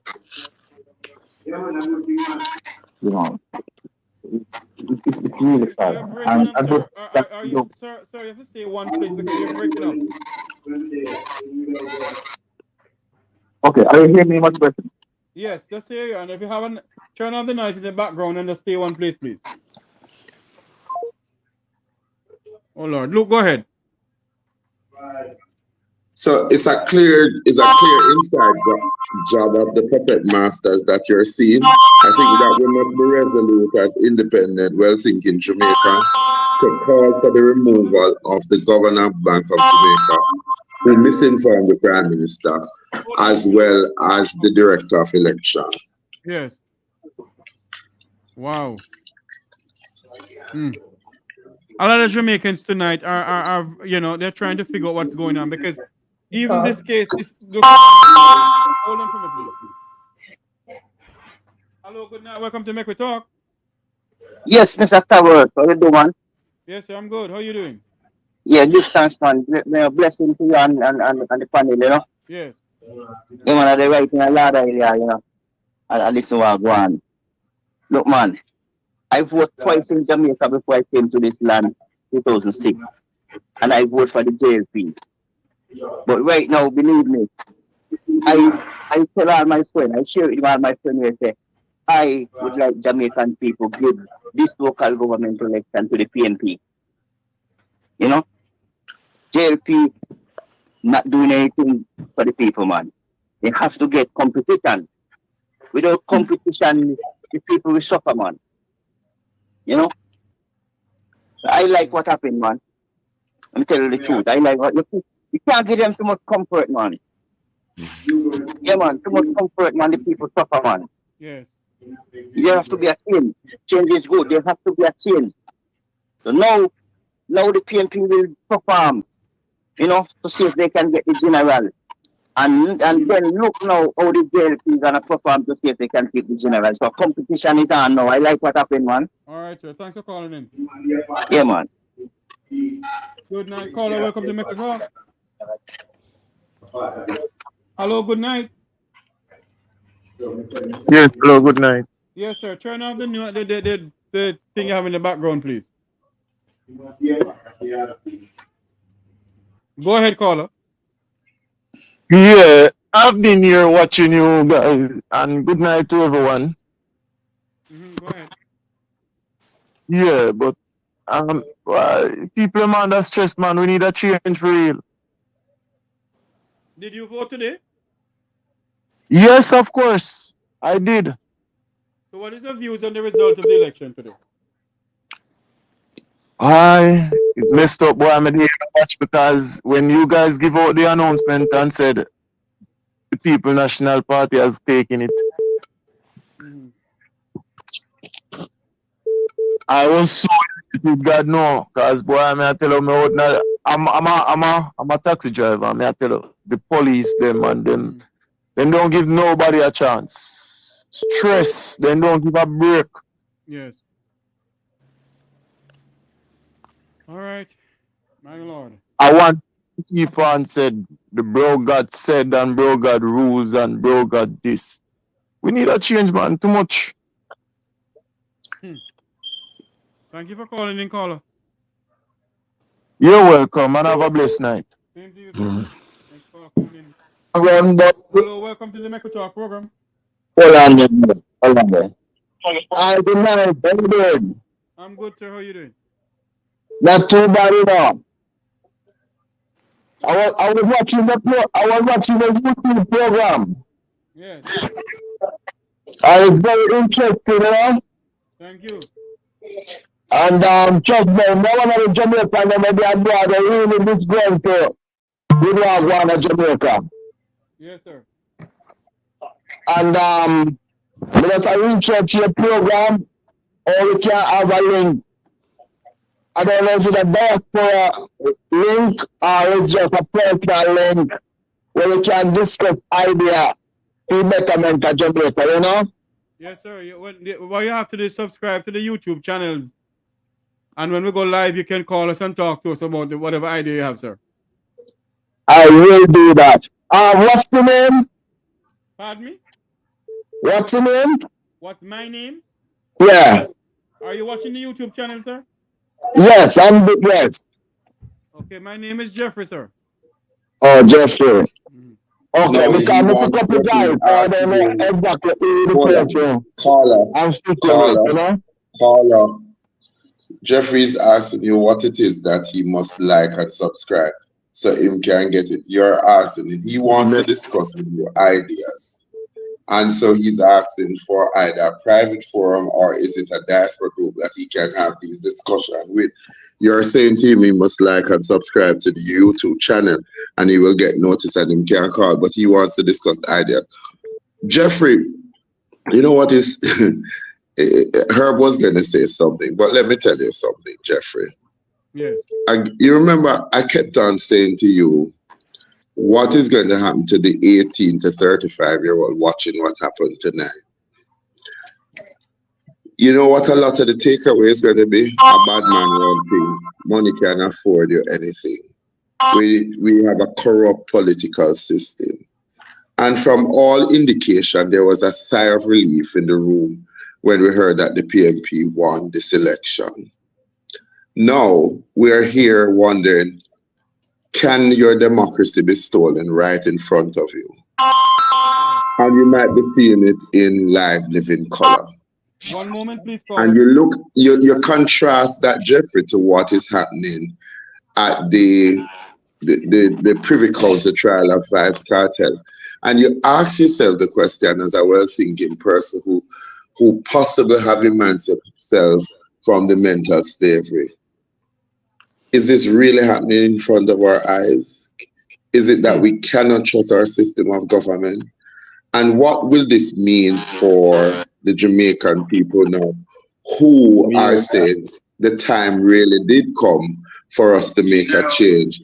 Now I say if the border was ever open, Jeffrey, I know more people would borrow partner money and run across it to get out of this place. Hello, caller. Welcome to Make We Talk. Jeffrey. Yes. Yes, man. I'm listening to the program, man. It's well educated. Hello? Yes, Jeffrey. Yes, go ahead. Good night to all. Call, I'm listening to you. Establish the device in the background and talk to me, please. Yes. Caller, I'm listening to your TV, sir, and talk to me, please. Yes, the program is really interesting. Already. Well interested, and the guys that cursing Mr. Hughes, they have to take their time, you know. We are human and mistake make. All right, sir. Thanks much. So the PNP, if the PNP win, the PNP just wins. Yes, and when it comes on to politics, each police have their duty to do. So if they're gonna say Pro God said this, when Mr. Golin come in, they're gonna say, oh, Mr. Golin said to do this. you people just keep up the good work. All right, so Okay? for calling. Thank you. Jeffrey, can I interject now? Go ahead, sir. Okay, listen. I hear in the people's refrain tonight the thought that this was the election to fix Jamaica. This was an election. It's a barometer. It's a temperature check. Both parties need to know where they are, right? And the bottom line is, this is not the general election, and people need to be aware of that fact. And I don't want them disappointed when they wake up tomorrow and the majority in parliament is still the GLP. Hold on for a minute. There is something in the background on there. Okay. Hello, caller. Welcome to Make We Talk. Yes, good night. Good night. I am just calling to say I've been watching, and right now, the Jamaican people have spoken. Yes. They are going through so much tribulations, hungry, hunger. Children cannot go to school. All Andrew does is promises. Parents, children, and people, everyone cannot tolerate no more of this. And the people have spoken. PNP has won this election fair and clear. Thank you, sir. Thank you very much for calling in. So, Herb, you were saying something. I'm being told that you must allow you to speak. Go ahead and speak for me, sir. Yes. The fact is, this is a local election. It's all about mayors and council members. The only difference is it hasn't occurred in 70 years. So the people are not in tune as to the role of the local elections, and that they need to select people who can push or shape policy for the members of parliament. So now that they're thinking that the PNP has won this, it's going to be a big disappointment that the JLP still has majority members in parliament and is still steering the ship. So my advice to folks would be, push your local council members to perform at a higher level than they would normally were performing at. Yes. Set goals and push them towards those goals, and ensure that they keep the members of parliament on track, especially with these new so-called job descriptions. Right? Because if the MPs have job descriptions that is supposed to steer them in the right direction, the checkers for that job description will be the local elected members on the city, on the various councils, parish council. So that's what I want to caution people about. Beware of what you're thinking and how you're feeling. And don't be disappointed if the JLP keep doing strange things. Because now they have to reassess where they are. Reassess the leadership. Reassess and make changes. One moment, please, sir. One moment, please. That will impact the national elections. And I know the major may have some ideas of what kind of... Hold on for me, please. Yes, caller, go ahead, please.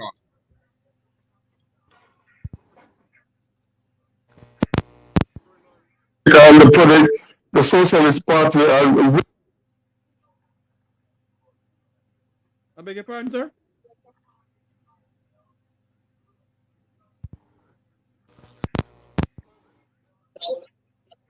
I'm not hearing you. What you said, sir? I am not hearing you at all, sir. Hello?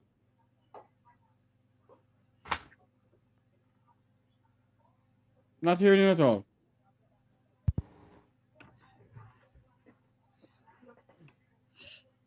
Yes, sir, Herb, you're saying something. Go ahead. Yeah, I was saying the major may have some ideas as to what effective changes that the JLP could possibly make at this stage. Enough turn down the arrogance 2000 sleep. Yeah. Can you hear me? Yes, sir. Turn off your TV in the background, please, sir. All right, hold on. I'm calling about the election in Jamaica. Turn off your TV in the background, sir. I'm watching the computer. I turn it down. Oh, for God's sake. I said I turn it down. Go ahead, sir. Okay. Yeah, I'm saying I'm watching the election in Jamaica. And they declare the People's National Party as winner. And all of a sudden I see something else. What's going on? What did you see, sir? I see the People's National Party, the opposition party, as the winner. And now I'm seeing the debate and say they don't win. What is going on? You said you were watching it, sir? Yes. I'm saying I'm watching the election that's happening in Jamaica right now. Social messaging, what is going on? This is the point, man. And I'm seeing that they're saying the socialists win, and now the Labourites repeat that the socialists don't win. So what's going on? Can I answer him? Can I answer him, Jeff? Can I answer? Go ahead, Dr. Francis. My friend, listen. Right now, you're getting one set of points, but there has been more. I think that based on what we have seen here, the information, the People's National Party has won. There was a little mix-up earlier on, but it will come out in the wash. I think that's what's going to happen, okay? So really and truly, we just have to sit back, relax, and see what happens. This is Jamaica we are dealing with, but I believe that the majority of people have spoken, and, you know, and are you hearing? Yes, I'm hearing you. Yes. And so the majority of people have spoken. So that is what it is right now. The People's National Party has won the election, the local government elections. That's it, basically. Do you understand? Okay. So, but we still have, there's a lot of work to be done because we do not see this, I mean, some of us do not see this as a victory for a party, but a victory for Jamaica. That we can, in fact, see something wrong with Jamaica and try to change it, regardless of what color you wear. I think we have to get out of this business of looking at colors. All right? And just, do you understand what I'm saying? Okay. Thank you very much. Good. Yes, keep up the good work. Thank you. You do too. Thank you. You too. All the best.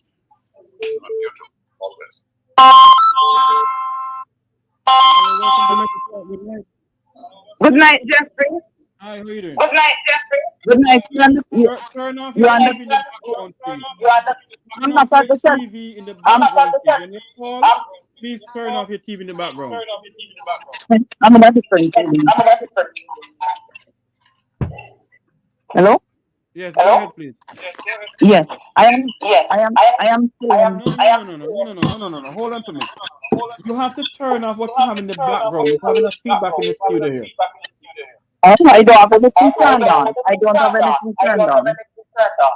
Well, there's two devices on because I'm hearing an echo. All right. Let's start. Good night. Welcome to Make We Talk. Hello? Yes, sir. Go ahead. Yeah, this is Jamaica, right? Pardon me? Where is this? This is a Make We Talk program, sir. Huh? This is a Make We Talk program, sir. Yeah, I want to call about this election. What's going on, man? You have a TV on in the background, sir? Yeah, my TV's down. Jeffrey. Yes, go ahead. I have to make a move. I'm traveling to the country in the morning. All right. Thank you very much for coming on, Sir Francis Smith. My pleasure. But it should be interesting to see when it comes out in the wash. Yes. Thank you. The spin cycle should be fascinating. Indeed. One more. Hello, good night. Welcome to Make We Talk. Yes, sir. Good evening, sir. How are you? Sir, you have the TV on in your background, sir? No, sir. I hear you asking everybody that. I don't have a TV on. I'm even on a landline phone. So the only thing I have on is your program. Let's see. Let me turn it down to see if that is what doing it. Whenever you call to the program, please turn off your cell phone, turn off your TV or your computer, please. Hello, good night. Welcome to Make We Talk. Good night, Make We Talk. What happened to the election? What's the really problem about the election in Jamaica? Did you watch it, sir? Yeah, me watch it. So, but me understand, they must have Mr. Brown thief the election. So, I don't understand that. Who said Mr. Brown thief the election? The people them will call. No, never say you guys, and I couldn't say that. Because right now, you know, we say this something, you know. We look panic now. We live in America. We live in Georgia.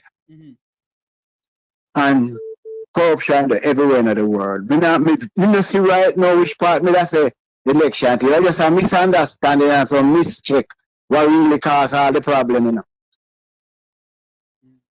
Yeah, honestly, but God know I'm never tell you the truth. Me now cut off Cliff's neck. You understand? Me now cut off him left, let me talk. Me now do that. The greatest part of it, if they recount tomorrow and see exactly where it go and make it be comfortable. Well, let's see. All right, caller. Thanks for calling in. You have a good one, bro.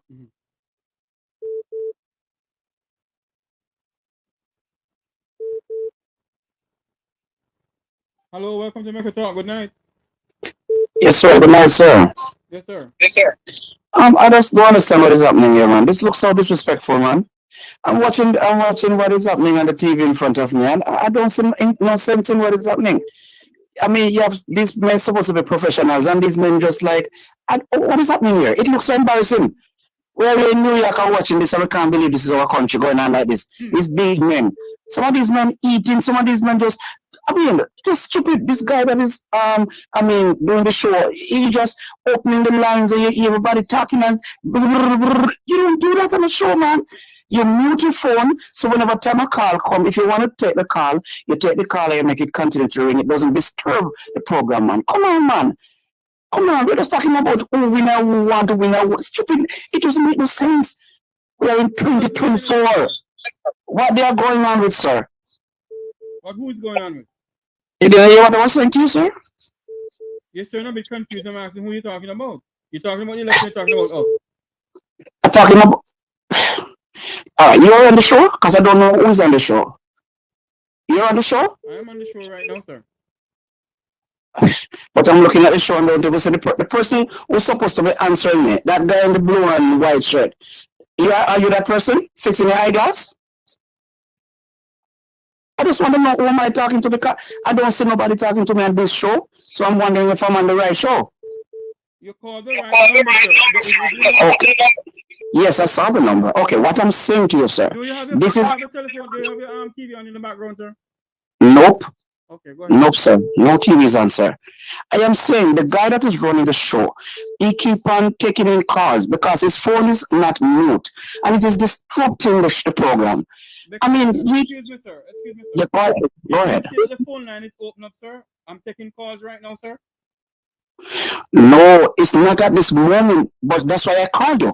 Because from I put it on the television, from I switch it on to the show, this is what was happening. It was interrupting.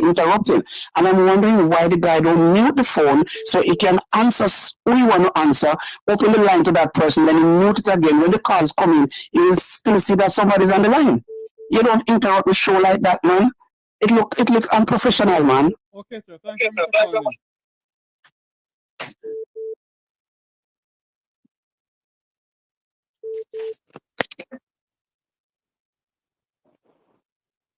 Hello? Good evening, sir. Mr. Tavares, how are you, sir? I'm doing good. How are you doing, sir? Oh, fine, thank you, sir.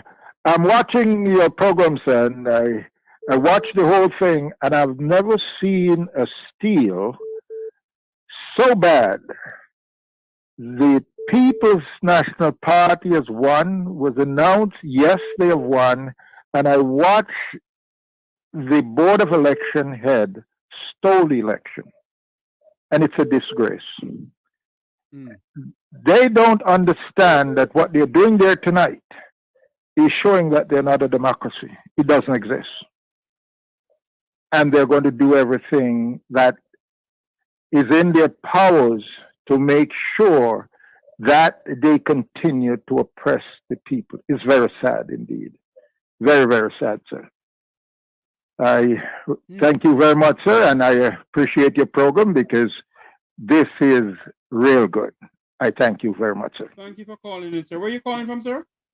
I'm calling from New York City, sir.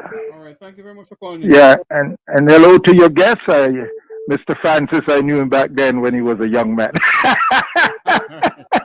Oh, yes, I knew him back then, when he was a young man, We used to be in the same army together. It was a good man. Okay, all right. Take care, sir. Thank you. Right. Hello, good night. Welcome to Make a Talk. Good night, Jeffrey. Good night. And good night to your panel. Yes.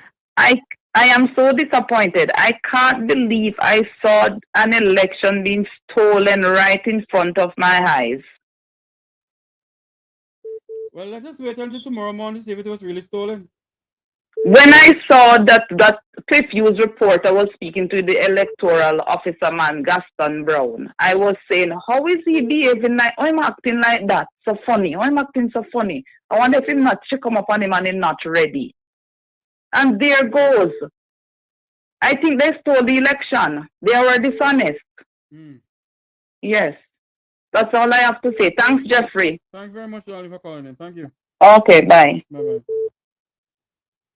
Hello, good night. Welcome to Make a Talk. That's all I have to say. Hello. Jeffrey. Yes, turn the TV off in the background, please. Okay, thanks. Hold on. That's all I have to say. Hello. Jeffrey. Yes, turn the TV off in the background. Okay, thanks. Hello. Yes, caller, go ahead. I'm from Clarendon. Hello, welcome. Welcome. I'm in New Jersey. I'm from Clarendon, Chapelton. Yes. What happened in Clarendon? What happened in Clarendon? I don't know. I mean, if anybody who won in Clarendon. Yes. But I don't know. I think it's the I don't know. To be honest, I don't know who won the Clarendon seat.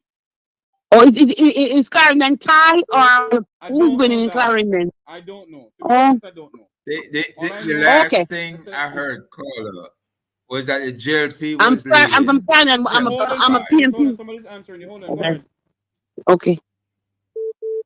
The last thing I heard was that the JLP was leading 75 in Clarendon, and that they may very well be able to pull it out. So that's the very last. Hello. And when you say that the JLP or the PNP is winning, you have to look at this parish by parish, because I'm from Chapelton, but I live in New Jersey. Well, I mean, but still, if you're monitoring, you have to look at your parish to try and figure out all right, who might be leading or who might have won the parish.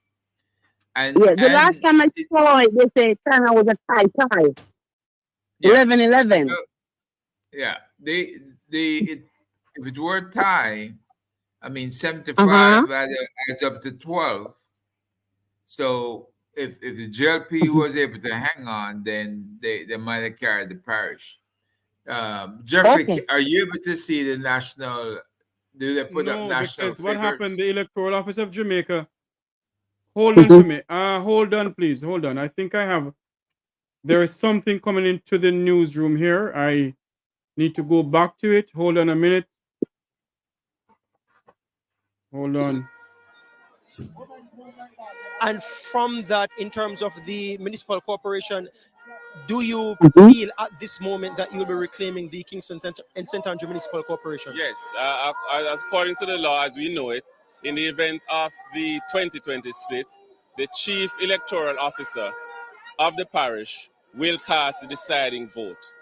The tradition is he will use as a parameter the popular vote to go with that as the deciding factor in who should So be. when I left Jamaica at 24, I was Outside of that, though, even before we get to that, the mood here is celebratory, and I think because many people are happy, many PNP supporters have said to me so far, and people who I've spoken with from the executive, that they're happy for winning back the Trafalgar division that was won on the PNP ticket from the last election, and also the Papine division that was on a PNP ticket, Kari Douglas and Venetia Phillips in both instances. Is that driving the mood here at the moment? Because for the rest of the island, it's not yet complete. And it's not well, but additionally, the information you are working with, we have different information, and we believe we're going to get more than 20 seats. That's one. But if, as we say, over the next coming days, there will be final counts.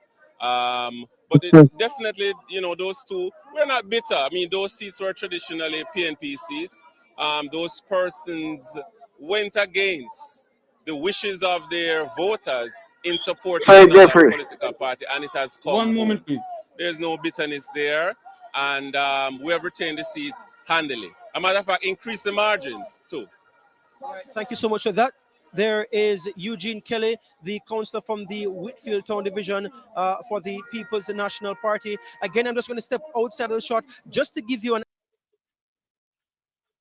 viewers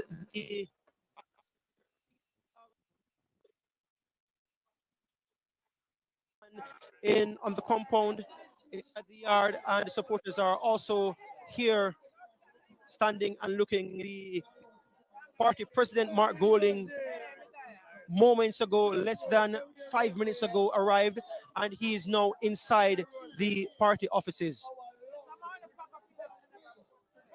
So just before we're going to switch gear from there and go back to what we're speaking about. Caller, are you still there with us? Hello, caller, are you still there with us? Good night, Sir Jeffrey. Yes, good night. And good night to your panel. Yes, sir. Good night. How much Jamaica gone to? Mr. Nelson, you want to answer that one? What happened to Jamaica? Eh?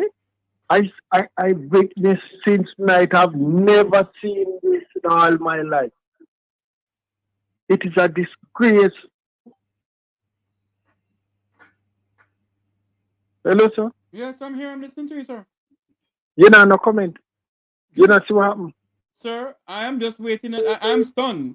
And I'm waiting for tomorrow morning to hear what is going to happen. All right. Okay. All right. Thanks for calling. I understand. Yeah, man. Thank you. Good night. Welcome to Make We Talk. Yeah. Hello. Good night. Welcome to Make We Talk. On the count of the GMP. Sir, turn your TV off in the background for me, please. All right. Yeah. Turn your TV off, sir. I'm going to cut you off. All right. You want to that one? Yes. Come on. Come on. Sir. Then got the same piece for winning, right? Yes. But they don't must not have that belief that they are the government. Pardon me? Take it up, They must not have that belief that they are the government. Right? Until they have the government same way. Sir, I'm not hearing what you're saying. So, I got a call back, sir, because I'm not hearing what you're saying. No, I'm saying that JP is still in charge of the government. That the PNP, although they win the first one too. Because it's not a general election, sir. It's a local government election, sir. Yes, I know. But the PNP is going on like they win. It's like a general election. You know, they are not winning a power as yet. They're waiting until next year. You know. All right, sir. And see more. Yes, sir. Okay, thanks. Thank you. Yeah. Jeffrey, I think that we have to clarify something, and for the audience, because each one calling in and talking about turn that thing off, They keep on calling and asking what the situation is. As far as I know, tomorrow morning they will have but they have come to a conclusion already for the evening. The counting has stopped. Am I correct? Has the counting stopped? Yes, everything is stopped. Everything is over. Okay, fine. It's not So stopped. The voting is over. the voting is over, right? Yes. So and the latest count is that the PNP are ahead in numbers. Am I correct? PNP has won the election, they said. Exactly, good. So well, then that is how we have to tell these people that the PNP has won the election. What I want people to understand is this man called a little while and thought it was the behaving as if it's a general election. What they don't know is that the mere fact that these guys have been out and they have been behaving the way they have been doing, right? Everybody was concerned about them. So the mere fact that the people of Jamaica can have realized that and they say, no, you're not in charge. We are in charge, and decide and to vote a certain way is an amazing accomplishment. So I think that's what we have to tell these people. So what they have to do is to continue the movement, continue to work so that no government, neither PNP or GLP, can ever do this again. Okay? So that is the situation, as far as I'm concerned. Right? I'm not jumping for joy for nothing. I simply want to know that the people of Jamaica have a choice. Yes. And that's all I'm looking for. The mere fact that there can be a choice, the mere fact that we can speak freely is a testament to our democracy. Yes. I have a call on line, Dr. Francis. I beg your pardon? One moment, I have a call on line. One moment. Okay, go ahead. Hello, caller. Welcome to Make We Talk. Yes, good night, Jeffrey. Good night. I'm here watching your program. I'm calling from Miami. Yes. I see where the PNP has won the election. But we did have a councillor by the name of William Sittal. He was on the JLP side and he crossed the floor now to the PNP. I'm so happy that new councillor that is there. The PNP won the election. Won I him. don't know. I'm so happy about that. So I think now he will go to rest. And you guys are doing a wonderful job, so you just keep on doing what you're doing. Thank you very much, caller. Jeffrey, I'm a little bit confused. Did PNP win the election or did they lose the election? That's what I'm trying to figure out. I look Because the last I saw, they said the Jamaica Labour Party had 102 to the PNP 95, and were there more boxes being counted? It's the opposite. The PNP had 102. The PNP had 102 to the Jamaica Labour Party 95. That's what. No, look here, Herb. Jamaica is really the country of misinformation. But you know how much people died since night when this is misinformation is going on. What is happening, Herb? Herb Nelson, seriously, what will it take to sanitize this country and get it up and running? Well, they need to enforce the law against all lawbreakers, regardless of their positions. That's the first thing that has to be understood. There is nobody who's above the law, and nobody should exist in this vacuum above the rest of the people, to where the people are the only ones being prosecuted and everybody else commit crimes and go scot-free, right? And then once you clearly establish that the law is for everyone, then I think you'll have members of parliament and council members as well as mayors who will have a healthy respect for the law.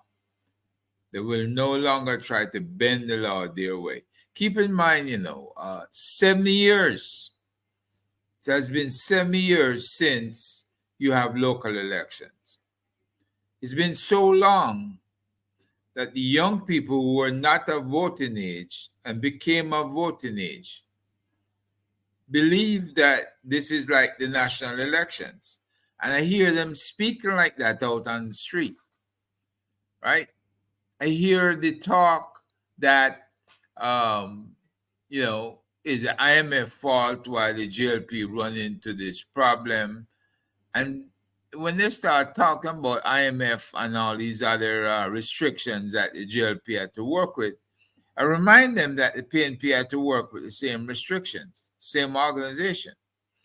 I also reminded them that when you have a choice to take care of your people, or balancing your budget, or making your GDP look good, and your people suffer, right? You're taking policy and politics over people. And this is what has been going on. Now, the local governments have this opportunity now to put pressure on those member of parliaments who have been ignoring the districts for far too long. And they are the ones that the people are now putting faith in their hands. And they have to go outside the box to ensure that the people did not misplace the trust in them tonight. One moment, right? Paula, welcome to Talk. Go ahead. Yes, good evening, everybody. Where are you calling I'm from? panelist, calling from New York. Yes, go ahead, please. Just want to say really quickly, couple of points. What's the procedure for ensuring that the electoral registrar is fired? It's a very good question. He's appointed by the governor of Jamaica. Ah, exactly. There's my point. Second question, this should show everybody the importance of the diaspora, the real diaspora. And I'm hoping that those people who are dissatisfied with the fiasco that has gone internationally, they will be protesting on the 10th of May in New York City, 42nd and 3rd Avenue. Thank you. Thank you so much for calling. See you there. You will. Thank you. I hope, Jeffrey, I hope the real diaspora stop entertaining Andrew Holness when them come to foreign. If I hope, because you see, one of the things with this real diaspora, I love my sister, I hear her. One of these real, I them raise money and get Andrew. Hungry belly people there in Jamaica and them would rather get Andrew. So you see, when them talk about thief and corruption, they are funding it. The diaspora needs to make sure that no politician set foot in any state in the United States and them not turn them back on them. If them love this country and this rock, and all of the labor rights and the PMP who are in the diaspora, I pray God strike them down. I, Luke George, Cooke, pray God strike them down.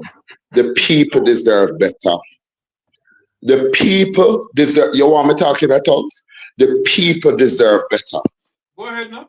I have never seen blatant thief in clean clothes thief people. I have no ambition.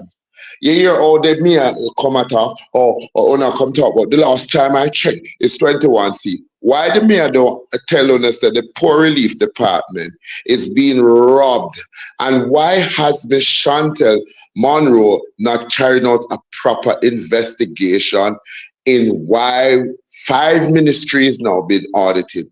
And let me tell you, Jeffrey, God forbid if you don't see the report. Have you seen the SSL report? No. Why are we in front of the Privy Council, in front of the world, looking like our lawyers are, they were trained at back bush or back road? Why is it that we have to suffer 7 years with one man who decides that the democracy of the people is not the people's decision, but is his and his alone? It is a shame for anybody who sold or took the tree and $5,000. Jamaican need better.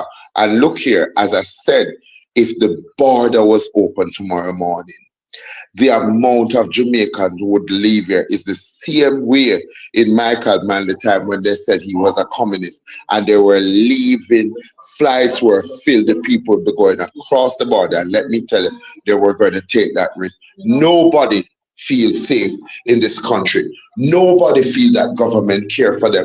And it goes on both sides of the fence. So anybody who want label me from yesterday, because I know my mama, I mean, I know only from nowhere. But again, I say to you, Jeffrey, democracy is at its lowest. We are now rated third as a country of corruption, where every day you see press release going up where people must not come. Sooner or later, them are going to tell you, say, the flights them can't come in here because Jamaica is a corrupted place and we kidnap people and kill them. We need to see everybody put them shoulder to the wheel, call for an end of corruption in the PMP and the Jamaica Labour Party. We need to have better public servant than Mr. Brown, who we saw tonight, who in my, it is so egregious that a director of elections seems to be a wimp and a lackey. And we need for the removal of the governor of the Bank of Jamaica, a man that I had the greatest of respect for, who would take a fall for the government of the day and not for the people of Jamaica. We need to see more patriotic Jamaican like a Rupert Lewis and yourself, Jeffrey Torres. And we must not sell our soul for the almighty dollar. I would rather die on young and the gallows. And Andrea can find me if you want to find me. This country is being run by a set of dangerous pirates. This is the Black Sea. And when them done with we not even can't afford saltfish by a single stop.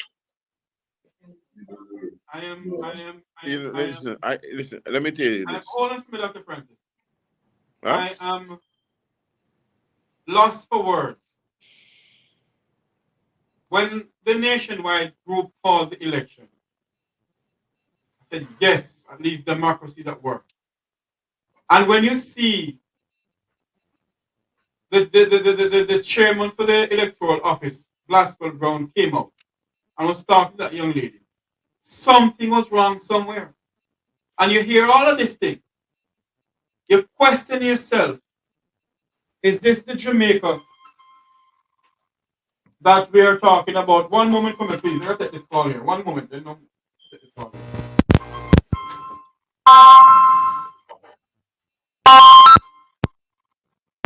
Hello, good night. Welcome to me.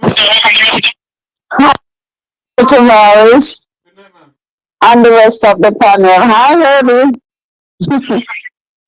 I must say to you all. Turn off your thing in the background. Yeah.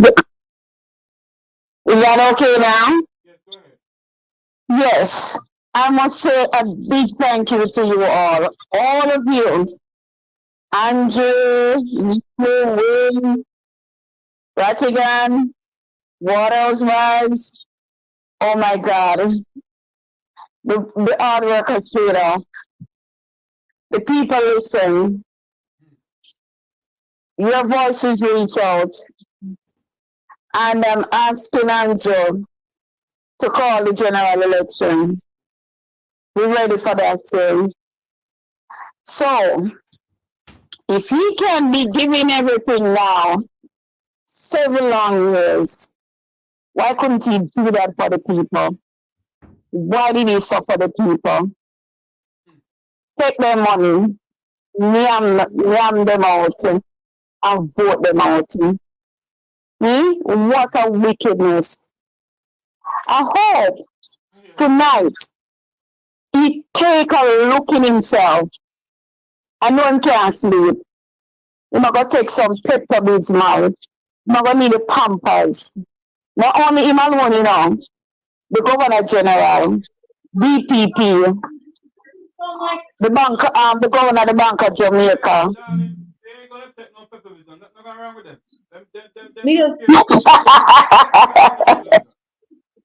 And the wife too. So let me tell you now, good up to you now. The people listen. They organize themselves and good up to Marky G. Long road ahead, whole heap of work to do. But together we'll all make it. This is the beginning of more and bigger things to come for the Jamaica Labour Party. Bye-bye and ta-ta to them. And a thankful. Jeffrey, the spirit of Nanny of the Maroon, Marcus Garvey, Paul Bogle, Sam Shaw, and to Norman Washington Manley's credit, they must be turning over in their grave to see the day when Jamaica is being led by a set of skullduggery wicked people. You know what I don't like at my Jamaican people? I don't even care if I come back on Jeffrey. We must start with have like a common sense. Man broke and come in politics are richer than he come. And all when he got full, he rather sacrifice the whole away to Baphomet for more money.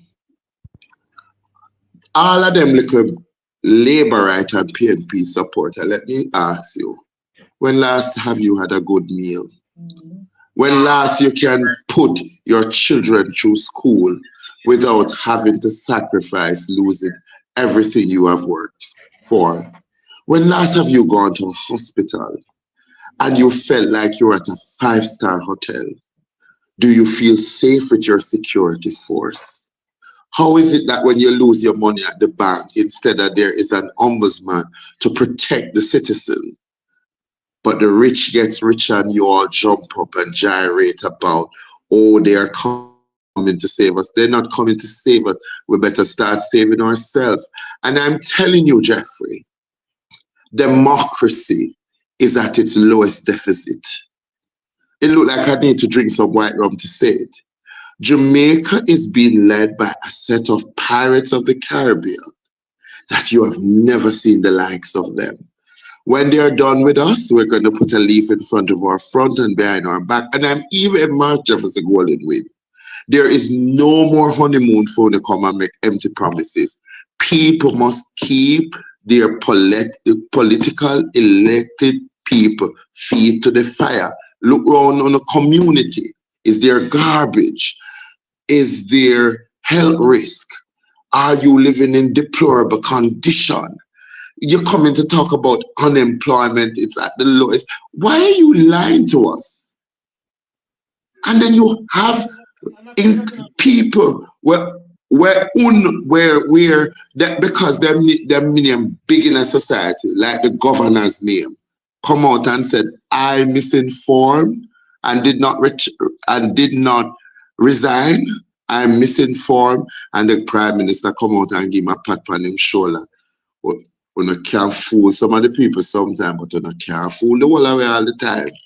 We're seeing the light, and let me tell you, we're gonna stand up for our rights. I don't want bloodshed. Not one more black people, and poor people shall look at it and ask themselves the question. If them did have one iota a spine in them back, Jeffrey, or over Pitney dead, how much of us had to bury our children or relatives in the name of the God Almighty PNP and JLP, and we still have not gotten a payday? Man left Spanish Town poor, Michael man make him rich, because Michael man left a free education and man come richer. Andrew Holness is going to leave Jamaica as the richest prime minister ever.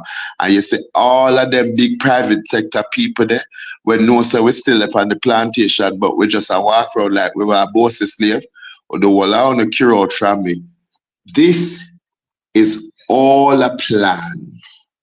And we are all observing silently toward democracy what the bigger plan is. You notice, China man have 12 workers, 1 Jamaican a put up building. 22 hotel are come here when we got Spain going. No diaspora group now build none. No black people is building none. We are being sold to the merchant ship. And hear what we're coming to talk about. How the local government election that Andrew will decide when the general will be called, because he's going to increase part program. He might go increase, but the governor Bank of Jamaica said inflation is real because I misinformed the country. Come on, Jeffrey, where in God's name can this be right? The prime minister should resign for saying to his friend, Mr. Richard Biles, I give you a congratulation for lying to the people who have invested their trust in you to ensure that we are growing out of poverty. Let me tell you something, Papa. If the border did open tomorrow, Joe Biden open that border there tomorrow, the amount of Jamaica would have left. Can you tell me how many Jamaicans have left Jamaica at the border crossing Jeffrey Tavares? Have we ever come up with an investigation? And can you tell me, if Jamaica was so prosperous, why are they leaving in droves? True. Mr. Nelson, do you know how much people have left the Jamaica through the border? Listen. Hold on for me, Dr. Frank. Mr. Nelson, do you know? I know that there are a lot of people leaving.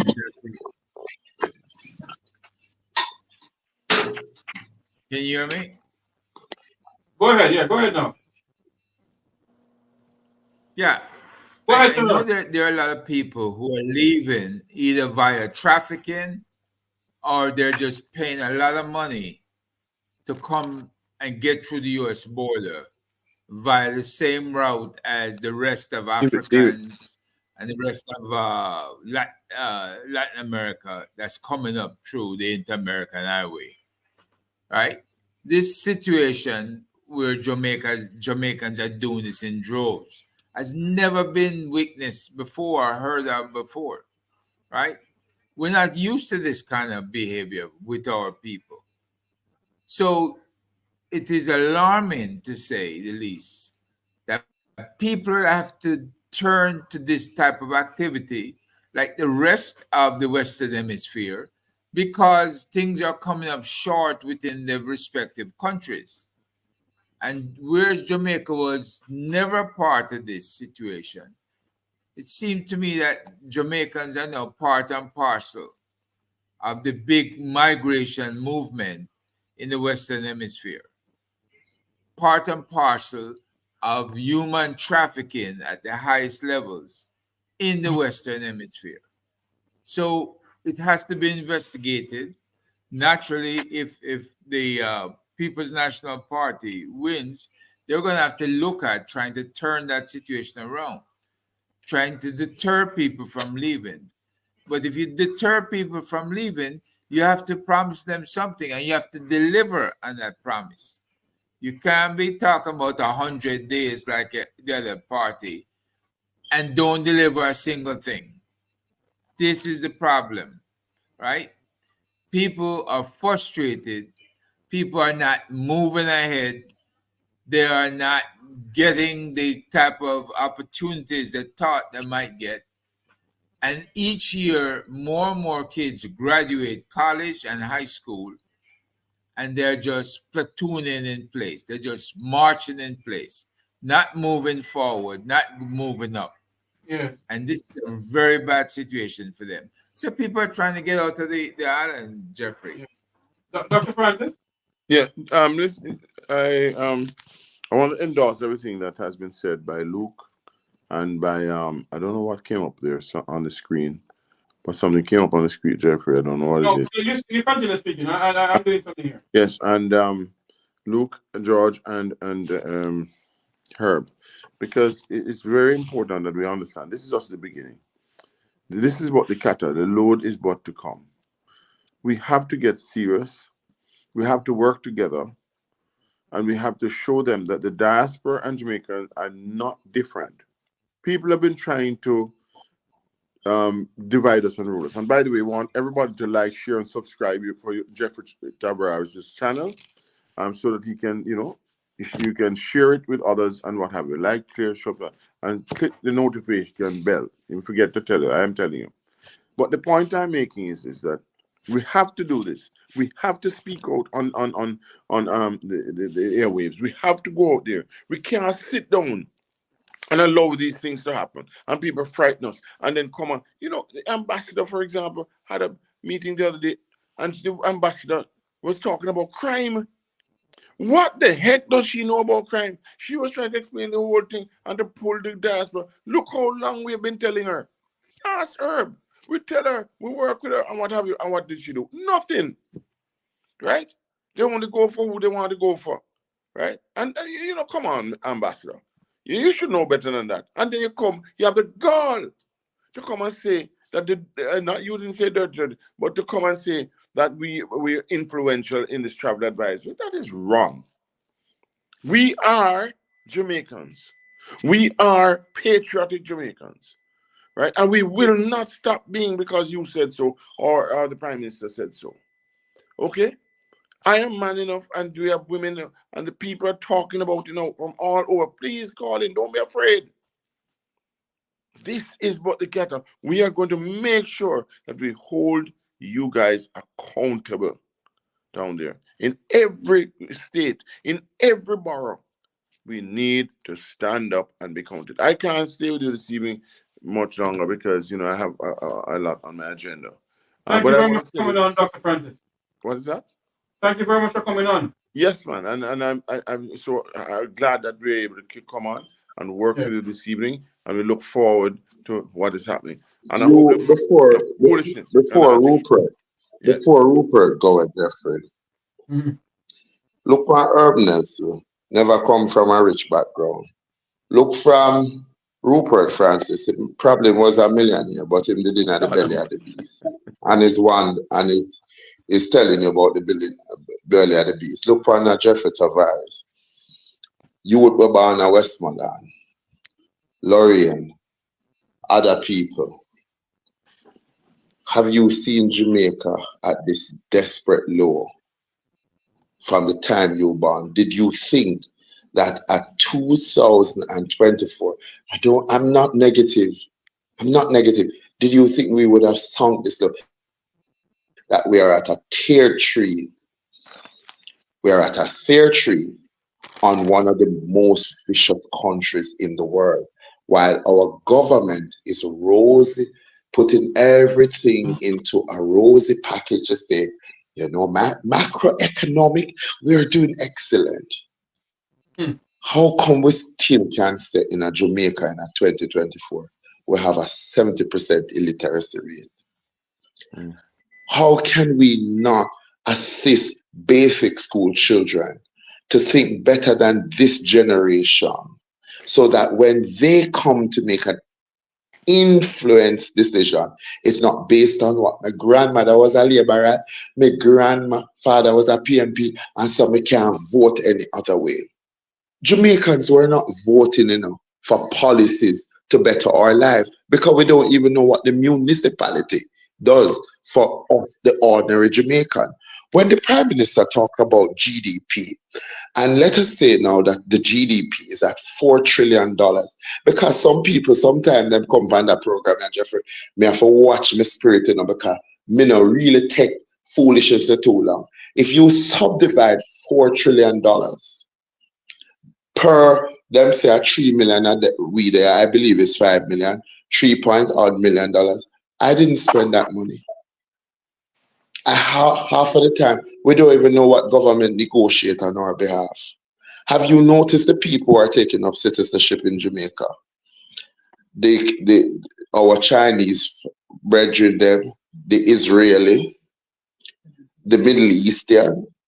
And have you thought, Jeffrey, what does that mean for us? Why the US might be putting out such an advisory? Do we know the decisions that are being made in the name of Jamaica? Because why would our Prime Minister have gone to Washington, D.C. to sit with Donald Trump when Venezuela was giving us oil at a cheaper price? Says that he will pull out of the Venezuela Act. We are now in the tribunal court where Venezuela said, on a owe me 60, but more want $85 million when we have $4 million. Why? But if in that Venezuelan deal, you are getting scholarship for helping poor people's children to go to school, you threw that behind. America is going to now negotiate an oil deal with Venezuela. What will happen to us here in Jamaica? Because when the price of oil goes up, everything else goes up. You have to look for people who put Jamaica first and they are prepared to die for this country. Not people who came to us on the wings of Clark's, where enough of us, we can't buy Clark because Clarks would mean that what it takes for us to eat for a whole month. Look here, man, stop being fooled by politicians. And I said, Mark Jefferson Golden, me not in a color, me in a truth and right and justice. If you want people for vote, if you want to get the PMP people them for vote, stop, make them come out and tell you about them. If we don't give them no juice and stuff, people must come out because they must talk about those issues that are going to make their lives better. Do you know how many Jamaican partner run, the people who run partner in Jamaica are now in debt and looking to try to get out of this country because people borrowed money to go across the border? People borrowed money to go. I remember hearing a story of a woman and 2 children and her baby father, and he made it over the fence and she tore her pitney, broke the pitney foot just to get that child out of this country. And this is a country that I must believe Andrew Hollis and his administration care so much about me. And Mark Jefferson Golden, you're going to make it better. The PMP had 18 years under PJ Patterson, and he transferred the greatest of wealth from the poor to the rich. And we're seeing it happen, that Pernell Charles can now own 600 acres of prime land in St. Thomas. Man, I wish I could own a half an acre. You Or know, even a quarter acre. You know something, And gentlemen? people can't see through that. You know something, gentlemen? I sit here. The 2 elder person on the platform, it could be my father. And I sit here tonight at my tender age. And I'm asking myself the question, what happened? When I keep on saying it in any other modern democracy, look always tease me with it. Tomorrow morning, we wake up, what we're going to hear from the director of election. Tomorrow we wake up, what we're going to hear. Hold on for me, please. I don't know why this. Hello, good night. Welcome to Make a Talk. Yes, Mr. Tagore. Yeah, now still long, because I talked earlier about what I'm trying to say again. You know, the Holy Book says, the parents that save the rod and spoil the child, don't love the child. So I say this to say that all you gentlemen were talking all the right thing that's going on in Jamaica. And all who gonna bash you people. You know, they're really in the dark, you know? Yeah. So they don't know what's going on in their life. We love our country, sir. And we see that things not going right, not, you know, the people suffering. Too much corruption, too much negativity, a darkness all over Jamaica. We're not gonna happy and smile and say the other thing when they're not the right thing. We have to get serious. We here in the US and all over, England and Canada, all over. We have to get serious because we see that our little people them down there cannot relate themselves. We have to get serious and we gonna have to take up Jamaica in hand. And if we will put in whatever way here we can get this government here to listen to us here and hack for us down there. We just have to do what we got to do, you know? Yeah, man, I love the country, man, bad man. All right. Respect, man. Respect. We got to run now. Jeff, we got to run. Welcome, Sir Jeffrey, and Sir Rupert and Nelson. I hear you people talking a whole lot and a whole lot of people calling about the election. Then I hear them mention about the Bank of Jamaica manager, governor. I have a question, I have a copy to post up. 2009, the 18th of April. He said that the All-Part Pension Plan having $35.9 billion. And there is a lot of us who don't know where that money turned. I am going to post up that notice that he go at a prime management meeting and said that the All-Part Pension before it's winded up. If I use both one to get robbed, I will post it up and I will give you more information. Have a good night. Yes, I'm going to send it to your WhatsApp. Big up to So Rupert and Son Nelson and the other crew. But I am from South Manchester, as you will know. Remember the name. All right, man. Respect with the keep up the good work. All right. Yes. Take care. Yes, man. Keep up. Yes, sir. Thanks for calling. Sir Herb and Sir Rupert, you all have to go now, eh? Yeah, I have to go. Thank you for coming on. Thank you. Thank you. Yes. All right, Luke. Take care. Thank you, guys. Okay, bye. All right, bye-bye. Yeah, yes, all right. Remember, say you might have to send one of them black card jet there to take me out here. Yeah, remember that. Sir Herb, thanks for coming on. Thank you. Mm-hmm.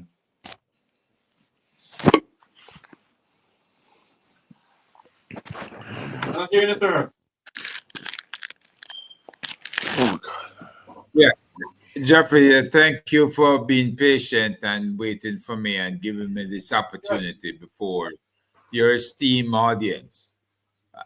We here in this place are probably a little bit more enthused that it was peaceful. Except for the flanker shooting, everything appears to have been very smooth. So I am very grateful and very happy that people behave in the way that they did, in fact, behave, right? Yeah. And let me say this. There's a relief in the air outside with people, a relaxation that they may not be under a lot of stress for any extended period. Yeah. And they could repeat to us tonight all the excuses, the IMF, the World Bank, all the excuses that they were using not to spend money on the people. The excuses to maintain these hospitals, which appear to be death traps, where people don't get service, where people are getting turned back, where people are sleeping on truck tires with plywood board, right? All of these things with a hospital system where the Cornwall Regional has now gone up to what? 21 billion. Yes, 21 point something billion, right? And then you have the education system where nobody has been prosecuted for missing funds, where the Dr. Grace McLean got a buy. And now you're looking at the other areas that the One Jamaica Legal Defense Fund is going after. And you wonder, will it ever be enough? It's almost as if we could use a $10 million US grant to just go after everybody, right? Because people are not doing their jobs. And if you can figure out who is practicing malfeasance, then those are the people, or nonfeasance, those are the people we need to go after, get them in court, and force the court system to work for the people.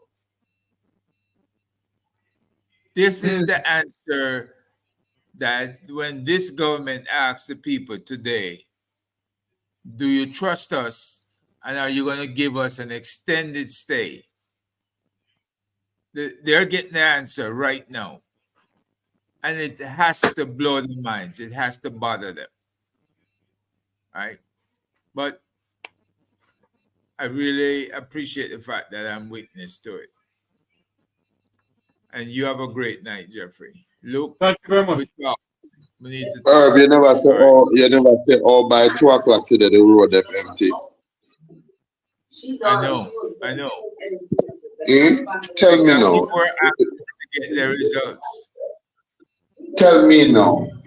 This anticipation that people have that in a Jamaica, where you talk about bumper to bumper traffic, by 2 o'clock everybody was home. Nobody wanted to be out on the street because people anticipated that this was going to go down.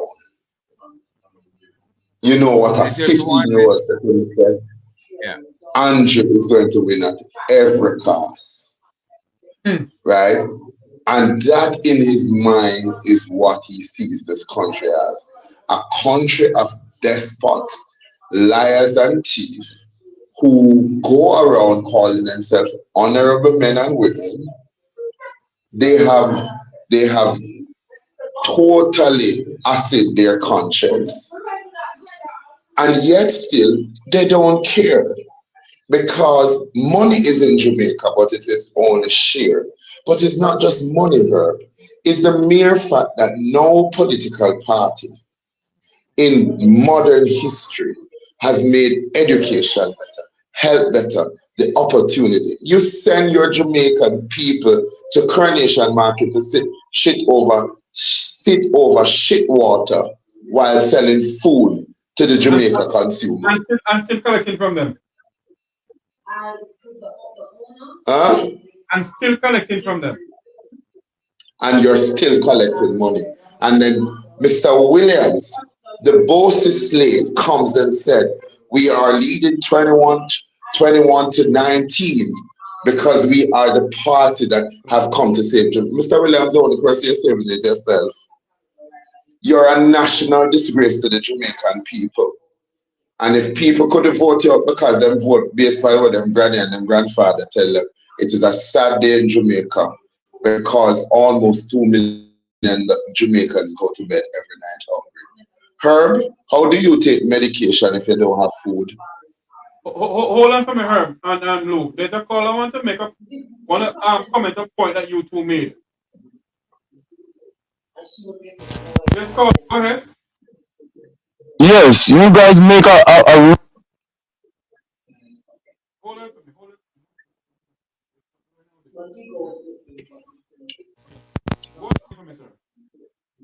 yes, I'm saying you guys make me stop. Hold on there for me. Something not right, sir. Again. Of the people them.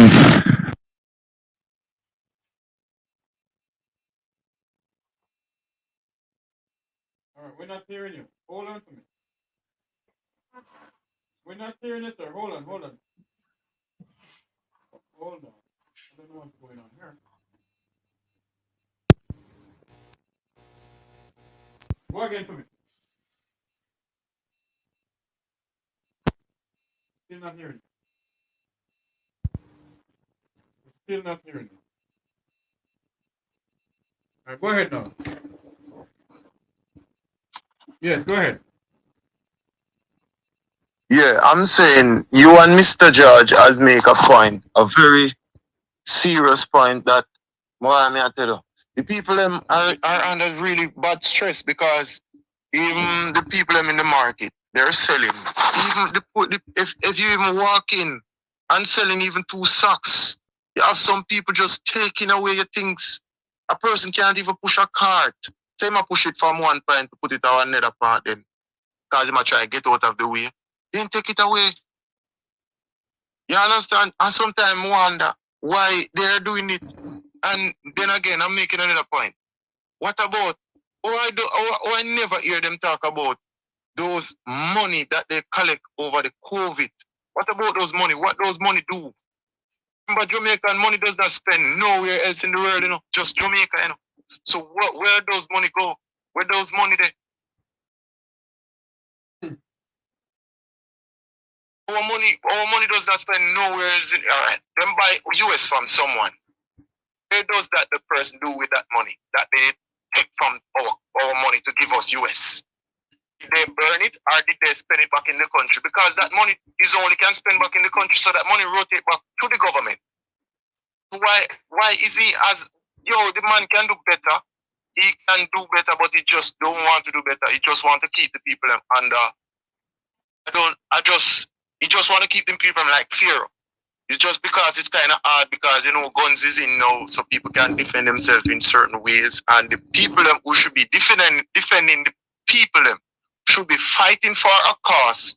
Is killing off the very same people that maybe fed them somewhere somehow. That is where they're turning back the weapon. They're not fighting for Jamaica. Because I'm telling you, I've been watching you guys program, and may I tell you, if it was like, we need more people like you guys. We need people like you guys in our country to fight for us. Because I'm telling you, I'm a single father, and it is not easy. My son is going to high school, and I'm telling you, You're calling the from Jamaica, struggle sir? is real. Where are you calling from, sir? I'm calling from Jamaica, Clarendon, exact. My God. I'm telling you, it's rough. It's really rough. And whenever you have any encounter with the police, there's no remarks. There's no remorse. They don't even care.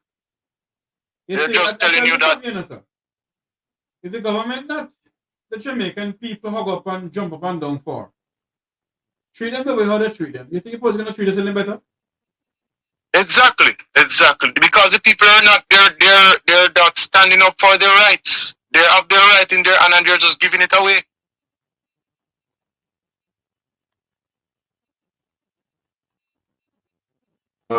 Look here, Jeffrey. I am going to bed. I'm still on the road. But here what me would I like to say. There was a time in this country when everybody's life was valuable. I remember growing up and hearing my grandfather telling me the story that on election day, his neighbor was JLP and he was PMP, and all they did, they bought a broom and they bought some liquor and they sit down and they waited. And that was a time when dignity was given to people's life, when we were not as vicious. But we saw elements of leadership that came into the country that took the country down under. And those people are called honorable.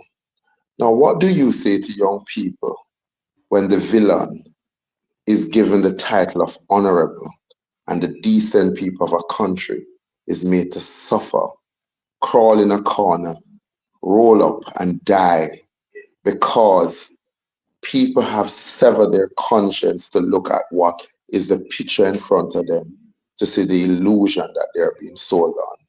Old pirate, yes, they rabbi, sold I to the merchant ship, minute after they took I from the bottomless pit. But my head will continue to be made strong by the hands of the Almighty to forward in this generation triumphantly. Every Jamaican need to think it. We need to be the change that we want to see in this country. And we need to speak with one voice. It is not a green country. It is not an orange country. I hear this talk about Jamaica as pure orange. It is Jamaica, and we must fight for the heart and soul of this Jamaica land we love. It was a pleasure being with you. It was a pleasure being with your informed audience. It's always a pleasure seeing Herb Nelson. But Herb Nelson, what do we choose? Do we choose to go quiet in this gentle night, or do we continue to fight the fight of the revolutionists?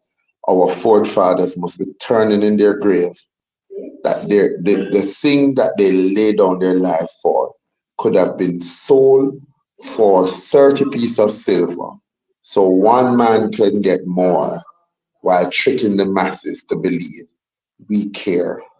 Care my back foot. Eh? Good night, Jeffrey Tavares. Good night, Sir Luke George Cooke. Sir Nelson, good night to you, sir. Yes, sir. I appreciate it. I always appreciate Luke. I always appreciate you, Jeffrey.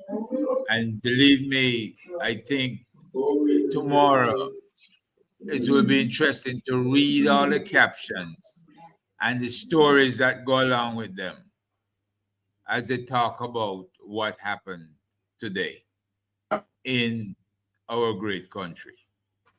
So you be well, Jeff. Be well to Sir Herb.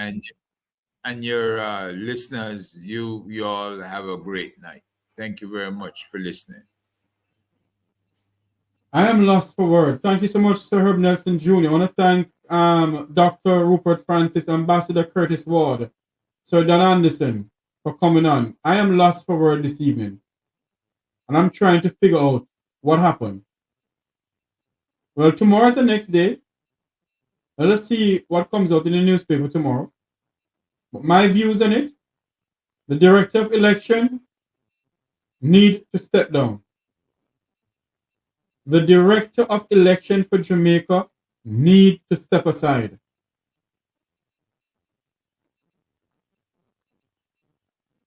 Need to step aside.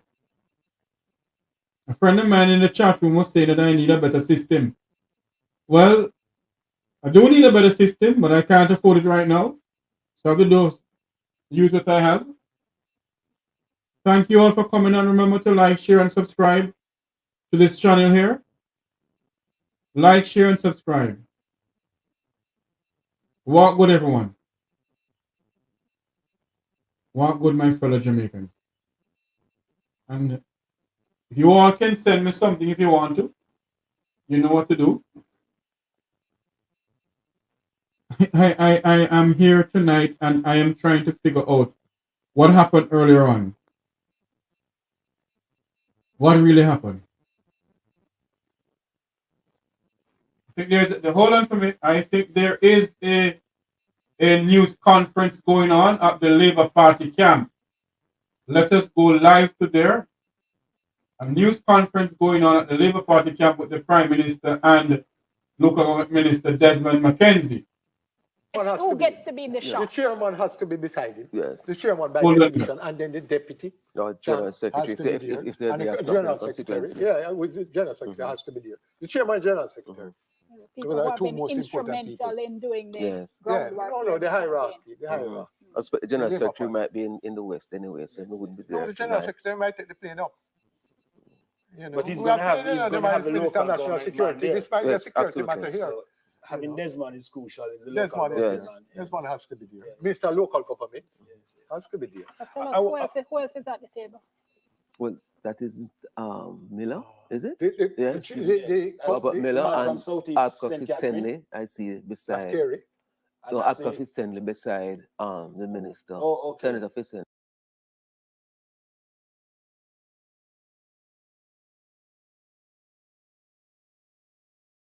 Beside the Minister of Local Government, Mackenzie. Yeah. Mr. Mackenzie has to be there. He has a lot of work to do. Prime Minister is Good. speaking. You have live feed? Yes, PM. I was Good. about to tell you. We are live. All right, I see. Andre. Yeah, Andre.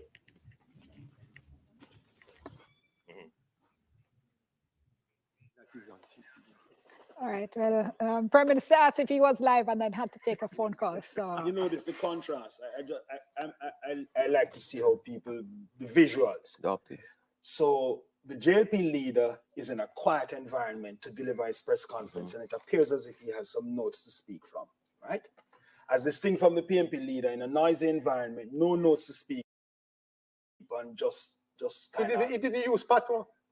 I don't understand. Yes, I understand. That you're pointing out this, Yes. this distinction in Yes. presentation. Very, but- very important No, it's- in it- terms of optics are one is a lot more staid and delivering from what appears to be some Staid and controlled. That's correct. Prepared. Another leader just talking, ad-libbing, just going on and so forth. So end up using words like victory and so forth.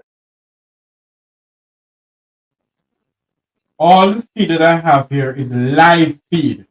It's not a delayed feed, it's not a delayed broadcast or recording. This is live feed going on from Television Jamaica.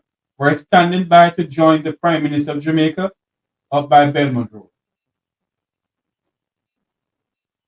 For persons to interrogate it. And when you begin to interrogate, they're saying, what do you mean? no, but that's us saying that. No, I accept that. Remember that But I was he has defended it. remember that I was the one who had said earlier that more than likely this is what they're going But to present. interestingly, So it's two on different X, I see the same perspectives. person's asking the question, why is he saying victory? Yeah, So it's it two is translated perspectives. out there. They're But going to have the anyhow. perspective I laid out earlier that I'd expect them to say this. And I pointed to the increase in divisions, clawing by the popular vote, going to win more authorities. But then you have the other side now who's going to look the perspective, the independent person to interrogate and say, but Well, I suppose what you're highlighting then is the strategy of the Yes. appearance, the Yes, and presentation. it's got his And bounce on as the a euphoria. speaker, you can't Yeah. help but ask yourself, how do you maximize that? And I Yeah, suppose that's what you're that's saying. really what you're doing. Now 11:21. What a time to have a press conference. But we waited until we got the latest results from the Electoral Office of Jamaica. What we can say to the nation is that the Jamaica Labour Party retains 7 municipal corporations with a clear lead. The PNP has 4, and there are 2 that are reported to be tied. So, without question, the Jamaica Labour Party has won the municipal elections, without question.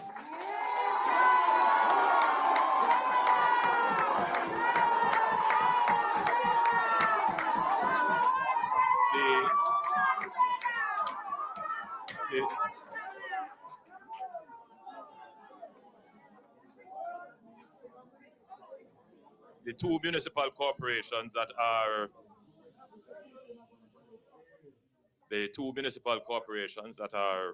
tied, we should have some definitive results on those in a few days, possibly by Wednesday.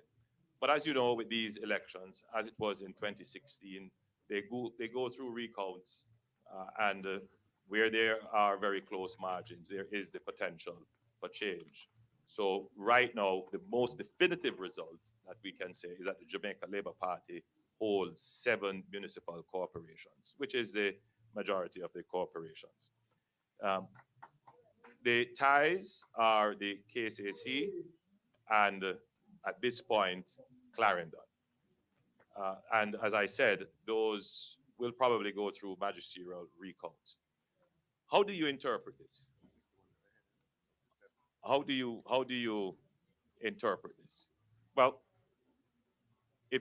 if we look at what existed before, the PNP retained retained Westmoreland, which they had, Hanover, Manchester, and St. Catherine. The Jamaica Labour Party retained all that it had, which was Trelawney, St. Mary, St. Anne, St. James, St. Elizabeth, St. Thomas, and Portland. So, how do you interpret this? Clearly, the people of Jamaica maintains confidence in the government of the Jamaica Labour Party.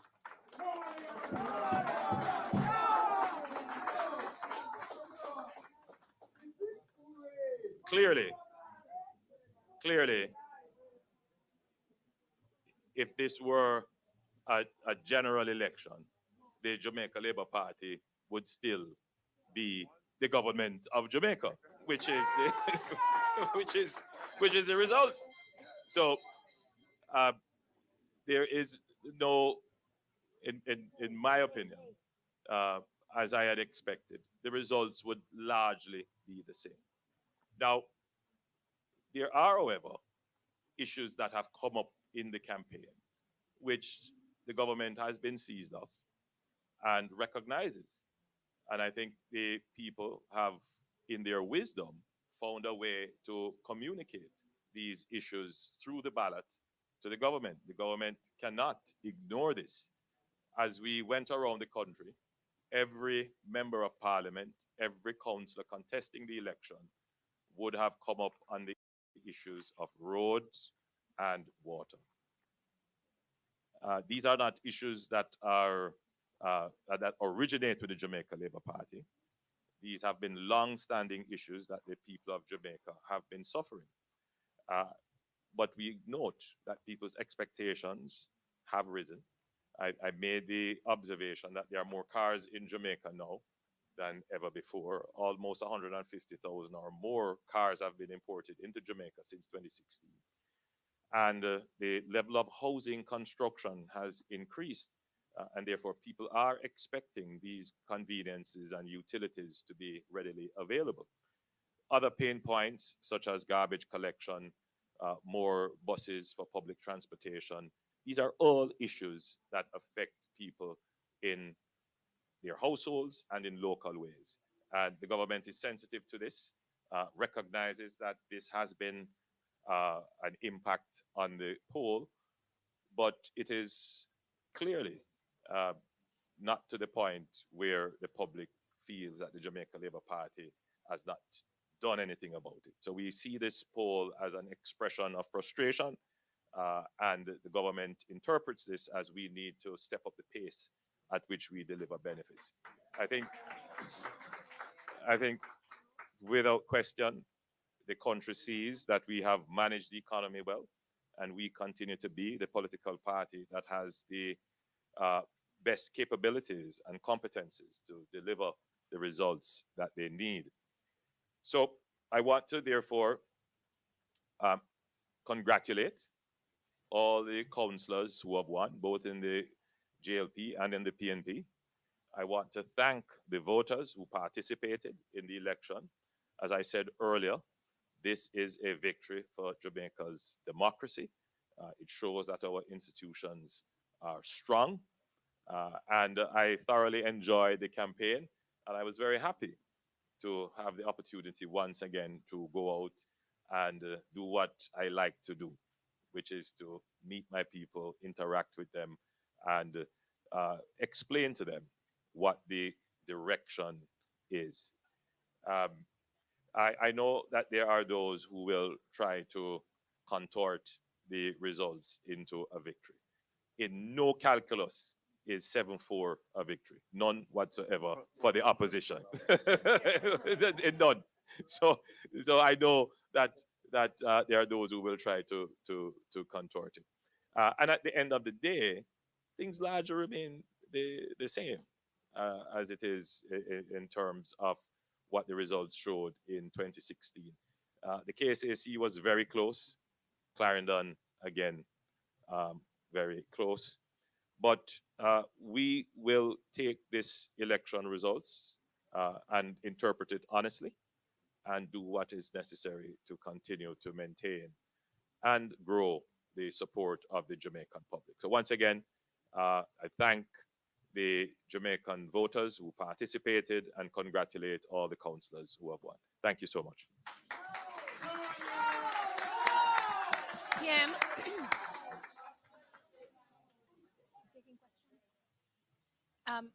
PM, I'm assuming you'll be taking questions. Yes? Well, we could take a few questions. Sure, we'll hurry because we're tired as well, PM. Andrea Chisholm from TVJ. 2 quick questions. First of all, with the momentum now with the JLP, should Jamaicans expect to go back to the polls later this year for a general election? It's a very good question. I have given it some thought, but I won't share them just yet. The truth is, we have work to do. And we have to be careful about election fatigue. I get the sense that people are more interested in getting their roads fixed and their water supplies connected. And for the months remaining to the constitutional due date, I can assure you that the government will be working very hard to have those 2 top items dealt with.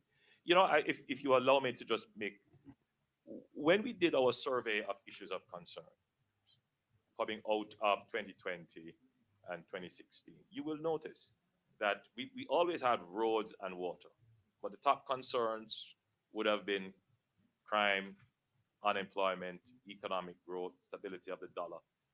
None of those have come up.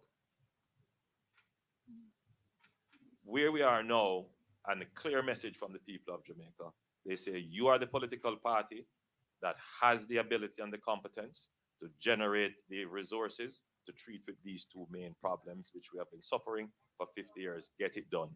We hear you. We knew this was the issue, and we're going to work very hard. We have announced a Spark program. We did that last year, and that is budgeted and ready to go. We will have a similar program for water, which we will announce shortly.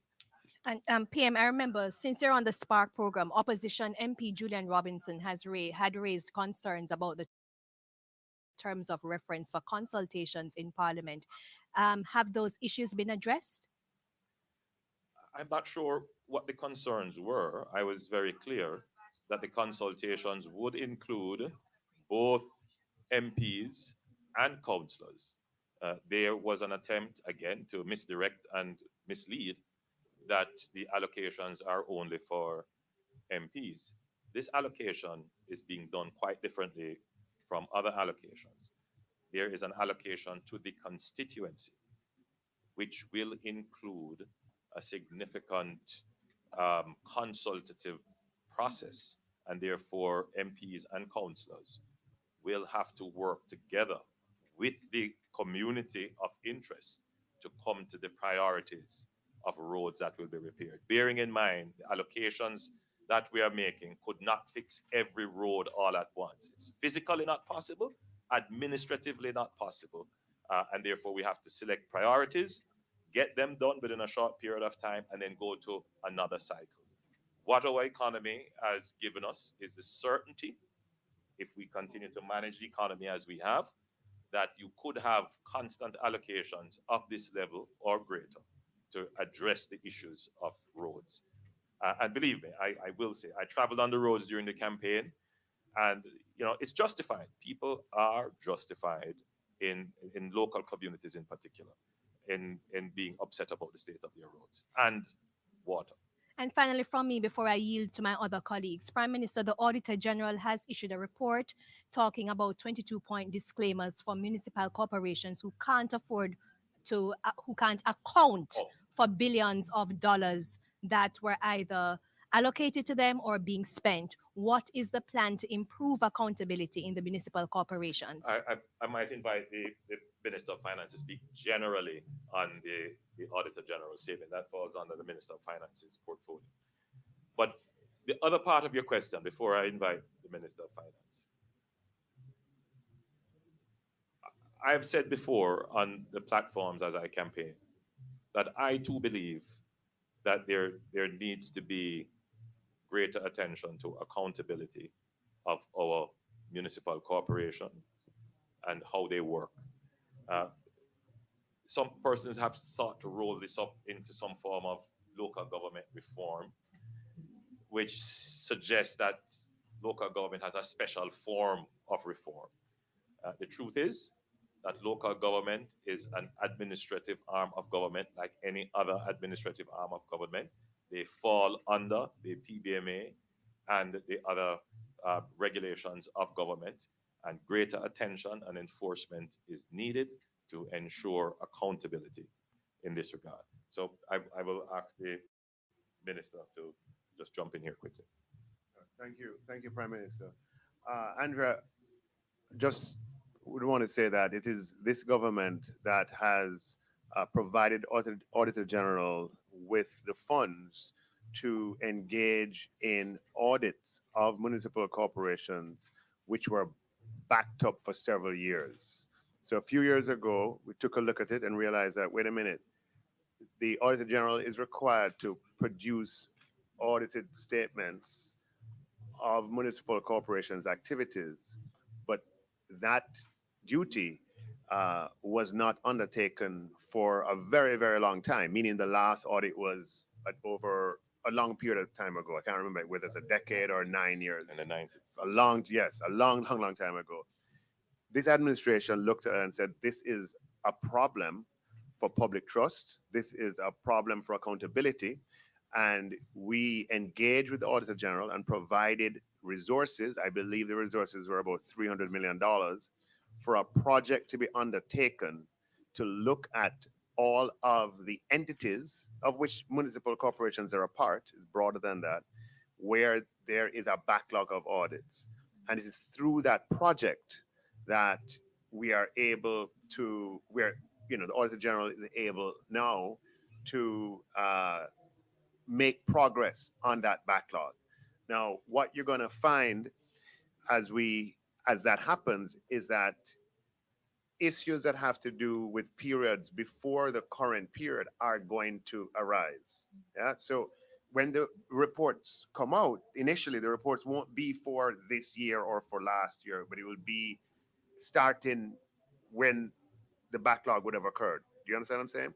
But the way in which I think it ought to be interpreted is that the government is committed to ensuring that there is accountability across all entities, including municipal corporations, by funding the Auditor General to ensure that what has been the norm in Jamaica for a long time, that we've gone years without audits, that no longer continues. That is a sign of our commitment.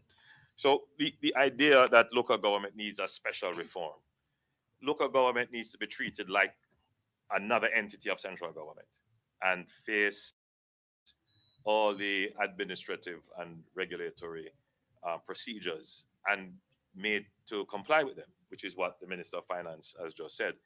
The fact that you are getting reports that preceded even our term should be carefully interpreted, that much of what you're seeing is not as a result of our term of government, but we are the government that would have put in place the measures to start the accountability.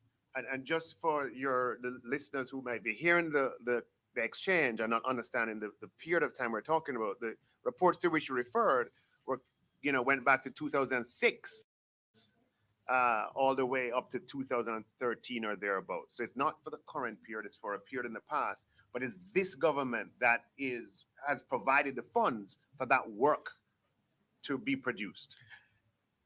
I think I should also say that I'm happy for this election because it does give me an opportunity to take a very serious look at how our local governments work, how the municipal corporations work. Because as I go around the country, there is a call for more funding. When you talk to people in local government, it appears to be that the solution is more money. And what I'm picking up from people is that, yes, they want to see more resources, but they also want more service. They want more interaction. They want to see their councillors. They want to be able to lay their complaints. They want more leadership in community issues. And therefore, the role of the councillor, which has just been reduced to a kind of transactional agent, that has to be rethought. And the councillor has to be more of a community leader that brings the community together to find local solutions to the problem. And not just local service problems, but what do we want our community to be? There are so many communities that have great potential, great assets. The question is, how do you mobilize the stakeholders to utilize those assets to define the community? So going forward, having had the campaign and having seen some of the glaring gaps, you can look forward to a more rounded local government structure. Kimon Francis from the Gleaner. What's the status of the census? Well, again, that is on the minister, but the census is ongoing. Minister, you could answer.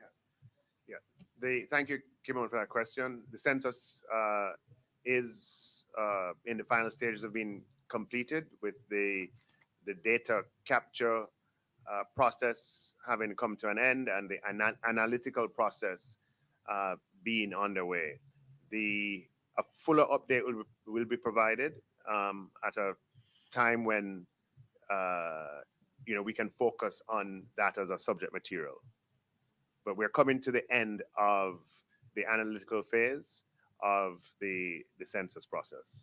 So is it that data gathering is complete? Because there are concerns, and I've seen it. I have not been, I've not participated. So I'm wondering where exactly are we now? Is it that data has been collected and they're analyzing now to finalize everything? I don't understand. Yes, the data gathering stage is at completion, and they're in the analytical stage of the census process. I think you should point out that not everyone is. Yeah. You could point that out.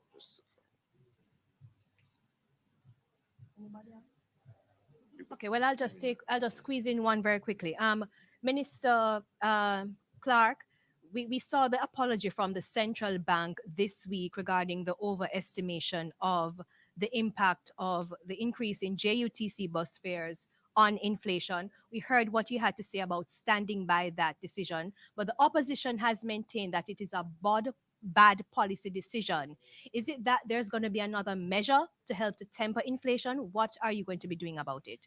This government has made a good habit, of providing targeted intervention for members or segments of the population that are in need of such intervention. By targeted, what we mean is that the vast majority of the resources go to the intended group and intended population, and that's a population where the need can be demonstrated. The reduction in bus fares is something that we're very proud of. There are approximately 30 to 40,000 persons on an annual basis 30 to 40,000 persons who take the JUTC, and largely these are persons who are not on major incomes, and we're happy that they're able to benefit from a reduction in the fares at the JUTC from $100 to $70, and come April 1st, from $100 in December to $50, half price fare. And we think that for persons on small incomes, for persons on minimum wage, this is a material difference in costs, so much so that the JUTC has seen an upsurge in usage as a result of the lower fees. We'd have been happier if the impact on inflation would have been greater, but the impact on human lives is significant. Persons who are making, as I said, minimum wage, this is a major part of their income. But Minister of Finance, as I reflect on your statement, and I reflect on the opposition spokesman's statement, I recall him being a great proponent of the government taking almost $40 billion of the budget to give grants and to just give away. You recall? You would, simple Google search would see in his budget presentation 2 years ago, where that was his recommendation. Was that bad policy then? It's a hypocritical stance. Let me call it for what it is. Yes. This is a government that is providing support to members of the traveling public who are on smaller incomes. And we're providing that support by reducing what is a major cost for them. $100 a day in two directions, $200 times 5, that's $1,000. If you're making $13,000 a week, what we have done is to say, instead of taking $1,000 to pay for your bus fare, you pay $500. Everywhere in the world, that is good policy. We are supporting vulnerable Jamaicans. The opposition is hypocritical. This is a government that believes in supporting vulnerable members of the population. They're hypocritical in their stance, and all Jamaica can see that. Finally, now from me, really finally, will you be removing the hedge tax on fuel? That is a narrative framing that is incorrect. There's no hedge tax on fuel. The hedge on fuel. There's no hedge on fuel, Andrea. You've bought into a false narrative. Finally, from me, the income tax threshold. Anything definitive now on that? There is a threshold, though. There is a threshold. There ain't no hedge tax, but there is a threshold. Yes. So, look, this is the government that has presided over an unprecedented period in Jamaica's history of no new taxes every single year for 6 consecutive years. This is the this is the government that has reduced taxes. One, by increasing the threshold back in 2017, and also by reducing GCT and reducing and abolishing a number of taxes. This is the government that believes in a policy position of ensuring that people are in charge of their own resources and we trust them to spend it wisely. It is this government's position to revise the income tax threshold upwards whenever the opportunity presents itself. Let me say this, you will not have to, you won't need to wait on any other government for that to happen. Exactly. This government will address the income tax threshold. I think you should. You have to fix all the roads. Okay.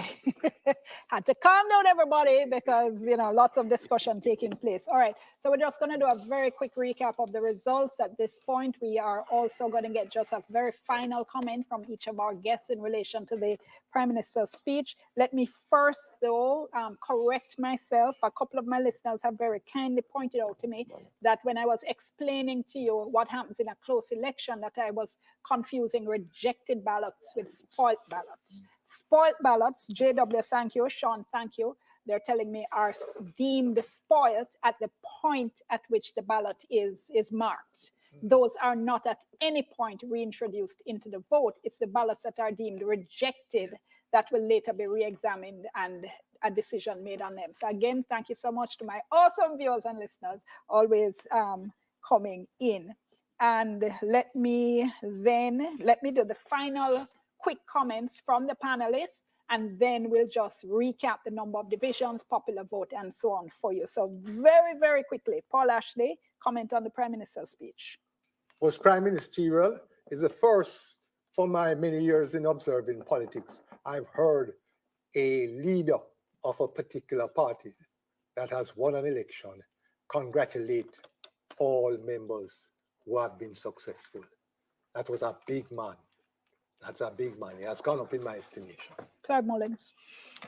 In terms of his own presentation, that of the Prime Minister, it was indeed prime ministerial, but also sobering. What I got from it was a reality, and that, listen, in terms of arrogance, forget that. Yes, he clearly was eating some humble pie here. He also recognized, as we were discussing earlier, what needs to happen, and we expect them to be doing that, especially since a general election is going to be due next year. So there's a contrast in terms of the presentations. I think in terms of the leader of the opposition, we heard him in the euphoria and so on. I think he overspoke, but at the same time, what you see here is a prime minister with a prepared script, addressing the issues and trying to be as candid as possible under the circumstances. So big difference. I think he could have been a little bit more generous to the data, because the data at this point in time has about 6 seats, 6 parishes, rather, municipal corporations in the PNP column. Westmoreland, Hanover, Manchester, St. Catherine, Portmore, and KSAC. 6 and 7 in this column, with Clarendon up for grabs as it appears. So it could turn out that we have 7-7. Each party could have at the end of it 7 local corporations, or the JLP could have 8 and the PNP 6. So when he said 7-4, I was kind of like, it's not 7-4, Prime Minister. So he could have been a little bit more generous in relation to the data itself. In the end, I agree with you. I thought he was complimentary in terms of saying to the other guys who, you know, I'm terribly sorry. And he identified the roads and the water, critical local government issues. I agree with my colleagues. I'll only add the word that came to mind is reticent. He seemed a little bit more reserved. I think that is perhaps calculating the lessons from the day, which I think is very important. He did indicate for me that one of the things I want to do is to look at how to improve or let the support grow, which clearly indicates that he's about the long game. He's going to be answering the issues on the ground, as he has indicated, which we had suggested. And it's going to be interesting. It's going to be interesting to see what's the response to the issues on the ground and how do they translate the success at the top to the success at the bottom. And if that can give you the edge for a third term, which would be something almost unusual. Only PJ. Unusual in all the circumstances, but not something that can't be done. Dion, can I just add one more factor? 30 Final, seconds. 30 seconds. 30 seconds. TVJ did a brilliant job today. A very outstanding job. The set was vastly improved. when I turned on my TVs this afternoon, I thought I was watching something from the first world. It was vastly improved. Congratulations. And you have stood the test of the marathon. Well. With a fantastic team. Okay, let's just go to the quick recap of the final results. And just to add to what you all have said, I would say the PM's comment that work needs to be done on the roads and water suggests we're not seeing a general election in the next couple of months. All right, so let's just recap very quickly where we are at the end of the evening. The Kingston divisions, 3 each to the JLP and PNP. St. Andrews, 17 each to the PNP and JLP. St. Thomas, we're at 5 for JLP, 4 for PNP. Portland, we're at 6 for the JLP, 3 for the PNP. St. Mary, we're at 7 for the JLP, 6 for the PNP. St. Anne, 11 for the JLP, 5 for the PNP. Trelawney, 6 for the JLP, 3 for the PNP. St. James, 11 for the JLP, 6 for the PNP. Hanover, 1 for the JLP, 6 for the PNP. Westmoreland, 3 for the JLP, 11 for the PNP. St. Elizabeth, 9 for the JLP, 6 for the PNP. Manchester, 3 for the JLP, 12 for the PNP. Clarendon, 11, so that's tied. St. Catherine, 18 for the JLP, 23 for the PNP. Someone had asked earlier about the Portmore municipality. The Portmore divisions are counted in with St. Catherine. You would have to disaggregate them to see exactly who now is going to be sitting on the Portmore, in the Portmore Municipal Council. And as well, we have the popular vote. Can we bring up the popular vote in terms of where we are with that? If we have that, there we are. Popular vote at this point, the PNP 303. 862, 303,862. The JLP 282543, 282,543. And finally, the number of divisions at this point. Can we bring that up as well, just to complete our recap of where we are for the evening? I think we have that. Do we have that? Okay, so declared, we have for the PNP 102 divisions declared, for the JLP 95 divisions declared. I think we had also had a graphic for the number in which the two parties were leading. Do we have that? There we go. At this point, the JLP, of those left to be declared, the JLP is leading in 16, the PNP is leading in 14. And that, ladies and gentlemen, concludes our marathon coverage on this local government election night. Marathon indeed, says my director in my ear. And thank you so much to all our panelists throughout the evening.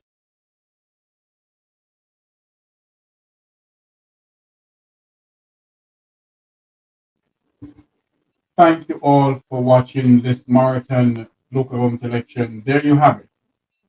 Local government election 2024 has come to an end. I am Jeffrey Tavares on behalf of the producers of the Electoral program, wishing you all a very good night. Have a good night, everyone. Remember to like, share, and subscribe to this YouTube channel. Good night, everyone.